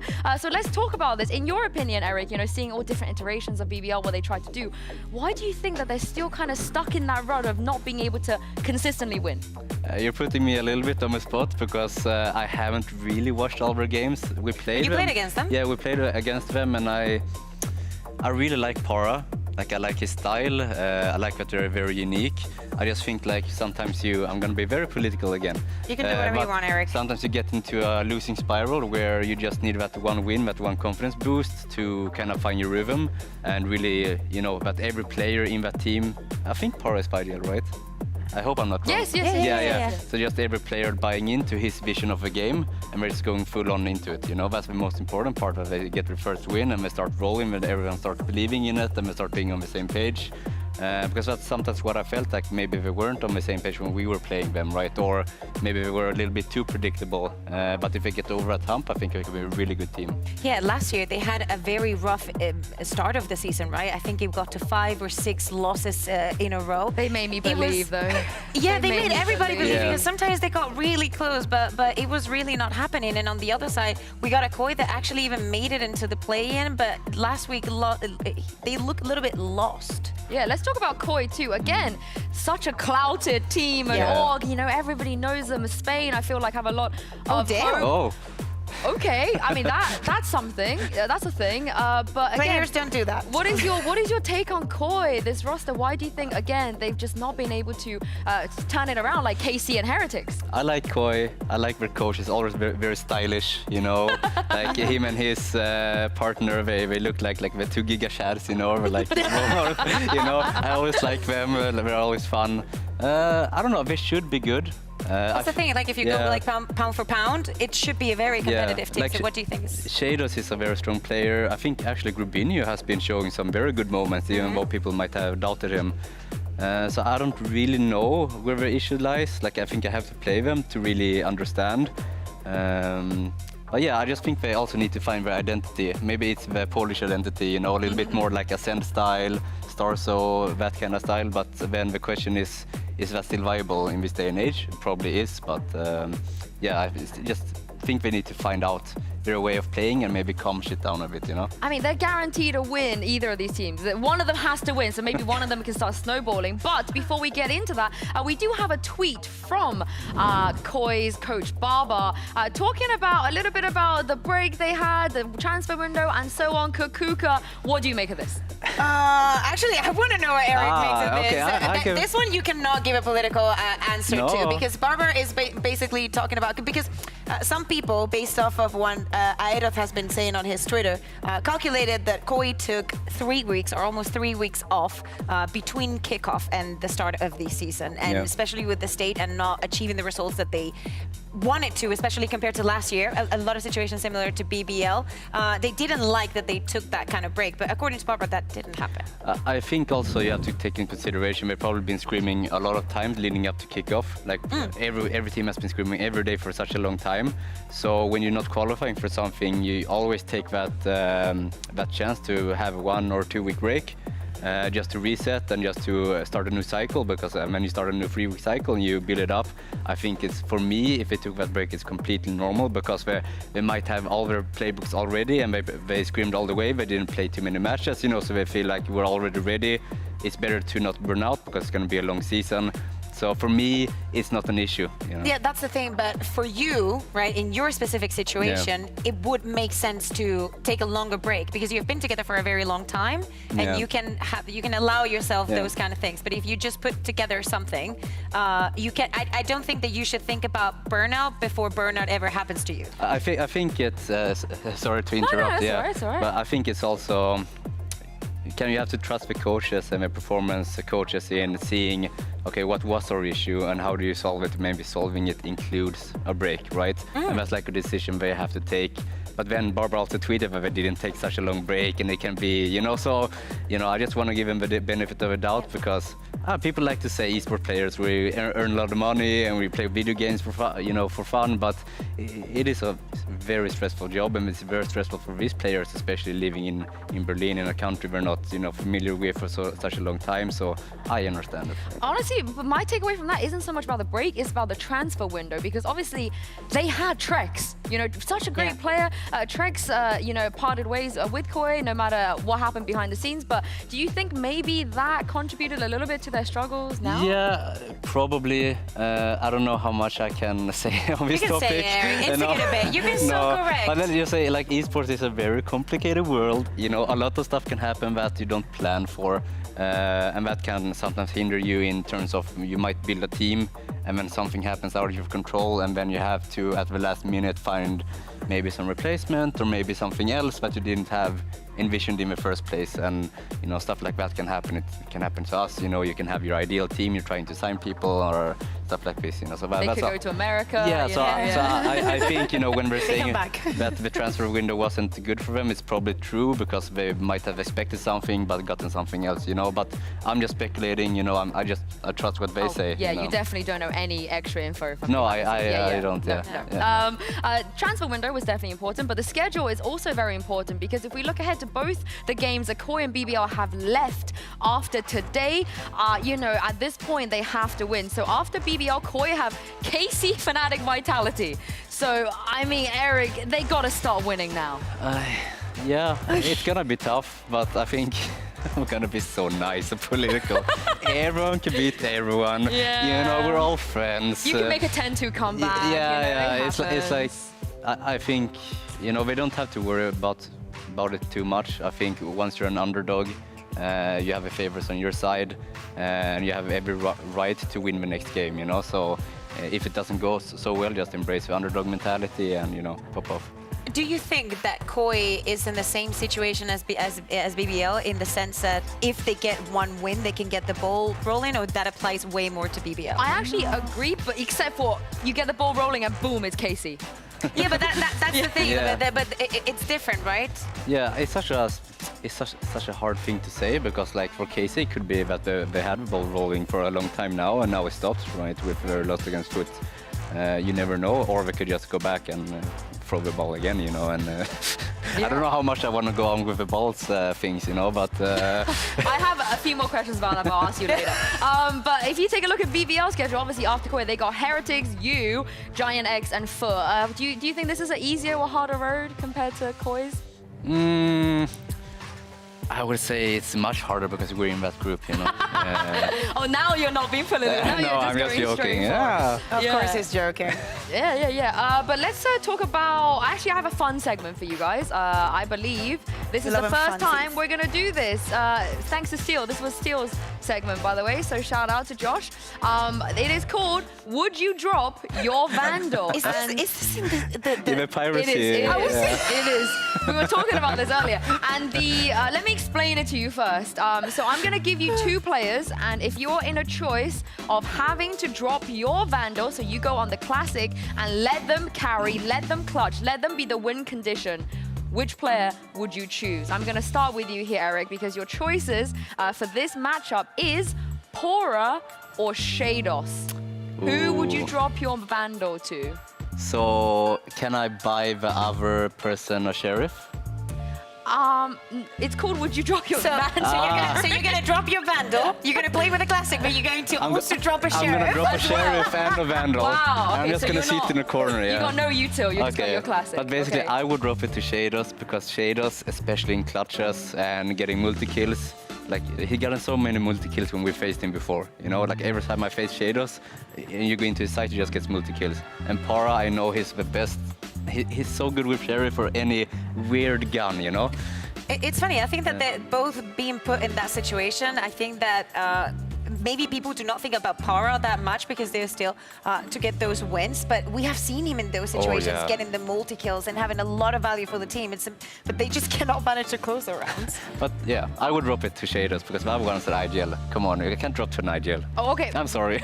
Not even your IGL? I feel like your IGL, you know. Your IGL, the one that buys the outlaw and then goes with the sheriff the next round. I mean, but Angel is built different. He drank from a fountain of youth or something, you know? Like, I don't know. He just built different, so. He is my rookie of the year, I feel like. Yeah. That was my take of the New beginning of the upcoming week. talents. Yeah, for sure. But this is the thing though with Pora and Shadows, because we so far we talk about these rookies, how they've been dominating, how well they've been playing. But if you take a look at these two teams, last week Pora had a great performance. Shadows, I feel like, has never not had a good time. So how big of a win condition do you think there will be for their teams?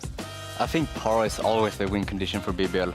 Like, I think so, at least like scouting them and playing them. I feel like a lot of it comes down to how his team plays around the map and how he positions himself. Like Rivalry, obviously he can lurk, right? That's what he's famous for. But basically, I think a lot of things they do revolve around him. So if he's having a good game, you know, it will be good for them, and vice versa. Yeah, I think maybe in my head I'm thinking about Kushner, you know, because we have had the conversations about so many duelists. I think that last year we also talked a lot about him, and he hasn't really been the topic, right, when we talk about BBL. It makes me sad because we've seen the Neons, the Euros, right? Yeah, I remember that from last year, Even CNET having, you know, new Imagine chapters putting to him. CNET on something like Omen, you know, who would do that? Who was that? I think we infected him, you Now know? that you're here, whose idea was that? And that was Sina's idea. What? Yeah, of Well, I think course. blaming you for all Yeah, I don't know. Yeah, That every wasn't time. even Angel. No, it's Just because I Sina. feel like he's like the punching No, bag. Sina. Now him on Jet, you know? It's like, he's back to his peak. No, but he's playing Sage and other stuff now. No, he's It playing, doesn't matter, he's winning, so yeah, careful. exactly. You know, no, it's good. It's good. Like he's learning, he's improving, he's willing to sacrifice himself. You know? No, but yeah, I think that for BBL, I think that Power is. The direction is good. He's definitely getting the frags. I need to see a Kushner that is comfortable with the plan as well. I need to see him fit within the macro idea of the game and see him succeed as the rest of the teams are doing. Because the other day, I was getting ready for doing the interview, and I saw him after he lost, and he looked devastated. Yeah, I feel like they always get themselves into this spot, right? They always seem to be the team, even in scrims. I've heard that everybody's been losing to BBL. They're doing really well, but they just can't translate that onto stage. Maybe same as Koi as well, but that is enough from us. We've talked a lot about both of these teams. This is a very, very, very clouted matchup. A favor from Spain versus a favor from Turkey as well, and it is time to bring both of them onto stage and see what we're gonna get in terms of maps and in terms of results. So please give a warm welcome to BBL and Koi.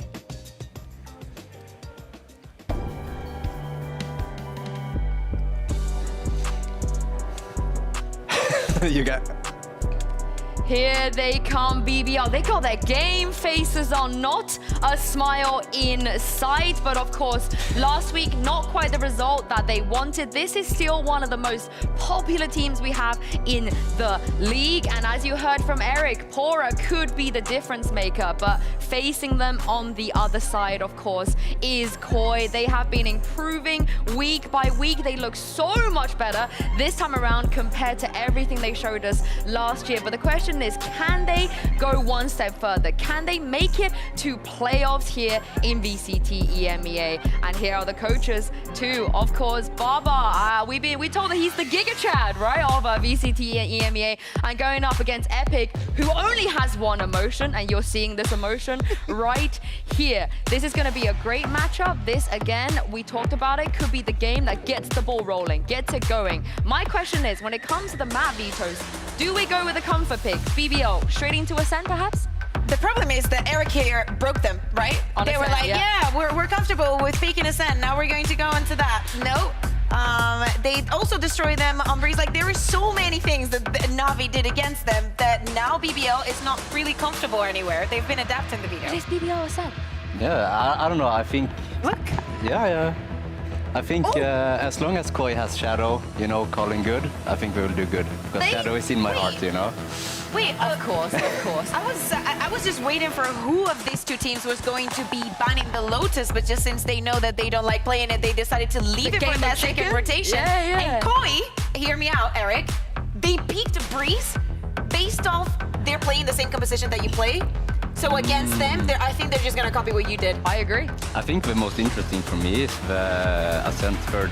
I think that's gonna be most Well, we have to interesting. get there, you know? Yeah. I mean, last week it was only 2 O's. This week we're like, yeah, let's get some long days. And now everything has been 2-1. This worries me a little bit because last year we knew that BBL, if you don't ban Ascent, they will instantaneously pick it, they will win it, and they will always go to a map 3 and unfortunately lose. But this year, there's a bit of confidence difference here, Eric. They're not just going straight for that Ascent. Are you worried at all? Both teams seem unconfident on Ascent. We're both kind of floating it, you know, don't want to pick it because both teams are amazing Ascent teams. Like both of them are, you know, so. I think it also has to do with the potential for upsets and changes in the compositions. We've seen some Yoru, some Phoenix here and there. I think there are so many things that you have to now account for when it comes to picking that map against someone else. Some things that you might not be ready for and you do not think you can adapt on the fly, which is a very worrying prospect, especially for a team like BBL. Well, let's take a look at Breeze for the agent select we're going to get here and see if you were right. Are they going to go for the comp that you came up with? Well, mirror matchup? So Stux is actually going to be changing and going on to the Omen. No KO and no extra flashes. They're not going to need it with Camo. But yeah, BBL Kushner is also going to be going on the Euro. What do you make of this? I think one thing you can keep an eye on these two comps is the aim and control that both teams are going to try to fight for. I think that's going to be very important. And then also how they're utilizing the Omen smokes, especially in mid, especially, you know, taking space. Like that's the important part with these comps. Do you consider A main to be more important than mid when you're playing this composition? I plead the fifth. Okay. Do you? No. Oh, I don't play the fifth. I don't care. I mean, now we've seen the comms, are we leaning one way or the other? You got a prediction? I want to say BBL because I want to. Who played it first? I want to believe. Did anyone play this before? Because I haven't been watching. Koi played this, but with Stux on KO. Ah. Very quick, Eric. 50-50, BBL win. Oh, okay, BBL win. Well, this is a clouted matchup, so we got to bring in some clouted casters for this as well. Here's Pansy and Hypok. And look, I'm always gonna, you know, hopefully lean on the desk for knowledge, but what are they smoking out there? BBL have never won on Breeze against a tier 1 team.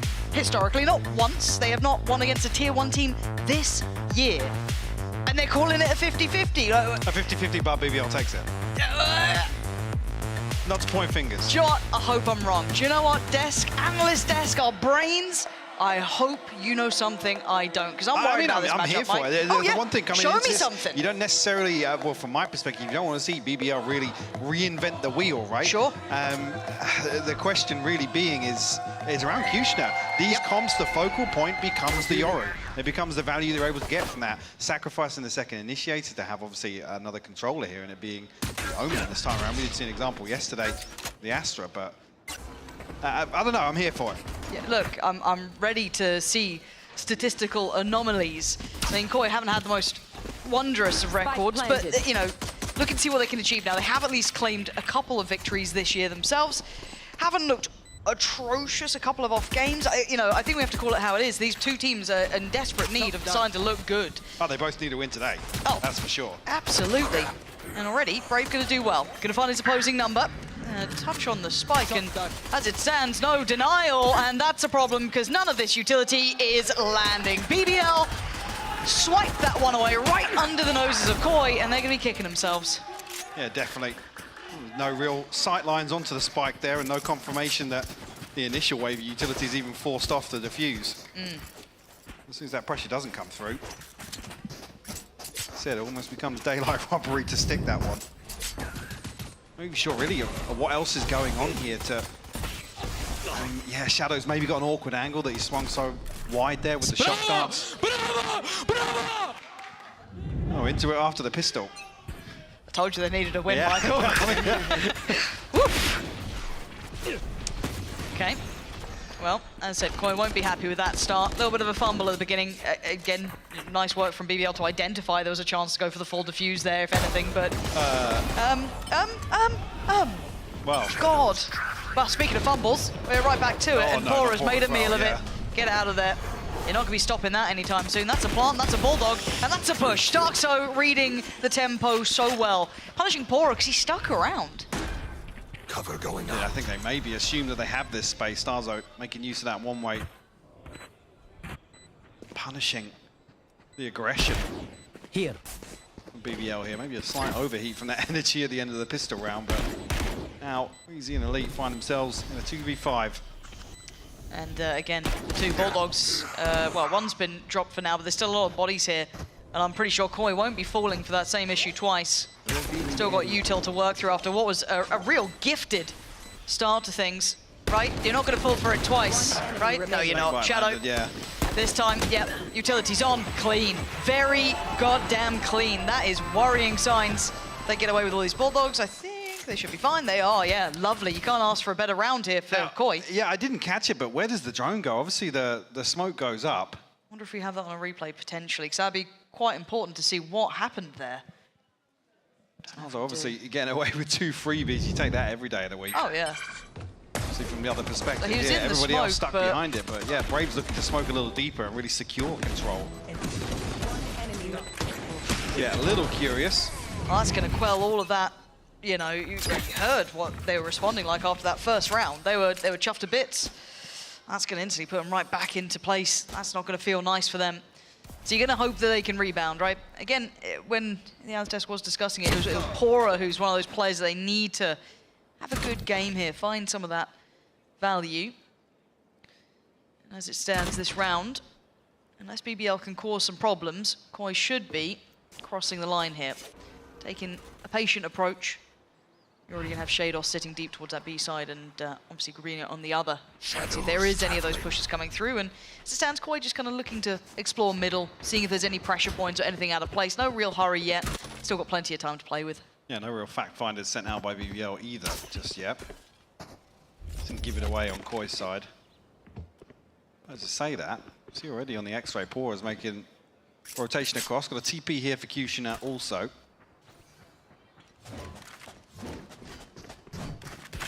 Maybe with a lack of pressure outside A main here. Bino relaying that. As Koi setting outside A. 30 seconds left. Actually, the TP is taken. So it just leaves Brave.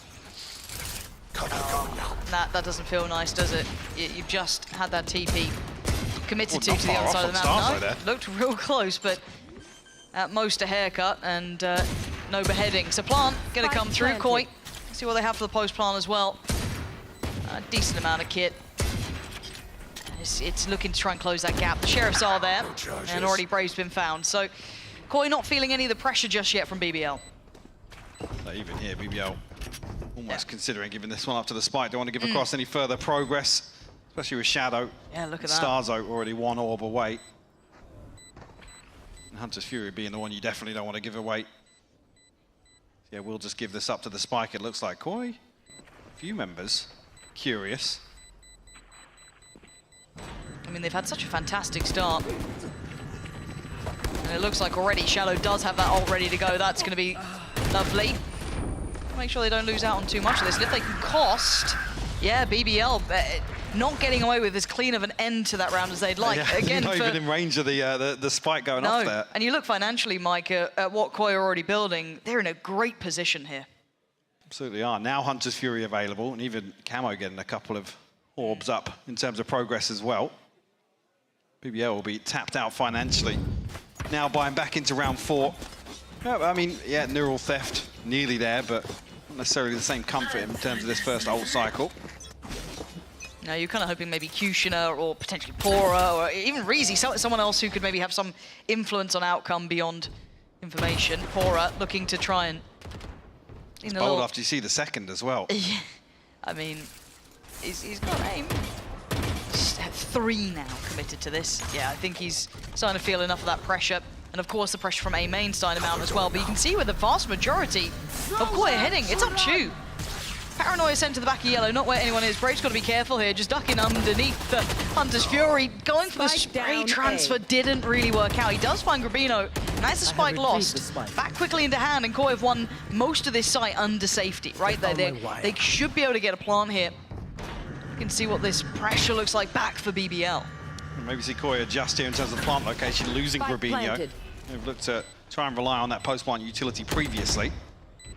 BBL now on the way back for Kushner, the one to lead the charge. Camo stood there, and it's a best of trade. So Starks are going to keep numbers favorable, at least for, you know, holding the site itself. There's still Shados to clear as well. Reezy's done well to clear Starks, so again, man advantage, now more BBL. Getting fights on this situation. I thought maybe Koi would sit a little bit more passive, make them work to close that gap. Yeah, this feels comfy. I mean, obviously planting on the left pyramid here, you have to play a little deeper on main. Sure, it's a way more open sight line, but I feel like Koi giving away a couple of those engagements way ahead of the curve. And even here noting, I think, yeah, just on this replay, the initial Hunter's Fury doesn't even clear through that left trench. So losing one on the way in, like I said, it being Grabino, where they have looked to try and rely on some of that utility in a post-plant. Nice! Maybe a slight mishap on the way in there in terms of execution, but BBL find the second. Yeah, and Pora looking sharp. I mean, if you're BBL, you're looking for that, right? You're really hoping that you get some of your players stepping into this. So good for him to find that form here. Again, financially, they are a little on the ropes, but they can still fashion a purchase. Of course, Koi did have money in the bank, still 4.7 on Shadow, 4.3 on Camo, so they're not particularly worrying about that just yet. See if there's any adjustments here coming up from BBL, any aggression. We haven't really seen a test of that B site just yet. We haven't really seen an explosion of middle. It's been quite one-dimensional towards A. I think until the scoreline settles a little bit, maybe that round two will be humbling a little bit. Yeah. Or just lingering in the minds. I mean, as I say that, it looks like a similar setup here with Brave kind of securing that control with a deeper smoke here. But I like this. They're kind of toying with what they did last round, trying to maybe pull some of these players, but now you're going to see that Viper's Wall going over towards that B side. This is where Koi's committing. It was all a fake through tube. The TP gets taken, but it's actually Elite holding on perfectly from the back of the site. They aren't even able to get the pressure towards Reezy, who is on here. This is really nice from BBL. Not falling for the fake, and BBL clearing back through. Much better from them. Grabino, yeah, he's on the side, but so much in front of him. Not going to happen. BBL. Not falling for the fake, not feeling the pressure, and holding really well there. I mean, in that situation, that's what you want from your anchors, whoever it may be in this composition. Beautiful greeting here from Elite. Two freebies, and seemingly, I mean, do they think they've sold this well enough where there's going to be nobody? And the problem being, even if it's not Elite to greet them, it's the camera anyway. It's going to confirm presence regardless. And Reezy was nearby. I mean, there was still going to be a body. Just, again, even the timing on the dart didn't feel wonderful either. Still feeling comfortable to stand there and take that fight towards main for Elite. But now, Koi being put through their paces here. Very volatile start for both of these teams. Perch is still there though for Koi, even actually with an operator in hand here for Camo. It's probably going to try and slow things down here just a tad. And I think with the early presence they've shown in Tube, now hoping somebody's going to swing onto that scope. Not just yet from Kushner. You know, don't really want to see him to be the one committing to an opening peak here with that ultimate available either. Yeah, high value to keep hold of that. I'll handle this. Speaking of it. Yeah, speaking of it. Yeah, Gonna get a little proactive with the info. Here. Anything to back it up?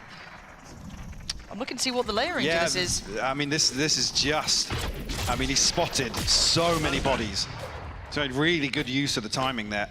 I like it, but again, they are somewhat in a default, right? They're not exactly, I mean, to an extent, yeah, you saw Starks now out, with right? the clock, you've got to read this as it's going to be collapsing towards A. A fair assessment, well timed if anything to invest it. Should be able to keep that third body feeling quite committed to this. Maybe still a little bit worried about middle because they can't confirm the information behind it. But let's see what the pressure looks like. BBL, oh, Kushner, that's not what you wanted. 20 seconds though. Boy, running out of time, and Kushner's running out of options, but no one is there to close the gap. Bora's already saved them once. Brave stands and holds the line. Starkso trades out, but it's still 10 seconds. Things could still go wrong. The rotation's a mile away, but finally they're going to make their way over here. 2 towards CT. It's only Bora really on the site. I know exactly where you Dual theft going to come through as well. Some information will go across.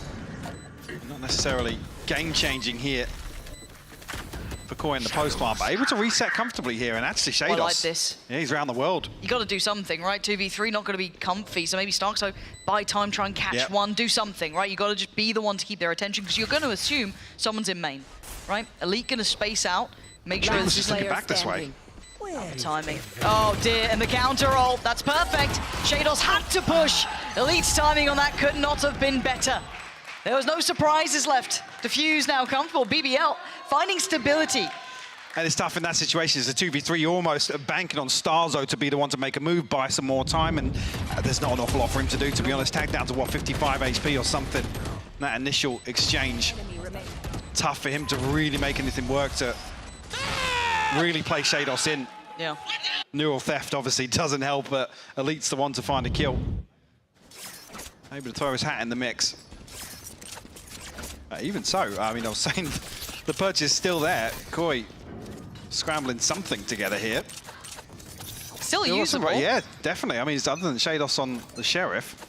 Maybe Camo gets his ult this round, see what they could do with it potentially. Looks like that is the case. And it looks relatively all in, doesn't it? So this is the first time we're going to see an early test of this B-site hold. Last time around, Elite was just a backbone to this. Spots out Reezy early. And he's going to see a fair amount, though. There are bodies here. Camo actually teed up, but Reezy still with success. Holding on the corner. And there's no follow-up. There's no trade. There's no nothing. And Pora with a shot in the dark. Oh, and there's more. Pora just can't stop succeeding. You take it when you get it, but those were straight through the smoke. Yeah, Paranoia sent through to try and master TP. Allow Camo to really make use of that pressure, but I mean, Reezy playing so close there, the near side just doesn't cut it. Still mowed down. Grabinho, 1 HP as well. Cool. Well, that test of B didn't go well, did it? No, no. You dip your toes and this is the outcome.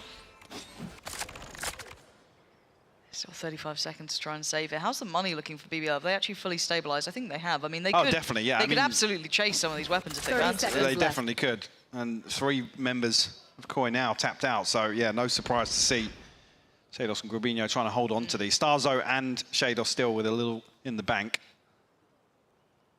Yeah, tough really. Feels like if anyone's able to really get through that choke point, at the same time that the Paranoia's send there, at the same time Camo's TPing in. You see the pings, he obviously spots, I believe Brave it was, on shouldering on back site as well. Got a lot of information off it, but yeah, it was just, there was no second string to it. There was no second layer pushing in towards the site. So as it stands, Koi will get away with 2 of those rifles, and that's about it. So far. Well, I thought the near side was, sorry, just to go off there, the replay there. I thought actually Reezy was close enough where the near side didn't really have an impact. It's only really the muzzle that gets shown there. Yeah, so unfortunate for Camo that he doesn't find that entry. Maybe that is the red light, I guess, for them to retreat away from that. Just so happens Pora's landing shots straight through a smoke. Yep, 2 of them. With an op. Yeah, feels bad. But what this does feel like is 4 in a row for BBL. So Koi have decided that's not what we want, right? You're going to just pump the brakes a little and try and slow this down. Again, I'm looking at Koi here with a lot of question marks. This roster, plenty of potential. We just need to see it really start to become actualized. And this is their map pick. So I do want to see them looking diligent. Again, for now, BBL have been handling them quite well. Yeah, a couple of shots through the smoke are going to help things, but it was the frontline work. Reezy looking good. Even just on those 2 kills, he's just looking very stable. Elite already having a fantastic start as well. Again, his hold on that B site was paramount before, so we're seeing some really critical work coming out from these players. So, and look, I take nothing from scrims because, you know, if you're doing scrims correctly, you're not actually playing them out like a normal matchup. So when everyone goes on about BBL, fair enough, but I want to see it actualized in, you know, an official game. If this is the first start, it's a damn good one. Koi, I'd say, a kind of, you know, a bit of a mid-table team as it stands. I don't think they're breaking towards the top just yet. This roster hasn't hit that upswing. But if BBL, this is where they're going to start putting up numbers, it's a pretty respectable opponent to do it to. I think in that regard, when we're talking about obviously both teams needing wins, it's for similar reasons, but see with this being Koi's map pick, definitely want to see something. I mean, BBL have been the ones to really adjust their approach here in terms of composition. Here. The game plan is coming out of the timeout. McCoy, first real committed exploration towards mid. Yeah, but I think with how these rounds have gone now, especially with that initial humbling of the aggression, BBL are going to be very comfortable to sit this deep, just play rotations. You know, you've got the Omen, you've got the TP from Kushner as well. When that ultimate's available, plenty of options here. Kushner, he actually dipped in the smoke. Oh, that's audacious and it's worked out. Brave did lose out though, and now Pora's in trouble. There's a, oh my God, Elite just saved his life. I can't believe it. Was Starzo holding that kill for a while? I don't know if he was. It looked like maybe he was just about getting up towards the corner. I'm not sure. Dare I'm I not say sure. I want to see the player react just I'm to worried. see. Yeah, if he was messing around with that, he's going to be kicking himself. But we are in an even 3v3, right? If anything, Rubino down a little lower. Still no plant yet. They're conscious of Hunter's Fury, There which, it yeah. is. Tap of the spike will draw it out. Grabinho got to be really careful here. There we go. Able to avoid it. I mean, still maybe. Spike entered. BBL have been on the money with these retakes. Pora again! This guy is so gifted. Elite in unison. These two are making it near on impossible. Shadow's having nothing there. This is rotten from Koi. And honestly, BBL looking clean with it. I mean, even at the start of the round, you can see they're comfortable to sit back and receive anything that Koi, or wait for Koi to show their hands. And actually, following on from that, looking very, very composed in the retakes. Absolutely. No real pressure. Elite landing shot after shot. I'm curious if we do see. Okay, okay. Okay, no. You can't really fault him for that. Yeah, Nope. yeah. No. I thought maybe it's an operator. He's assuming he's double scoped in or something. He's got some time to creep up, maybe get in for on a second player, but that's a tilter. That's like a jump scare, yeah, honestly. that's a tilter. Wow. God. And it looks like the adjustment was to try and pressure tube a little bit, kind of play through middle a little bit more, you know, and it's just not working out. Again, Elite has been just like this rock that doesn't allow anything to come through. The purchase now finally in tatters for Koi. Outlaw, Bulldog. And now the finances beginning to struggle a little bit. Spike not committed this time around as well, so Koi definitely just on a quest to find an opener or a pressure point. Caution here. Yeah, carbon copy for BBL. I mean, just take a look at the minimap every single round at the start. Nobody overpeaking, nobody committing to anything brazen. If that's the sort of reaction after losing a round 2 flip, it's definitely working out for him now. Pora open up this one. Shados will fall. Okay, mid pressure. But again, they're getting no favorable fights on BBL, who are playing this really disciplined. Yeah, they are. This is really nice to watch. And you know, Koi are just begging for someone to overpeak, Yes, someone yeah. to give us a chance here, and no one is. None of them. Starkso trying to look for anyone out of place, but you can see it. Look, there is nothing being given away. Yeah, they can close the gap towards the site, but there's still 3 bodies here. Look how deep they're having to shift walk up to sites to even find contact here. Pora and Reezy will respond again. Really nice. Yeah, this is beautiful to watch, yeah. BBL fully in control here, not falling for any of what Koi would have wanted there. No. Yeah, this is tough viewing now for Koi, because this is one of those crossroads where, I mean, there is no right answer, really. What you're tending to feel like is to pick up the pace a little bit, go for a faster site here, look to overwhelm 1 or 2 players, but with BBL playing so deep, I mean, there's more question marks. It's not as if you can pin somebody down on front pyramid or towards bricks on A, or, you know, try and isolate that player close on pillar outside B. It's just... It feels really, really nerve-wracking for Koi to have to roll the dice, really, and try and run somebody down. Yeah, and rolling your minds back again during kickoff, Koi did manage to best BBL and Team Liquid. That was their 2 victories that opened up a chance, then lost out to Vitality and Carmine Core. But again, if BBL are playing this sort of look, they've maybe refined what the map pool looks like. This is so different for them now. That's the key word to, I think, what we're seeing here. It's refined. Yeah. It's very... I was going to say, actually, if anybody was going to follow up on that zone from Koi, but it's looking very controlled from BBL. They're very aware of what's going on. Actually, the tag comes through there. Shadow down to 21 HP. Shadow, you're a lucky boy to even be breathing. And there's just no access here, Mike. They're not being given anything. I mean, again, look at the clock now. We're at 50 seconds left, and Koi basically have achieved nothing. If you look at the map and look at what they have control over or information towards, it's nothing. Yeah. And with the time ticking away like this, with no further attempts towards A, they're starting to read this already. You're already going to have that maybe mid-swing coming out again. The pressure could come through from maybe Brave when he starts walking about once they start feeling them on the B site. 30 seconds left. TP from Kushner, already a third body here. They've got it all so far. They just, I mean, can they hold on to it is the only thing that can make a difference, right? He commits to this. He is, and that's the difference maker. Shados does get the opening, 18 seconds now. Starkso still trying to stick around Reezy, praying he could find Starzo there, 10 seconds still, starting to tick away. Shadow the one to find Reezy in the end. And the plant gonna come through. Finally, a man advantage, a numbers advantage for Koi. But it is Pora. He has been monumental for them. Shados went to close the account early. Doesn't even overextend. Doesn't give Pora the chance. Pora wants to go at this though. You make it costly. But the angle, yeah, not gonna happen. Shados real composed there. Mike, that felt like, you know, finding an oasis in a desert, Sure, really. but these are the sorts of rounds that they don't feel repeatable. That's not something that you can just now execute over and over again. I think the big question mark here is the TP coming through and a lack of control actually when this rotation comes through for BBL. Nobody's watching towards tunnel. The TP comes through, obviously from Kushner towards backside. There's a gap in mid here.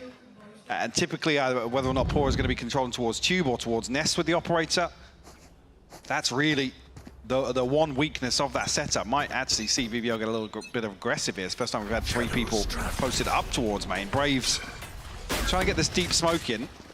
Oof. They were chomping at the bit there. Yeah, they were ready to go there, other than the recon bolt pinging. Yep. And I'm looking at the pace the Starkso's moving with. He's really trying to keep him pinned on this A side, but he's got to keep his life though, because Pora's wanting to remove him, right? Clear him out, and then you've got no threats, no worries. This is much better though, because look at the minimap now. There's 4 heading over towards it. Starzo's going to find this kill as well, which makes it even worse. Yeah, they've really sold him now. You can see the drift coming out as well.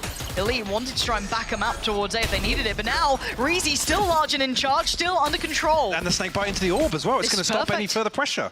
What are they meant to do here? They're being held to the door, but there's a minute on the clock, and they still have Starkso roaming towards A. Enough has happened that they don't want B accessible anymore. But we're back to the same situation in the previous round now. 50 seconds left, Brave. yeah. Hold on. Are they aware of it? Shados. Oh my word, he still loses the fight. Shados shouldered that like he had an idea, but he still loses.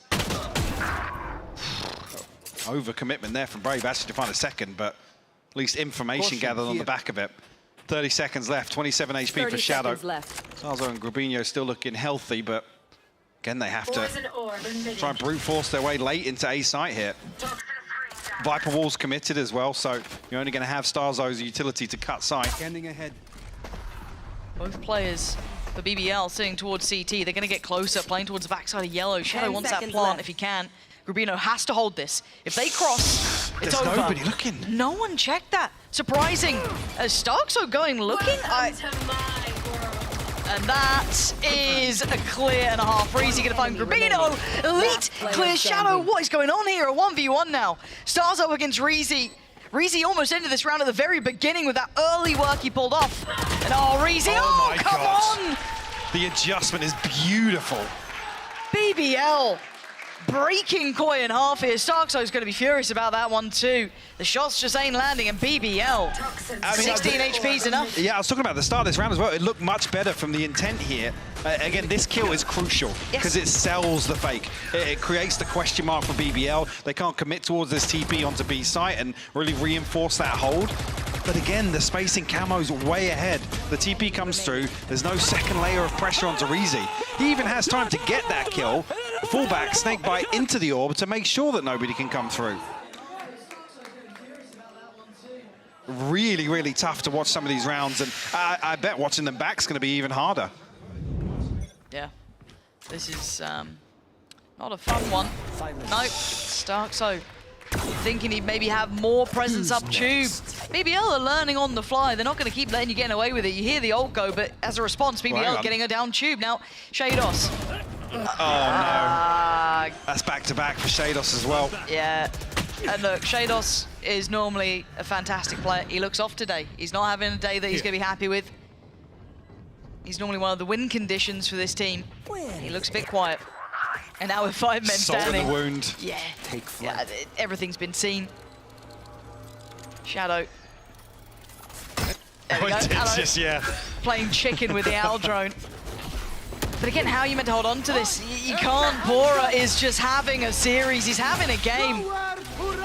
Counter Hunter's Fury going to come down, just trying to use everything possible. They have enough bodies to stick this through, though, and tank the damage. Okay, they've got it to half. You still need more then. They got it to half. You still need more.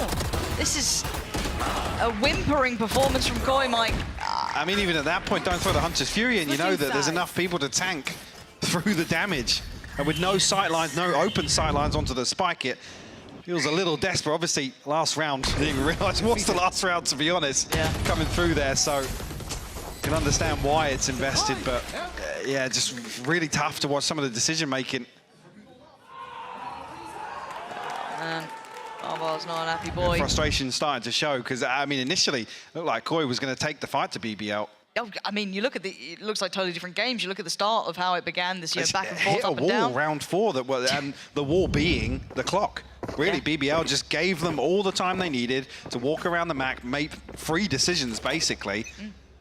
But BBL well equipped to deal with it. And it's some of the most frustrating Valorant to watch, but also to play, because you don't learn anything as Koi when you lose rounds like that. Oh, come on, and it's just going to pick up where it left off. Shadow's gone down in an instant. Starkso now on an island. He can't really get out of here. The smoke maybe keeps him safe, but they're confident. They're swinging it. Of course they are. BBL are up 9-3. Yeah, curse or not, I don't really care. It's the way these rounds have gone. BBL should be backing themselves in these fights. They've got the site, not completely, but enough for a plant. Camo very nearby. Shados. Oh, okay. Elite's just crispy today. Yeah. I mean, this has always been the frustrating part about both of these rosters to an extent. Incredible potential, you just didn't see it on the server. Now starting to see some of these players really heat up. Give us something to really watch here. Oh, see what I mean? How are they landing these? Breezy, gonna lean in. It's down to 1. Rubino. That decay's still in place. How is he doing this? Hang on. Yeah, hold on a second. 'Cause he might get half on this one. But Oh, God. Yeah. Oh, God, oh, God, oh, God. The toying with Imreezy's HP pretty much being the defining factor in the end. But my word, that's 10. And Koi, well, this map looks wrapped up. I doubted the desk, I was wrong. They knew it all along. It was a straight 50-50. 50-50, Mike. 50-50, 10-3. Barely anything separating them. Nothing in it, nothing in it. Gosh. Yeah, tough now. Koi need to find a response early in this. Not going to be anything outside of Ghost invested to the second here, so almost ready to concede the 11th. You ever heard of that comeback? The 11-3. Not today. You're not even having it. You're not even letting me have fun. Let's wait till round 17. That was quick math. Yeah, I mean, I'm still not caught up. I thought there was another 2 rounds of the first half to come still. But why is he doing that? Fury. Why has he done that? Yeah, playing up against 11 basically, because this round, Starzo, he's in middle, he's got a classic, and he hasn't got his life. So, 4 remaining, keeping all the ball box, all the Guardians. Yeah, this is going to be tricky for Koi. Well, I say comfortable, at least a fighting chance here, with especially being control of the tempo, control of that. I mean, the psychological game as well, to be honest, after that battering in the first half. I mean, the psychological warfare on us is quite difficult, let alone it's taking its toll.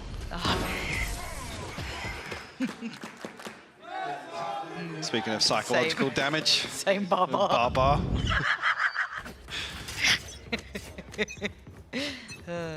Poor guy. But this is it. This is where a comeback would start. Right, okay.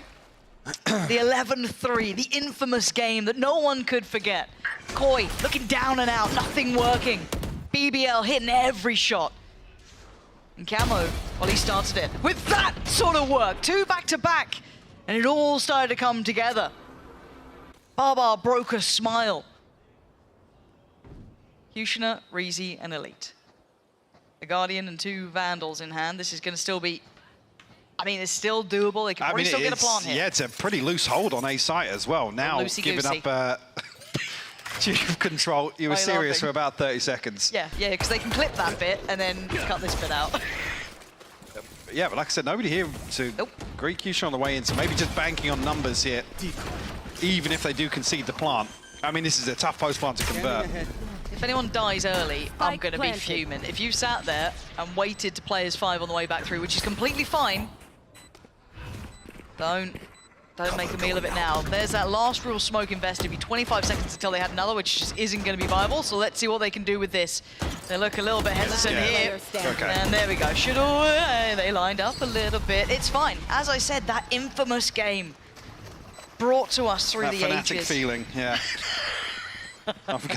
I'm overwhelmed.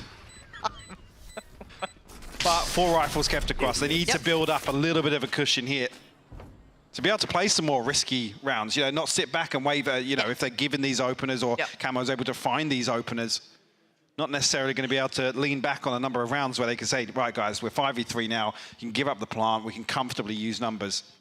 You need the finances to back that up in the rounds that you're not able to do so. Ults, Kushner, have his available now. Neural Theft online as well. And quite not much in terms of progress with just the 1-round victory in the second half. Who's next? Actually, yeah, Kushner just gonna clear all the way through A main here. Starzo does find a kill elsewhere here, and you can see on the minimap. Exploration through mid, but Reezy's found a response here. Want to bring a pistol into this. Shadows traveling. Right. Spikes down. Spikes down. There's a lot going on B site. Brave's on top of Pyramid. Brave's playing a ranked game, apparently. What is going on? Do you know what? We're going to play this back at half speed for you to really break down here the analytical. Brave's dead. But can they hold on to this? Shadow's still got 2 shock darts. He's got all the bits and pieces to hopefully clear some of this out. Starkzo's just going to shoulder it.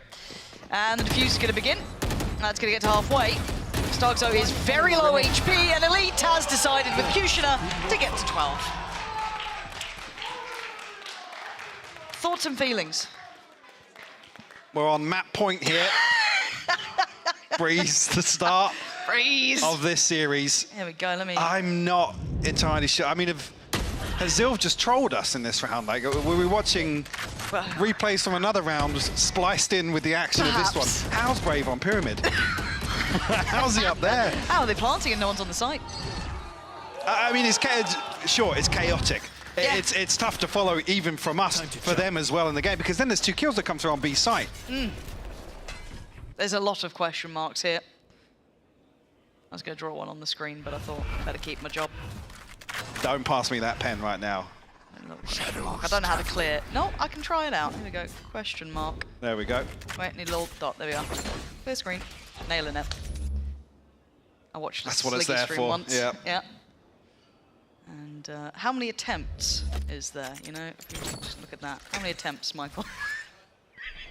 They shouldn't have put this near me. 1. There we go, 1. That's about the math that I can control. And 8 chances. 8. Let me freehand. Hold. 8. Under. Yeah. There we are. Clear screen. I'm killing the game. Why? For a second, I thought Starzo wasn't going to cancel there. I don't want to hear it. I can't handle it. It's gonna feel a little scrappy for BBL though to hit this. So Starkzo is looking a little lost, but yeah.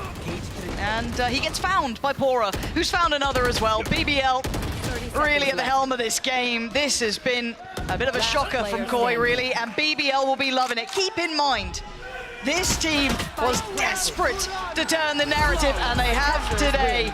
And let's see a flawless to close out map 1 with a 13-4 result, Mike.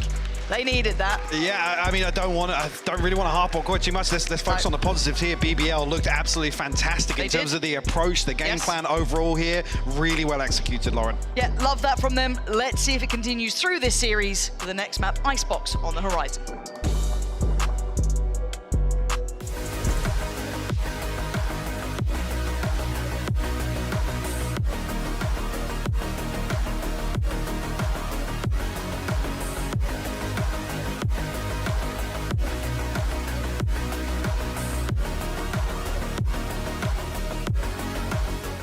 I know a place that will break you into 1,000 pieces. Stay away from them. Stay away from Lorca, Paco, and Picasso. Don't ask about Lola. Ay, Caballo Grande. Ay, Dolor de Nieve. But in spite of everything, it occurs to you to visit Andalusia. Don't say I didn't warn you. Be careful of the Andalusian crush.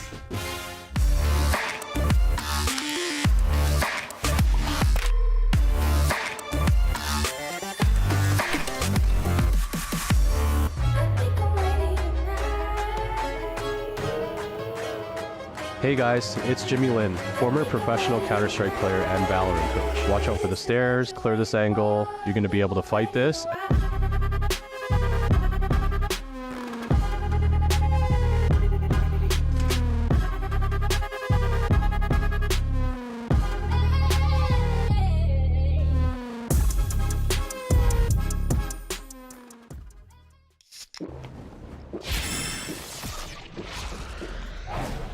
Red Bull gives you wings.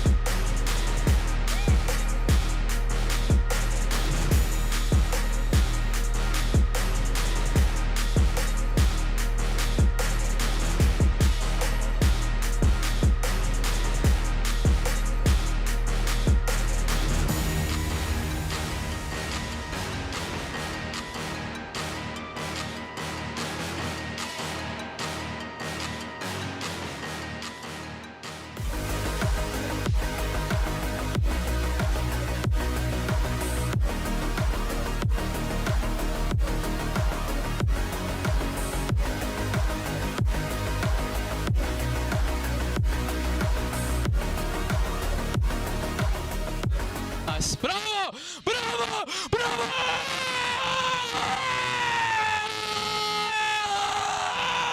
Nice!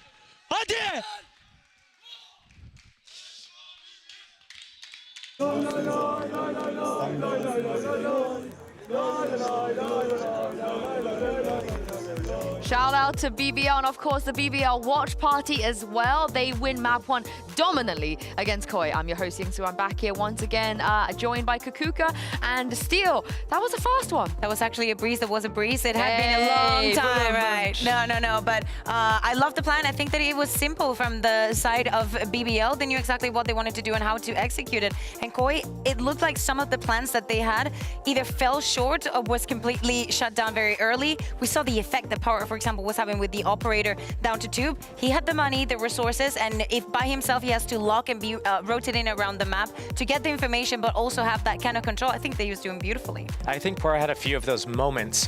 What we saw was like, okay, BBL wins pistol, and then it's going to be Koi getting the next 2 rounds in a row. You're like, oh, okay, maybe Koi's going to be able to stabilize and get like their footing in for their attack side, which is their stronger side. But then BBL is just like, yeah, crushing them. Yeah, of course, Pora, who Eric said is going to be important for this team here in the AIM Labs warm-up. I mean, he was hitting all the shots and making some good calls as well, Josh. I think that round that he started getting like the op up on B and got the 2 kills through the smoke, I feel like that's when they started to really just build their momentum throughout the entire half. And then after that, you could kind of see that BBL was feeling a lot more loose with like all the players just moving around and the types of fights that they were taking. Because normally you see them really like not moving from their main spots. Viper Cypher just like sitting there like they have an anchor tied to their legs on B side. They can't move. But then Pora, he's just like out mid doors with a Sheriff or whatever. He's like down tube with an op. Like, what's going on? We got an opping Sova going on again. 2 things. One, I think I like the bravo more than the nice. Say bravo, bravo. I like it. I dig it. I think it's also like a personal trademark. I really like it. I agree with you, Josh. I think that for Pora, this game was a dream. He had a plan, he was executing it, and every single thing was working. Everybody was hitting the shots.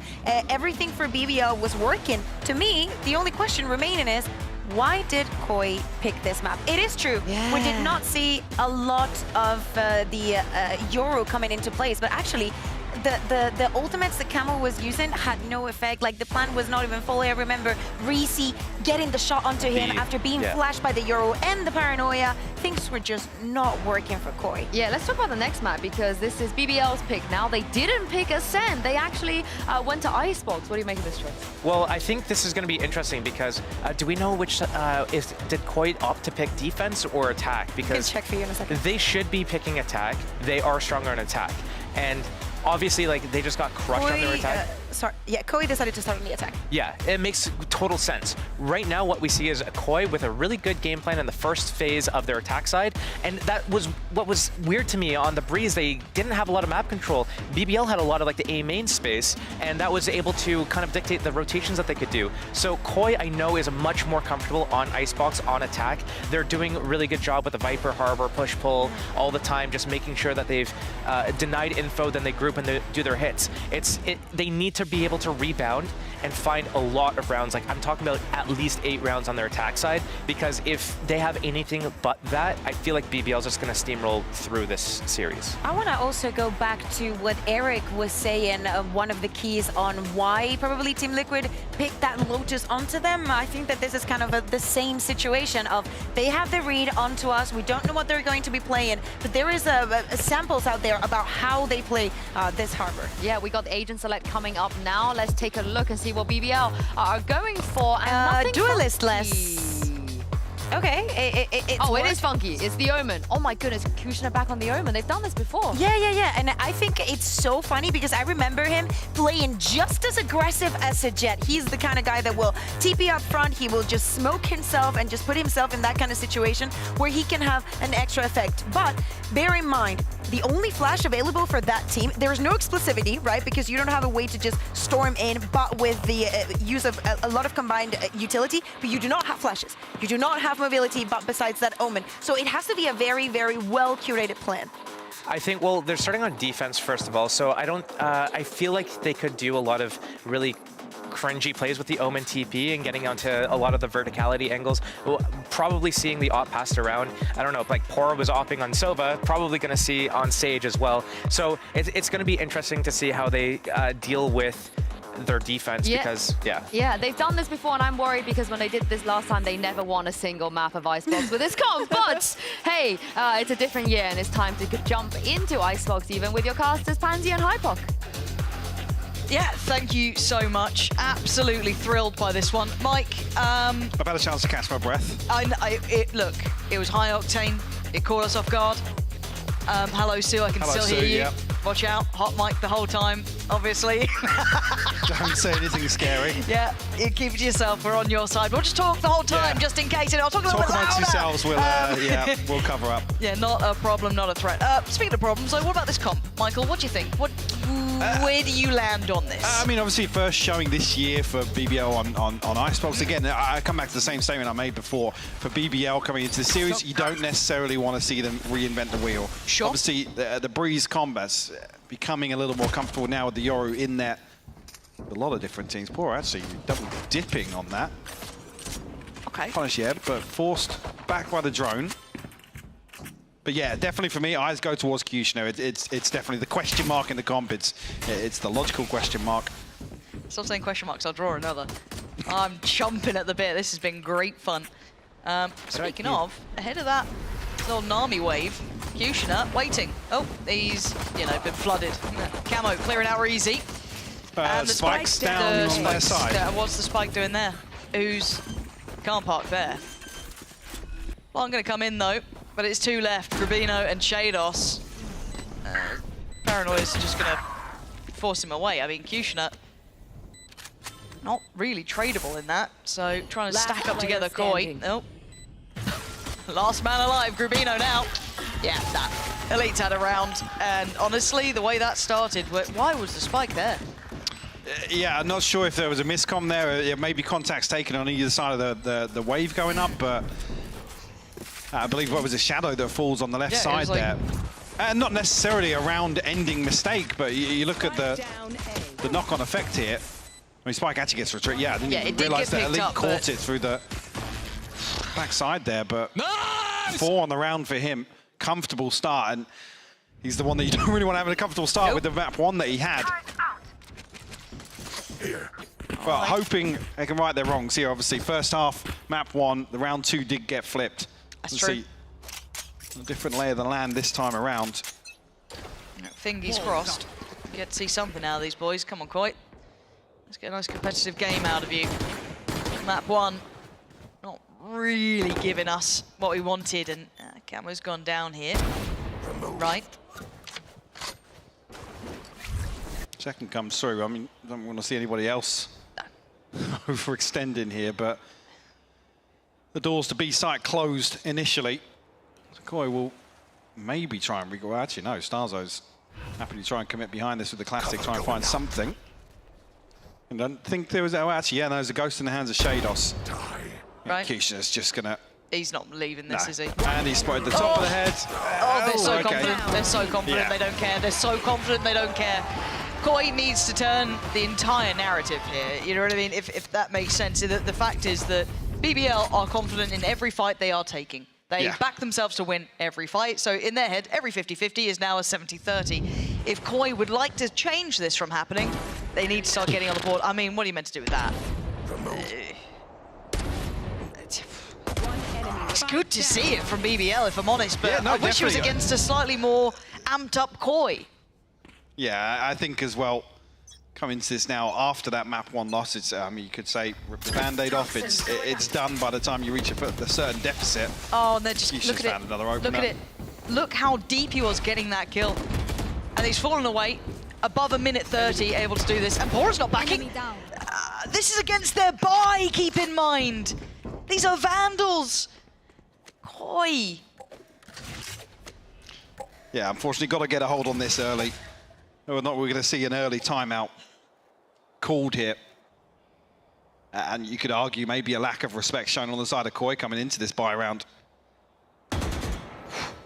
Vice versa for Kushner as well, brazen in the approach. Yeah. I mean, if you're Koi, you do need to commit that utility early to try and clear this aggression, right? BBL have told you, in everything they are doing, they do not respect a single thing that you are bringing here. BBL back themselves to win it. Fair play. So Koi need to start clearing these deeper positions. Like, they can't even get towards belt without being challenged. And again, you're up against a bonus. Yeah, it's a well-crafted bonus, but it's still a bonus, so BBL are more than happy for this. For Koi, though, starting to lean towards that B side. They have 30 seconds. Brave's got himself into a pocket here to avoid the recon. And he might get a chance to play this. Oh, Shadow. Planted. Bye-bye. Now, yeah, he's missed one above him. So they're around. Stark's trying to kind of slip a little ahead. I think they're a little bit aware Somebody of this. else has spotted him, yeah. That's great from Stark, so couldn't do much more, though. Brave there for the trade. And Shadow's position noted. Doesn't get free play from here anymore. Forced away. Look at that util pour on. Forced off. Can he do any more? Absolutely not. Brave's on the money. BBL. Hey, that's how you want to play out a bonus, right? That's what you want to be doing. Get in their faces. Get aggressive. Force Koi to respect you.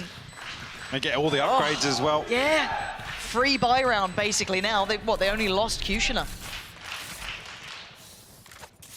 It's a tough loss for Koi to suffer even further hit. Yeah, I mean, Camo's the one to come up, take first contact here. I think he's maybe even turning.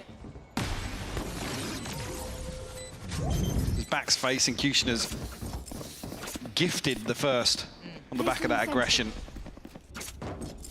See minimal investment here, a couple of stingers thrown in for Koi.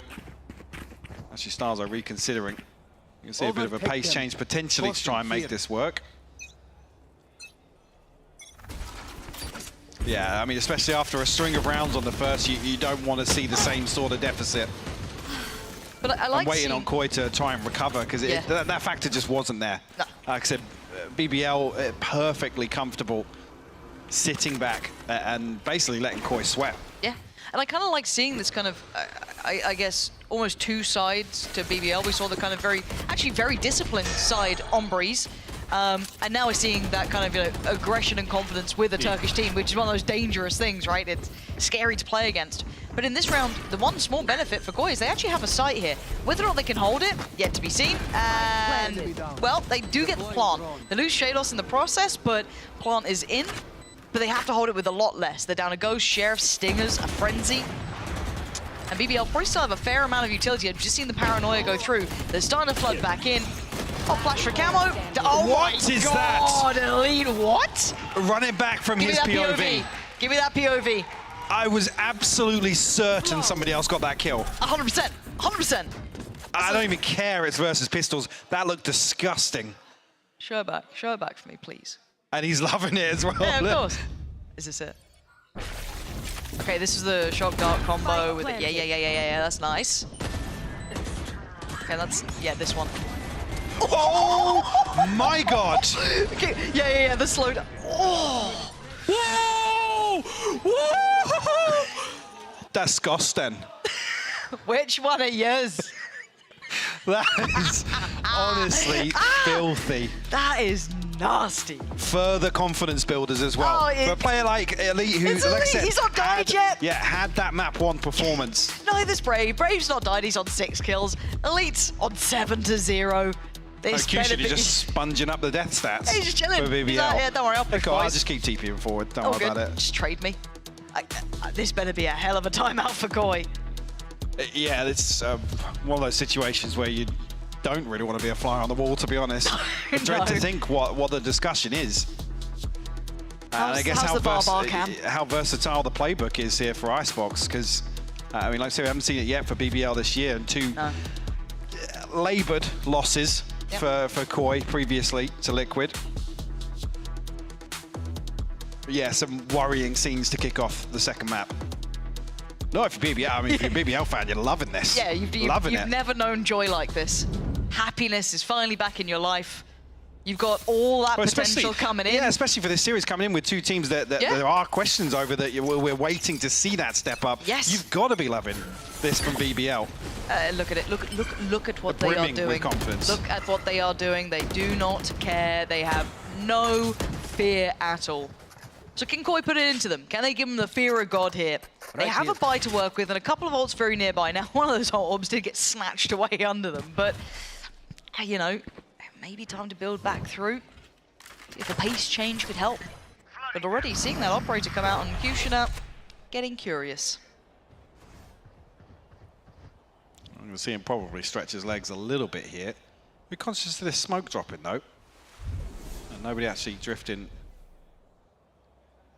to much more of an aggressive spot for Koi, but actually, no harm, no foul. No damage conceded on either side there. Operator noted very early on here, though, so looking for Koi's follow-up decision. Try and overwhelm the operator. Not ready, right here. Okay. I want to see this site hit, though. That's the first step. Oh, dear. He's fine. All good. That was a little bit terrifying, but all good. Tap on the spike. They oh! I don't... Camo's having a mare. We've seen him die so many times like this as well. Oh, God. Yeah. And this is the problem. It just kind of capitulates, right? It just kind of falls to pieces. Spike down, B. I mean, it's 10 seconds, and they have no safety. They've barely taken yellow. Spikes down the middle of nowhere. I mean, Bolt, Put a fork in it. This one's done. Try and hold on to what you can. With 2 rifles saved across, I don't think, unless Pora, actually. No, they're going to sit all the way in towards B main here, tuck themselves in. But yeah, I mean, Camo's obviously the primary target here when you look at their inability to really get into sites and find entries. But the way I mean, what is that? It's not even the first time either. No, it happened a number of times on Breeze as well, where he's caught off guard. The spacing isn't there. The second layer isn't really there to support him on the front line. But yeah, I mean, when you get in literally one-tapped with no line of sight, yeah, it's like, well, what else can you do? Yeah, it's... Because again, the tendency is to say, yeah, Camo needs to go a little deeper. He needs to convert this pressure into an opening engagement. But that's not even his fault, that one. No. and this is the kind of... It's not the first time it happened. Look back at map 1. There was a lot of shots just straight through the smoke that were working out so perfectly for... BBL, okay, a little overzealous. Pora should be dead. Yeah. Okay. Hey, they need a couple rounds like this. If Koi want to get back in, they need to punish all of this aggression. Oh, that's nice from Gribino. Maybe. Maybe this is the one. Maybe. I'm still nervous, because BBL still feel like they're playing with confidence. No snake bite into this orb, so... Brave's walking this. Yeah, he's got no problems. He's slipped up towards yellow. If he gets any bit of play in, he's looking dangerous, and Saxo's not particularly safe either. They need this flank. As well? They need Grubino to get involved in this before it turns to absolute pandemonium. Make sure that no one gets by, but now clearing, they've got to know that they're at yellow. They know that they're at the doorstep. Starkso can't contain it. Kushner finds him, and now the defuse begins. Grubino has to be the backbone to this. Oh God, he's fallen! That's not enough! This is not enough! Not again! They've absolutely fallen to pieces! I mean, the combo's there. I'm not sure if Shadow's feeling under pressure. Once that snake bite lands and there's no spam into the smoke, I think Grubino's expecting the follow-up. But it just doesn't come. Yeah, there's a couple of things that are just really off sync.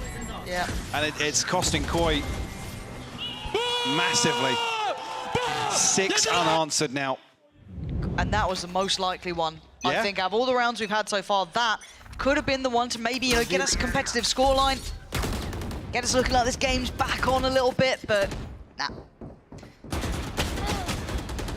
You see Pora as well, almost with his finger on the pulse in terms of the mind games here. That previous round, it's like, yeah, no contact here. I'm effectively running it down. I'm going to try and find something on this flank.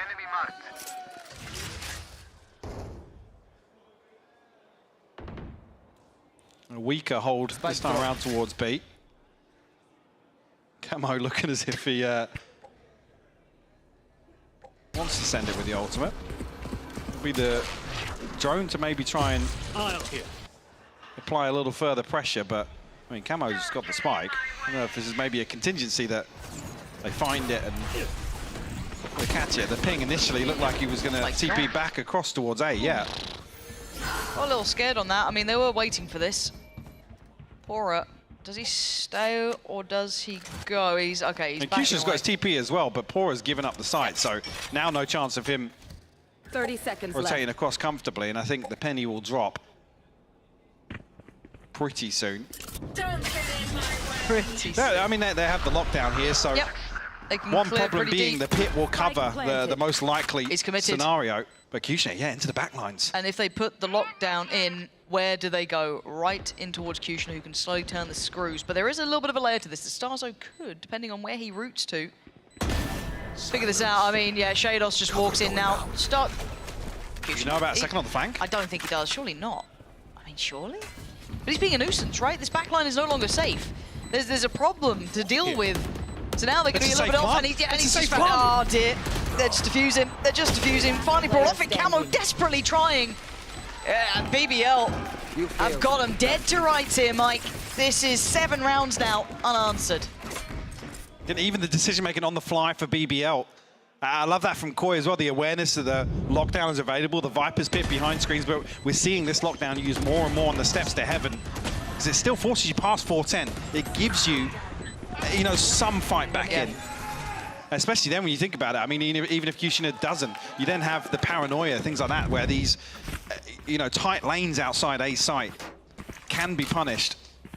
But yeah, BBL just reading the situation to perfection. Scanning ahead. Still yet to see a response in terms of a round from Koi. Just to make sure you guys know. If it wasn't already obvious. But they're getting closer. Yeah? They're getting closer. You know what? You're right. And there you go. You got the first pick, right? Pora's gone down. We haven't really seen a clean start. I guess no, we did with that walk-up tube, and then it went, oh, not great. I mean, they're just going to try and play anti-plant again here. I mean, Brave's already coming across. First snakebite sent in here.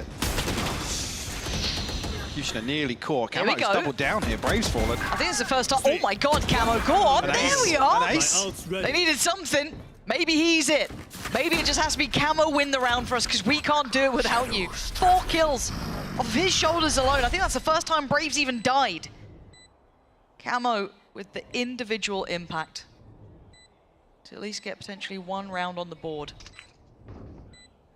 Kushner close enough by, but I mean, we've seen bizarre things in this one, but this is too far gone. I mean, yeah, is he maybe just looking to do a little bit of damage potentially?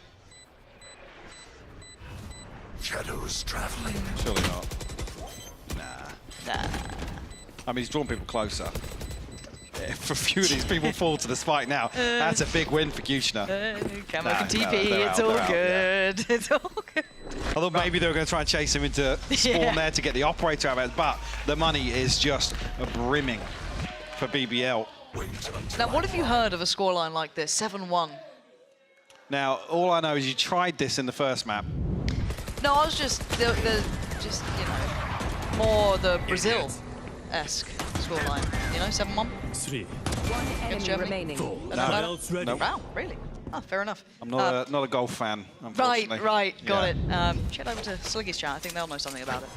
They're big fans of that, especially one of their mods, I believe. Anyway, first round. Hey, it took Camo. I mean, if on these slower burns, you know, not sending Camo into the back lines and being solo on the front line results in him opening sites like that. Yeah. Maybe the answer is for Koi to slow it down just a little bit, but BBL have been fantastic in terms of adapting and tweaking some of their approaches. Certainly here, they got rounds to play with. Hunter's Fury available now for Reezy. The other side, Camo actually does have his ultimate again. Also the lockdown for Shados. To get the last few, you know, maybe. I don't know if that's just copium at the moment, but Camo, you can't blame a man for trying. He is putting up what he can. Now, the B-side only has 1 player actively towards it. That is still going to be Brave, who's been a bit of a nightmare to handle himself. Going to be forced away from the initial angle, so this should allow for the plant to be considered here. A little bit of stall still in place. BBL very nearby to this, but there should be enough carved away for Koi for a safe plant. Spike planted. The Hunter Fury still available as well. Pora's in an interesting spot here. Is he just waiting to play late on the flank? No, he's actually coming back on the tube, so lockdown now invested. Fairly late on in the game. Hunter Fury posted in response as well, but... There it is. So now they're on the site. Koi needs to dig their heels in. BBL starting to clear on through those stocks, so can't hold on to this, and now it's all on Shados in a 1v3. Time is ticking. Can he disrupt this at all? The one-way posted, and Shados, I think he realizes he can't stop this from happening. The scoreline continues where it left off, 8-1. That re-sweep just stunning. Yeah, Shados can farm, but I mean, they got money for days. And the point at which where the Hunter's Fury gets posted in response, I think that's when Koi think there's one person committed towards dealing with the lockdown. There's a window of opportunity to find some pressure. But I mean, look at the kill feed there. It's every response is found by BBL. Yeah, that's a smile on the face moment. Koi are just so antsy to secure some of these rounds as well, where we are seeing a couple more players overstepping the mark and maybe not having a solid grasp on what's about to unfold. I'm pretty sure Which is tough, like I said, yeah. map 1 score, and now with how this has started, people are going to get desperate. Of course, yeah, the mental is part of this game, and it's not been feeling comfortable. Cover going out. Everyone in the right place as well so far. Keep in mind that Brave has cleared deep towards B. He's still got very deep, sight lines towards this. So for Koi, everyone's already here, so they've got to be able to clear close. You've got Pora playing close, Kushina relatively nearby. All still there for Pora as well. Paranoia going to be sent, slow down the roll again, buy some time to fall back. He's under pressure though. That's the first step taken, but they're down to 45 seconds. No way in just yet. Cove's going to be committed. Ultimate ready. I mean, yeah, they're going to hit the rotation here. Brave actually just conceding that deep sight line, but now, yeah, the penny will drop. 30 seconds left. How does Brave play this now? I mean, he's going to back himself. It's been Brave the whole time through. Still good for one. Still takes a body with him. 1-for-1 trade out. Spike planted. The rest of the squad coming on through. Maybe another opportunity for Koi. Carve themselves a little bit of comfort, but let's see if they can hold on to it now. BBL have turned Shadow this. is committed here. That's why. That's the adjustment. Yeah, fair play to him. Pora goes down, okay. Shadow, 13 HP. He can't really leave now. How much damage can he really achieve here? What's he able to do? Kyushin's already taken away Stargzos. The Shadow's still sitting around waiting. Yeah, they're just getting closer and closer. Nice work from Camel and Shados in the back lines, though, to hold on to this more comfortably. Kushina. Oh, God. Okay, Shados this time. Gonna be the one to secure it. The last man standing once again. Different outcome. Scary. Yeah. Hey, 3 rounds. I mean, it's not much, but it's something. If they get the last, start going towards it. Maybe get up to 4. So you lose count of rounds again like I did. There is 2 left. I was just assuming it's going to be a 9-3 if I'm honest, and you've called me out on it, haven't you? You've written them off. I don't appreciate that, Michael.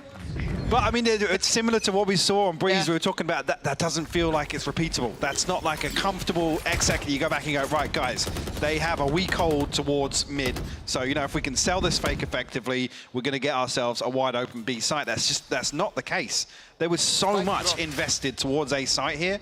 And it's unfortunate, really, for Brave, because he stays deep on B long for ages in that round. Only just giving it up at maybe 5 seconds before Koi finally crest the corner. Unfortunately now, I mean, BBL are already rotating preemptively 4 players to this side of the map. First real exploration we've seen, I guess, split alongside this B side, other than Grabinho on a solo mission previously. This time he does have Shados. I feel like they're reading it, so Elite's watching for it. 45 seconds. First attempt held off, second attempt could be the goer. Stargzos got the spike here. He does get past Brave, but this is getting a little unnerving. I've noted Pora in middle, so numbers advantage for Koi here. Res can be invested. There it is. But Kyushin has caught Stargzos on the back away, so they're down to 2. Shadow and Camo trying to stand tall on this one. There's the smoke on the one-way. And the TP. To the backside of Yellow, doesn't note it. Camo trying to play ahead of this, trying to subvert expectation, but it's on Shadow this time, not Shados. Can he try and hold this back? 2 shock darts still to play with, but does he get the opportunity to bring him in? Again, the one-way got up, and Shadow unfortunately has to commit utility, reveal his position. No half defuse coming through just yet. Okay, this is so tense. He's locked out. Yeah, he's done. He's done. There's the 9th. And unfortunately, these are the sort of post plants that just haven't looked comfortable for Koi all day. Backs against the wall, open sightlines. BBL have been winning gunfights. They have been. That just hasn't suited them whatsoever. No, Brave, Kushner, Elite, I mean, including the first map, especially Bora as well, have been I didn't even highlight see players. that. Bora catches the backside of this mid lurk as well. So yeah, the one time, like I said, there's been exploration from Koi towards mid.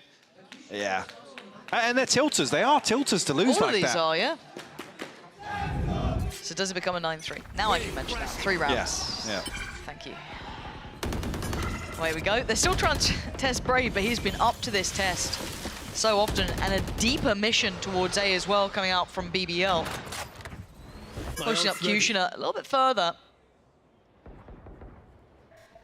Let's see what Brave responds with. Again, he's still sat on his ult. He's still got that Viper's Pit there if he wants to go for it. Camo, go invest his and try and clear through. Yellow now cleared. No one there. Can he note the player?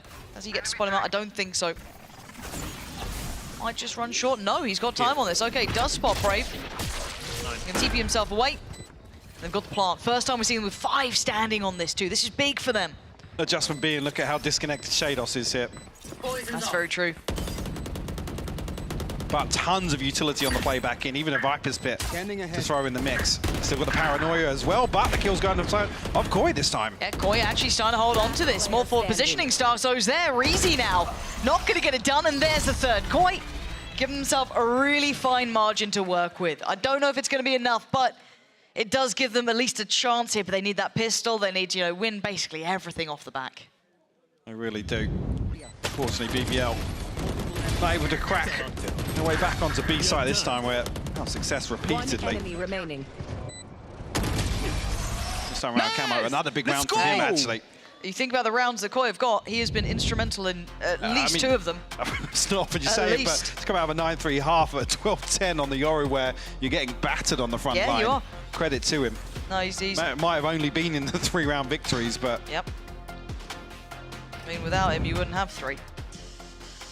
Let's see. Okay, Koi. Focus up now. This pistol means a great deal.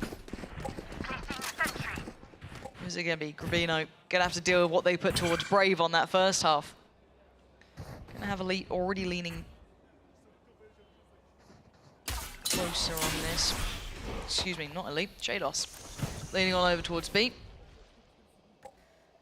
Gonna have basically everyone jumping on this as well. Shadow already coming on over as well, so putting full faith in this. Does erupt into a brawl. Got to be worried about Grabino's position. They're so close.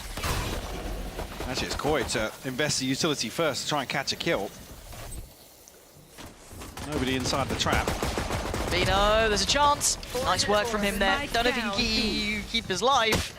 Oh my, how's he got away with that? Okay, well, short-lived life, but still, he had it for a moment there. So they've kind of fought their way to clear yellow. They've got at least somewhat quelled some of the more aggressive positioning from Koi, but there's still not that much safety on the site here. Waiting, obviously, for the Toxin to recharge here. Well, oh, waiting for Kushner to make a play like this, maybe on the back of his smokes. Okay. No one's up here yet. I think maybe Shados might path this way.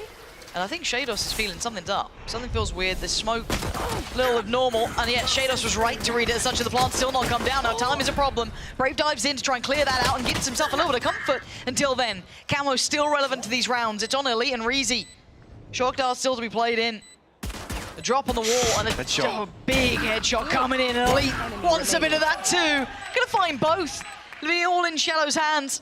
2 seconds on the dart as well. And he creeps closer. Yeah, beautiful work from Elite in the end there.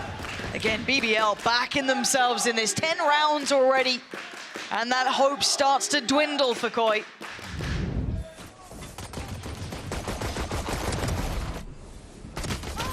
Planted.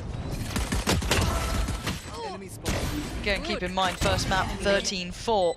I was just checking, yeah, similar. I believe that's every pistol round as well. BBL converting across the series. So tough, really, for Koi to even get off the starting line. Both maps now. Then you add in the scoreline deficit on top. It's just brutal. that they've got work to do. I think everyone knows it. I think Barbar, looking at him throughout this, knows it. Koi need to start getting, you know, back to work, and I'm sure they will do, but they certainly weren't ready for this matchup.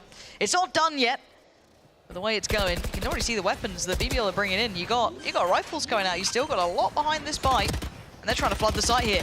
Can they keep the plant safe? Bora could be in danger. Yeah, he's gone down actually. Really nice, almost pre-take there from Koi, making something out of nothing. Hang on, Starzo's actually retrieved a weapon, but tries to drift forward, catch somebody off guard. Not going to happen. Leave Shados with a classic now. Didn't buy the bundle. That's what you get for not buying the bundle. Rave's going to find you. And hey, it almost got a little bit dangerous, but they do keep the 2 rifles and the Guardian, so no harm, no foul if you're BBL. You're happy enough with that. Got a little bit dangerous, got a little exciting. But yeah, not going to make much more of it there. Stars are just hoping to catch up a bit of timing. And we do have Koi trying to slow things down. This, I mean, it's the final chance to have a chat, right? The buy round going to come in for Koi. It's now, it's never. Yeah, it's, again, another situation where really it's a long road back to forcing a map 3. So yeah, there's a lot to really digest and break down in a timeout like this, but it starts with round 3. Curious to see. Sneer. Well, Camo again. Yeah. Again, look, if you're gonna be, if you're gonna pin your hopes anywhere, yeah, on Koi to force map 3, take us to Ascent. It'll be on the back of that man. But here on the defense again, his options are limited in terms of aggression, in terms of, you know, securing advantages early on.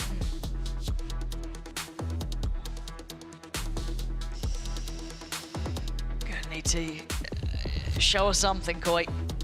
Because right now you just don't look quite ready, if I'm honest. I think that's the only way to put it. They don't quite look ready for this yet. BBL in the bonus here. Looking like they've invested 1 more rifle to the mix to complement and supplement what they already took away, and just a sheriff potentially for Reezy. So again, a pretty well-rounded purchase considering it is just a bonus. BBL already testing a little towards middle. Kushner having a little bit of a walk.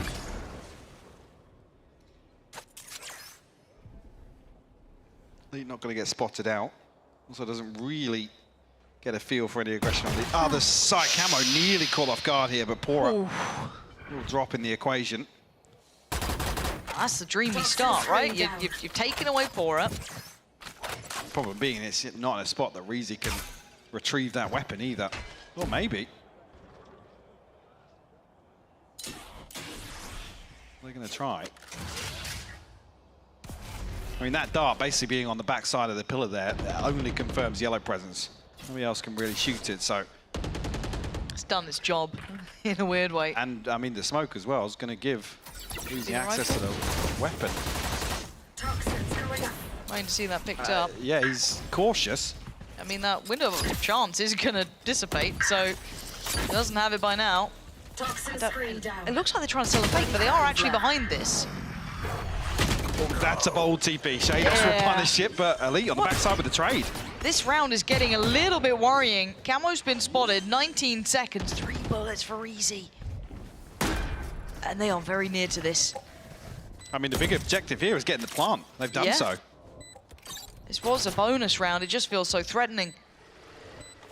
You see that wall coming in. Breezy's still around. Have to give away the game. It's actually Elite take Starzo down. No trade. No counter pressure to this. They're starting to creep in closer, but you can see the timing to this. Reezy knows the dance all too well.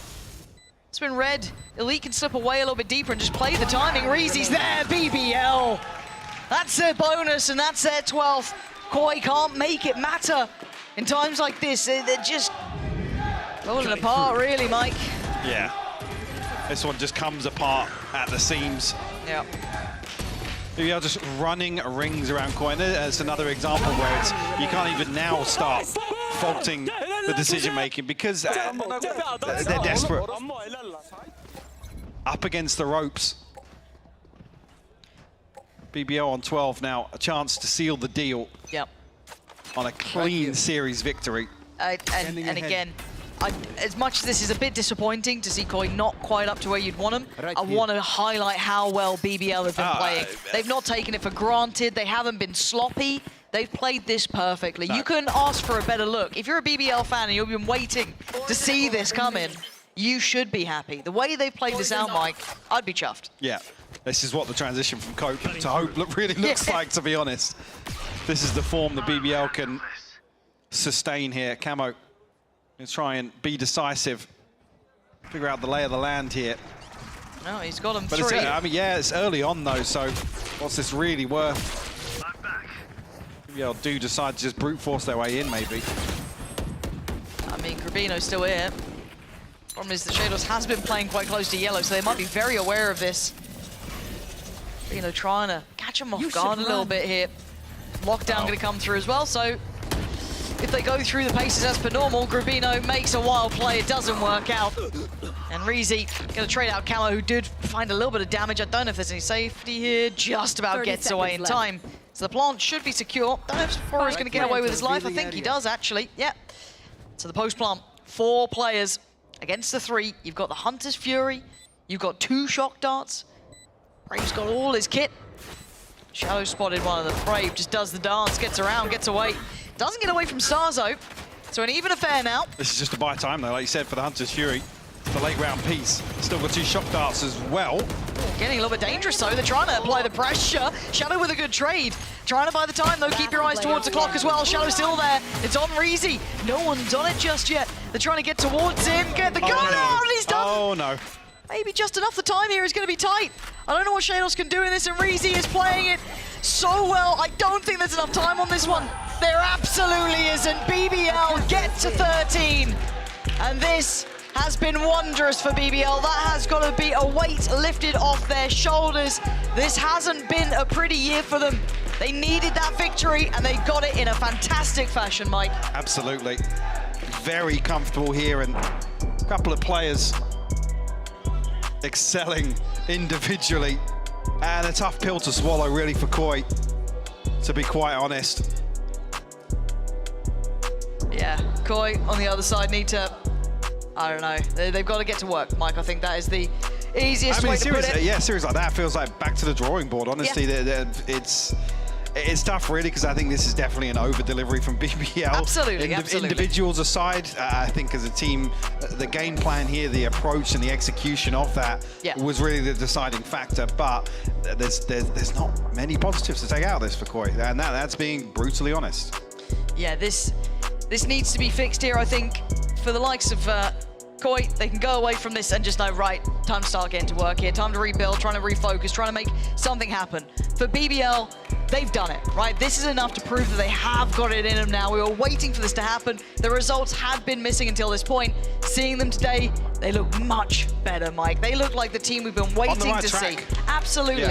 And I don't know who they're facing next, if I'm honest. I need to look into it. But I can't wait to see how they match up with the others going forward. But still, this has been a fabulous series, especially if you're a BBL fan. Maybe not so much for Koi. However, do get yourselves ready, because we do have the post plant coming up next.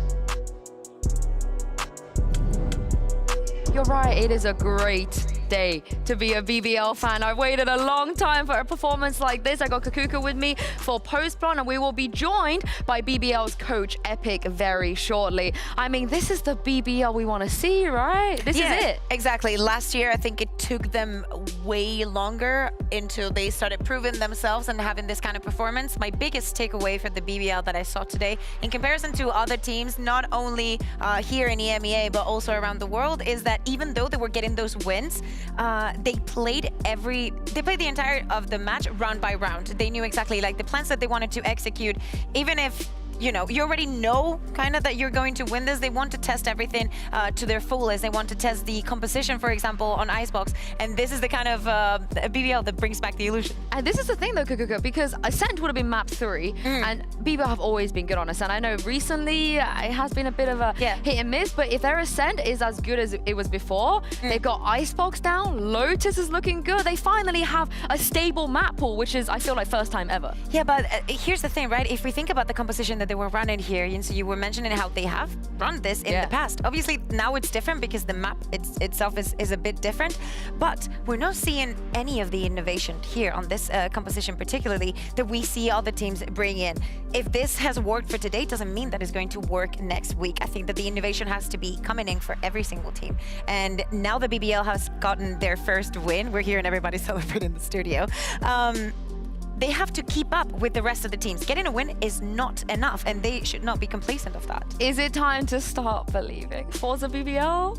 I'd like to. Really, really. I think it's still a long way, and especially with the impression that we got at kickoff and how all of the other teams seem to be waking up. What we want is the competition to rise up the level, right? I mean, this is the thing. They got to go just bit by bit. Bit by bit. You know, it's a great victory today. Like I said, with a stable map pool, all of a sudden, they're not a pretender. They're a contender. Am I right?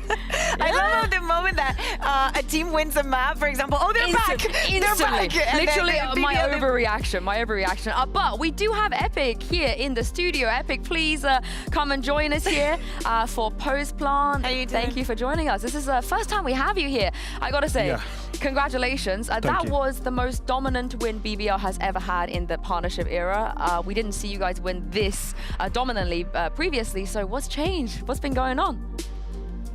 To be honest, that was a problem that we couldn't catch somehow, but we tremendously believe that there was a problem at the applying. So the practices are just going well, but when it comes to the stage, we have to get used to it. So I think we just get used to it.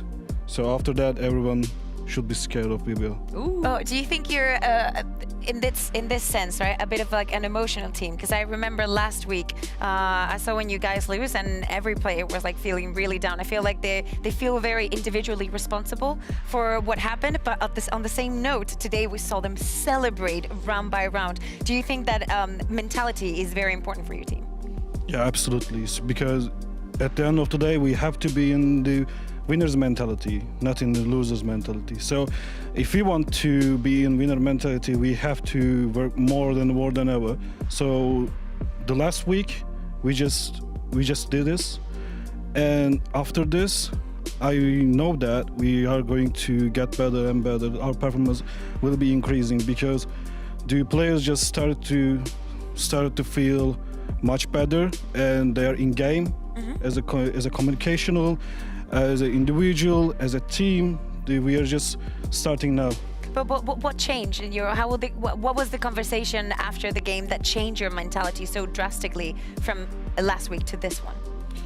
Actually, we had a speech after we lost to the Gentle Mice, and after this speech, everyone just tell each other the negative feelings that we have felt. Intervention, group intervention. Yeah.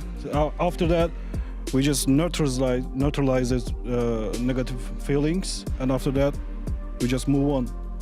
So this is what I mean. Forza BBL, you know me. I've always been there for you guys, supporting you guys because I believe this is the BBL that you're going to show and you're going to win. But let's talk about the Icebox, the comp. We've seen it before on the old Icebox. Didn't look super convincing like the way that they did today. Of course, moving Kute off of his role onto the Omen is always a question. He played great today as well. So we just wanted to ask you, what made you bring this back? The Omen composition. Yeah, this Icebox Omen composition. Yeah. Actually, it was working last year, but somehow we lost. But just one loss cannot be. How can I say it? Cannot be blocked. That we have to choose it. But the thing is, Kushner is a great player, perfect team player. So we can use it as a flexible as well.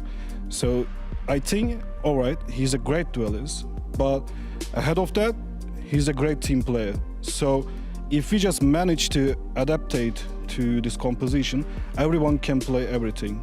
But the QT has a different style, so we're just using it. That's the point that we chose the Omen composition.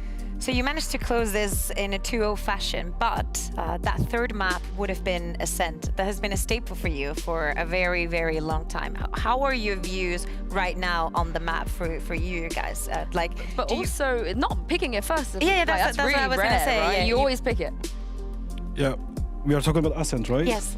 Okay, I know we lost 2 times in a row against Navi, against Gentlemates, but I know that we didn't lose because of we are playing bad. No, we are not playing bad. It's all about the adaptation because meta is changing, different compositions, double duelists, double smokes, without Kaio compositions.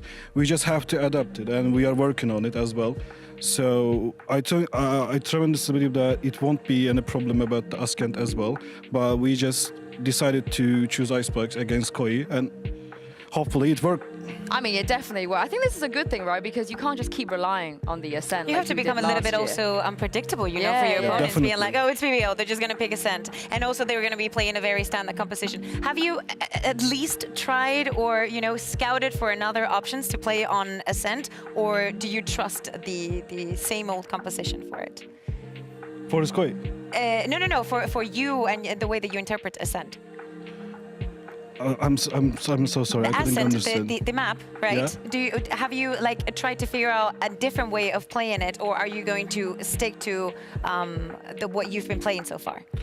Actually, we just figured out the problems, especially on CT side, and we fixed it, I think. But we are going to see the. I can't wait to mix of see it. Discovery. I've heard the scrim box. I've heard that you guys are still amazing on Ascent.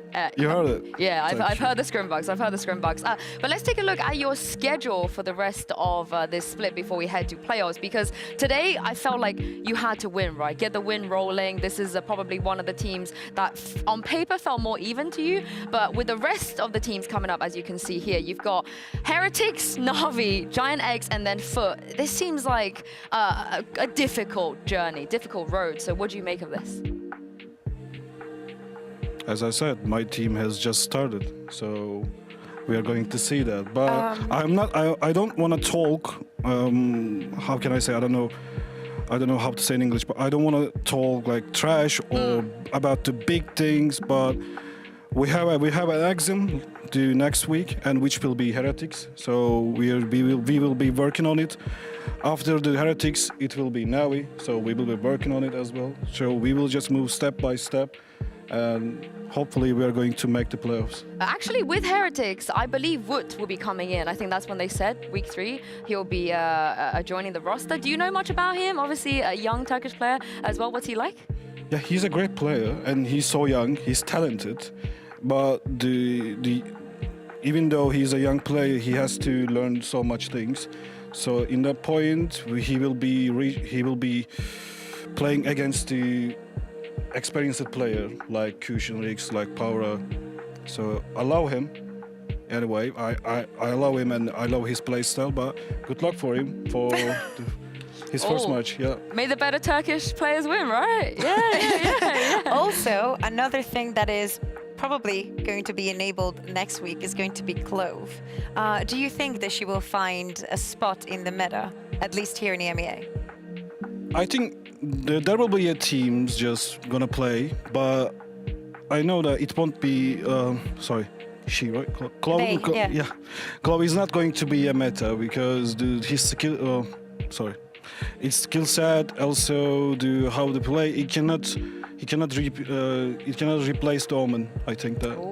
Yeah. So no Kushner Clove.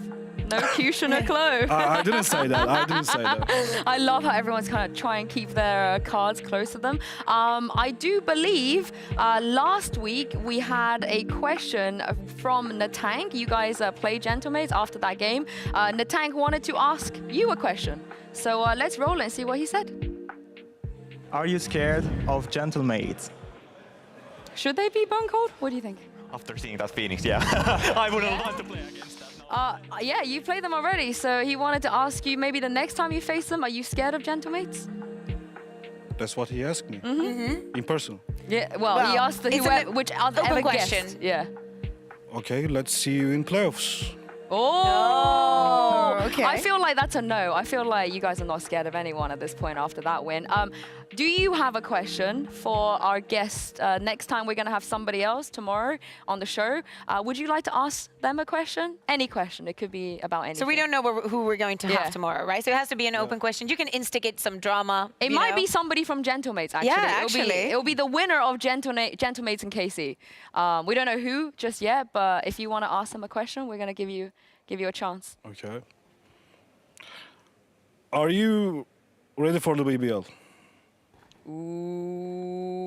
Okay. Personal, getting personal. Can anybody be ready for BBL though, Bear, do you think? Like, how do you be ready for a team like this? I mean, now that they're starting to like show their cards and prepare week by week, I think that things change a lot from kickoff into the regular season. Last year, it took a bit of a time to like get things rolling, but once they started, it didn't stop. So I hope that we go back into those tracks. I also want to ask you, Epic, because I think at this point, you've become very famous in our region for your expressions, you know? We actually love to see you We smile love it here. so much. Because I can never tell if you're happy or you're mad at something. You feel very like stoic. You don't show too much of like what you're thinking. Is that conscious? Like, do you do that on purpose, you know? Or is it just like you're so focused?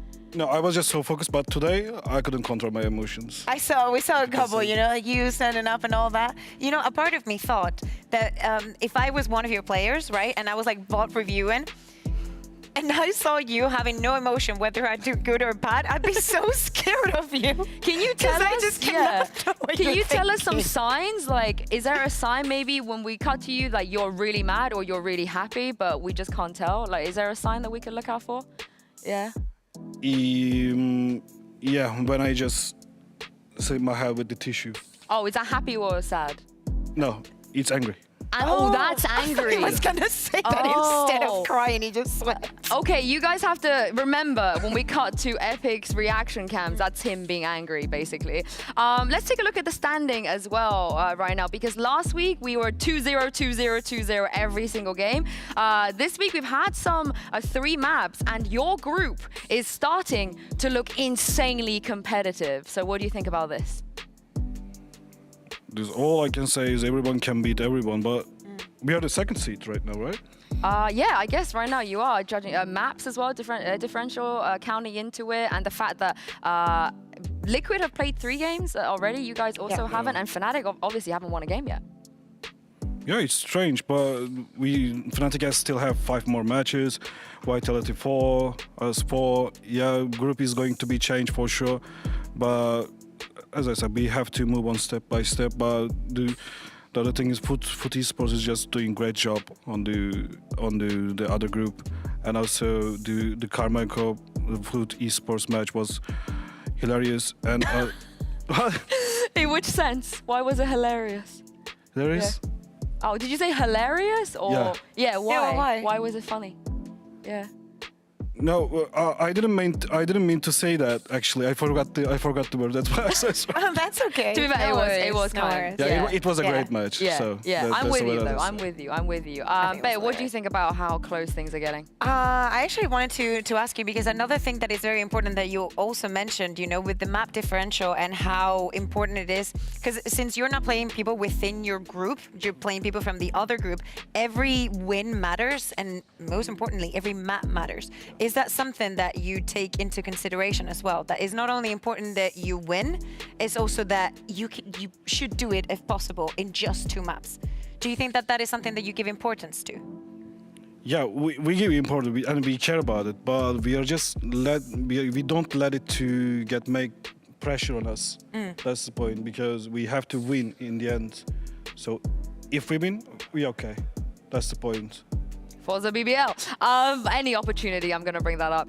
Last question before I let you go. We had Doombros, the coach of Na'Vi, with us earlier, and he said that Pora is the most important player on your team. He's the biggest win condition. If the players follow his call, they follow his plan, that's how you win. Would you agree with that? Yeah, I can agree with that, because before that, his ambition, his passion to win is just leading the team. So that's what I like for him the most.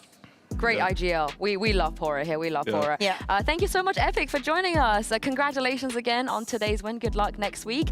Thank you very much. First of many. First of many, I believe. Thank you very much, Kukuka, as well. And for everyone else at home for watching, we got another day coming up tomorrow to round off week 2, starting with Fnatic versus Giants, followed by KC versus Gentlemate. So make sure you get a good rest and join us then. And we'll see you tomorrow afternoon.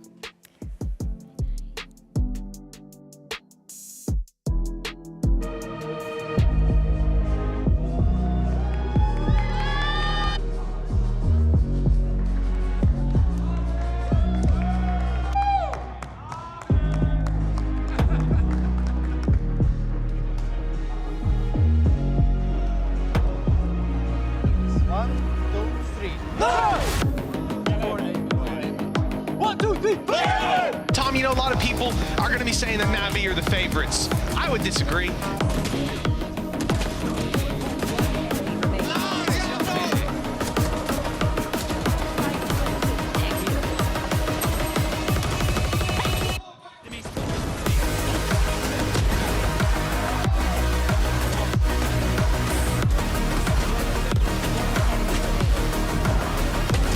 And again, baiting them into the open. One away. Nay, 4 bullets.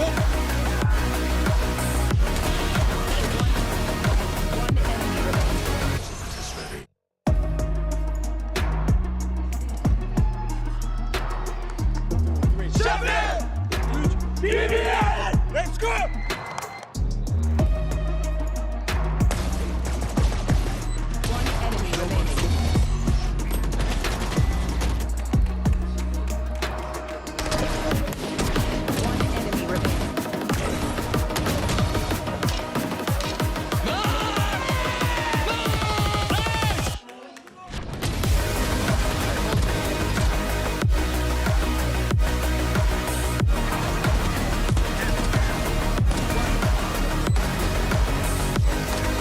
Don't think there's enough time on this one.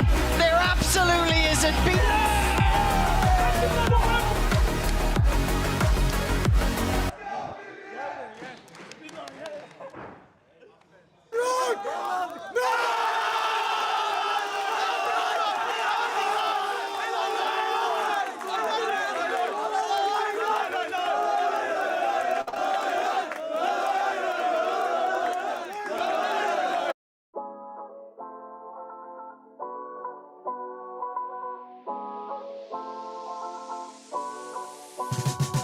Get up now. Get up. Get up. Get up. Get up now. Get up. Get up now. Get up. Yeah, get on your feet and move to the beat. Pour up some drinks and then we repeat. Yeah, chasing my purpose, need a release. Yeah, my life's a beach, I'm lost in the breeze. Do this with ease, don't play with my dreams. Yeah, it's so together, it's not what it seems. Heart of a tiger, life of a king. Yeah, chasing my bag, my feet in the cream. Running these laps, not losing my steam. I'm feeling good, this life's what I need. Don't intervene with my energy. Yeah, I'm in her scope like Jimmy Iovine. Yeah, no Superman, but I'm feeling supreme. It's not a movie, but I'm making a scene. Yeah, I can tell you how to live your life, but you just gotta get up.